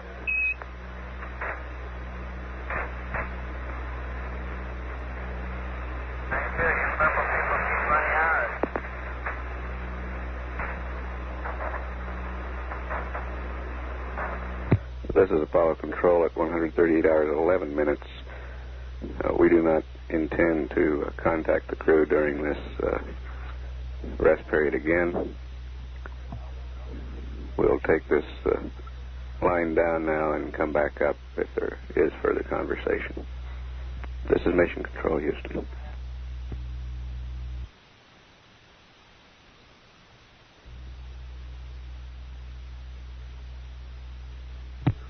This is Apollo Control at 139 hours. The crew of Apollo 11 is in the rest period. We have not contacted them within the last hour and have not heard from them. All systems aboard the spacecraft performing well. Apollo 11 is now 10,149 nautical miles from the moon, approaching the Earth at a velocity of 4,659 feet per second. Spacecraft weight is 26,510 pounds. This is Mission Control, Houston.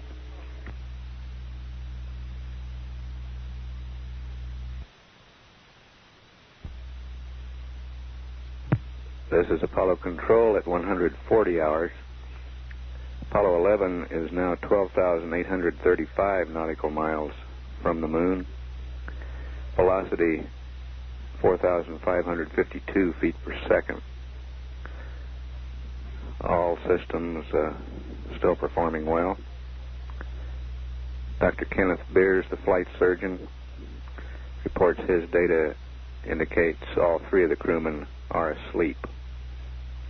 This is Mission Control, Houston.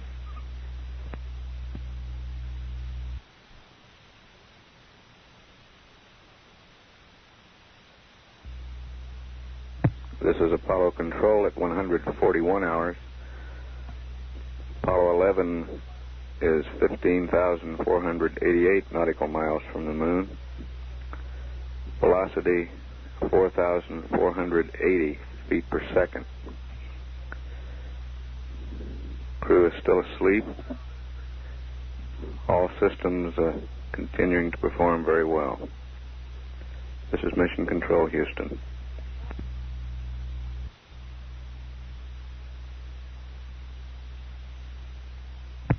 This is Apollo Control at 142 hours, 3 minutes. Apollo 11 is 18,243 nautical miles from the moon. Velocity 4,426 feet per second. Apollo 11 is in the passive thermal control mode. Performance of all systems nominal, and the crew is asleep. This is Mission Control, Houston.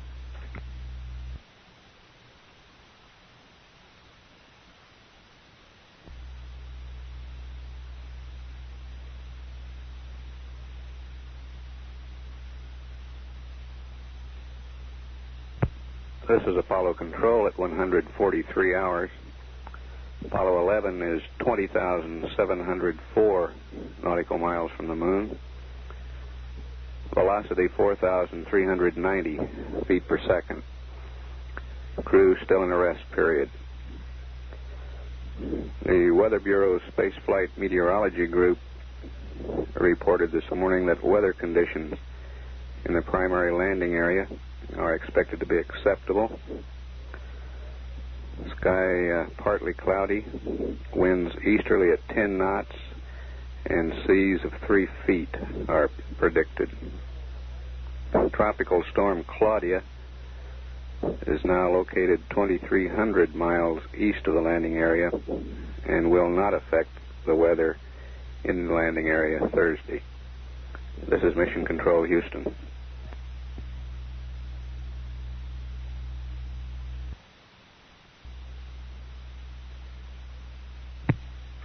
This is Apollo Control at 144 hours. Apollo 11 is 23,289 nautical miles from the moon, approaching the Earth at a velocity of 4,361 feet per second. All systems performing well, and the crew still in the rest period. It does not appear likely that we will perform mid-course correction number 5, scheduled for approximately 150.5 hours elapsed time.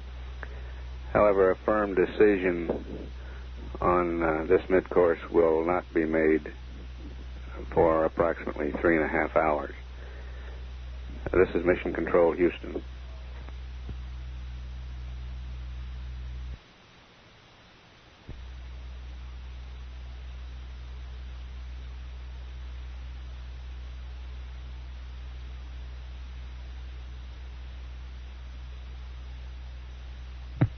This is Apollo Control at 145 hours.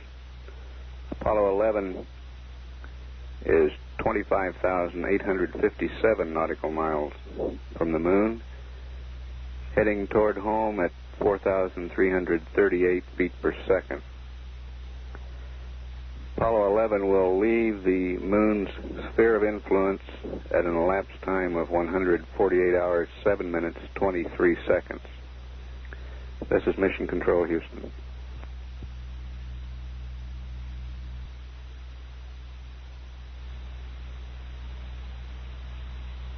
This is Apollo Control at 146 hours.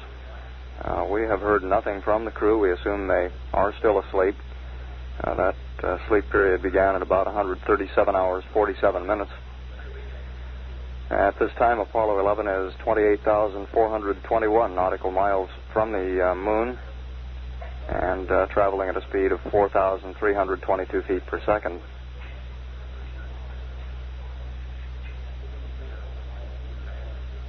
The decision on mid-course correction number 5 is still tending toward not doing that mid-course. However, the decision hasn't been made finally, and there will be some additional tracking prior to firming up that decision.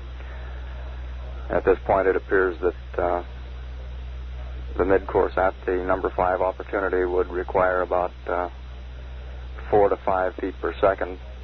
By waiting until the opportunity at mid-course correction 6, about 7 feet per second would be required.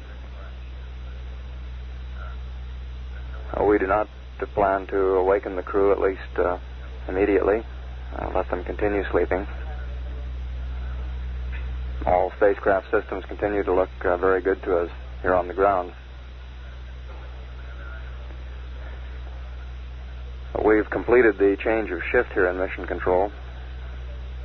Flight Director Clifford Charlesworth has relieved Milton Wendler, And our capsule communicator is astronaut Bruce McCandless.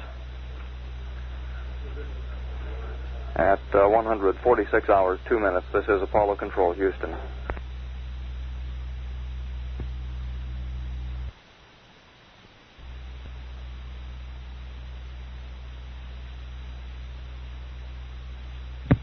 This is Apollo Control at 147 hours.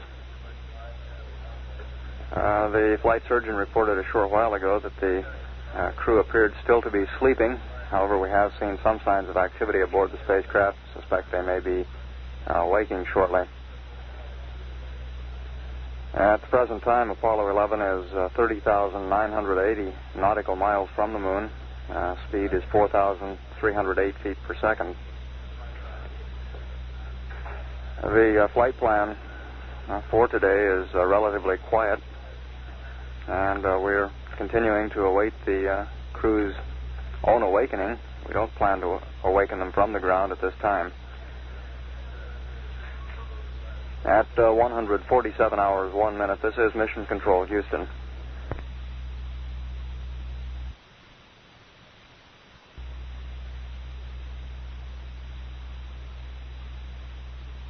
This is Apollo Control at 147 hours, 30 minutes. The flight surgeon reported a short while ago that the lunar module pilot, Buzz Aldrin, appears to be up at this time. Both Armstrong and Collins appear still to be sleeping. At the present time, Apollo 11 is 32,253 nautical miles from the moon and traveling at a speed of 4,303 feet per second. Flight Director Clifford Charlesworth has elected to perform the mid-course correction maneuver scheduled at trans-Earth injection plus 15 hours. That would be at about 150 hours, 25 minutes ground elapsed time. The exact time of that mid-course correction is not critical, and it could move around somewhat. We expect that it would be a velocity change of about 5 feet per second. We expect there will be some conversation with the crew before too much longer. We'll come back up when we hear from the spacecraft. This is Apollo Control at 147 hours, 32 minutes.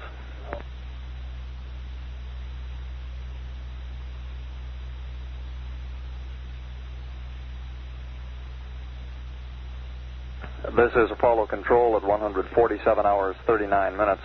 The flight surgeon reports that all three crewmen now are awake. We expect to be hearing a good morning from the spacecraft before too much longer, so we'll stand by for that.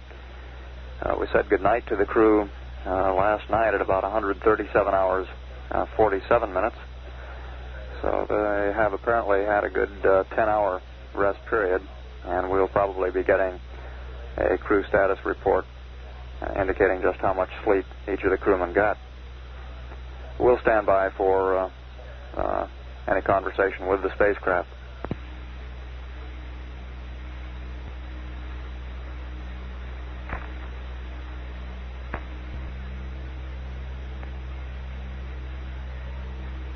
Good afternoon, Houston.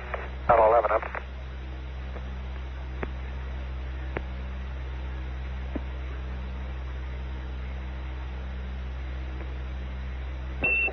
Good morning, 11. This is Houston, over. Okay, crew status report 8.8 and 8.5. Roger, 8.8 and 8.5. When you're ready, we've got a small flight plan update for you.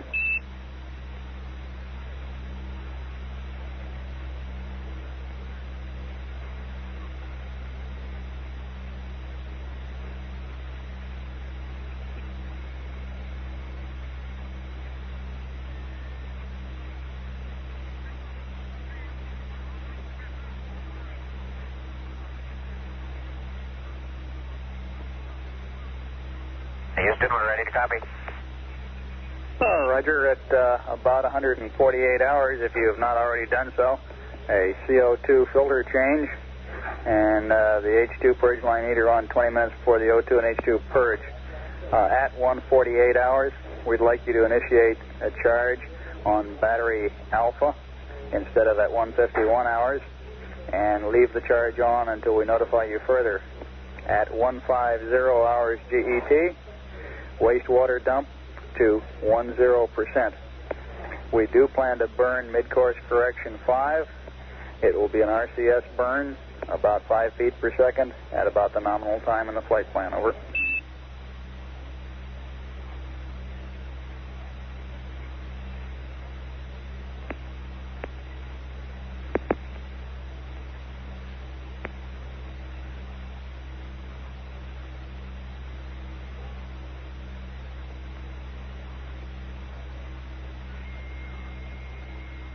Roger, understand. We'll be accomplishing the filter change shortly. The purge line meter is on, and we'll take care of O2 and H2 purge shortly, and at 48 we'll charge on battery A. So you notify us further. 1:50 hours, wastewater dump to 10%, and we're looking forward to mid-course correction 5 at about 5 feet per second at the nominal time. Over. Roger, I got your consumables updated. You're ready to copy?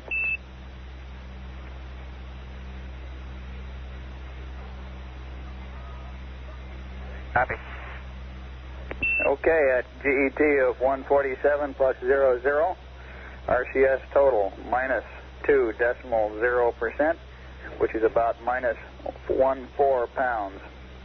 Alpha minus 12.0, Bravo plus 10.0, minus 3.0, minus 2.0. Hydrogen total minus 1.5 pounds. O2 total plus 20 pounds. Over.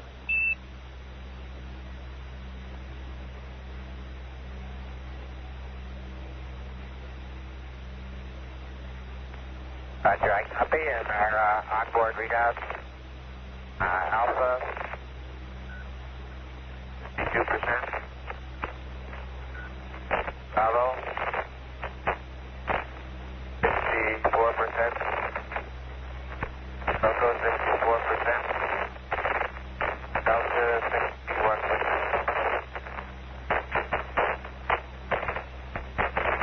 Roger 11, would you read Quad Alpha again, please? Buzz, you're cutting out. It may be, are you operating on Vox? Over. Negative. Alpha is 53%. Over. Roger, we copy.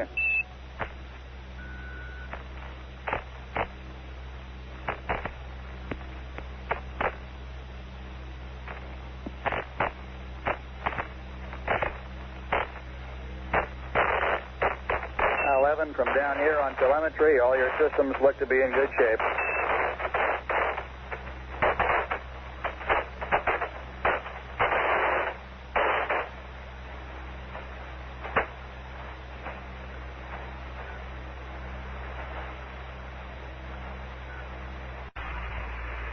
Ready to copy. Okay, T1, 122 plus 16 plus 0.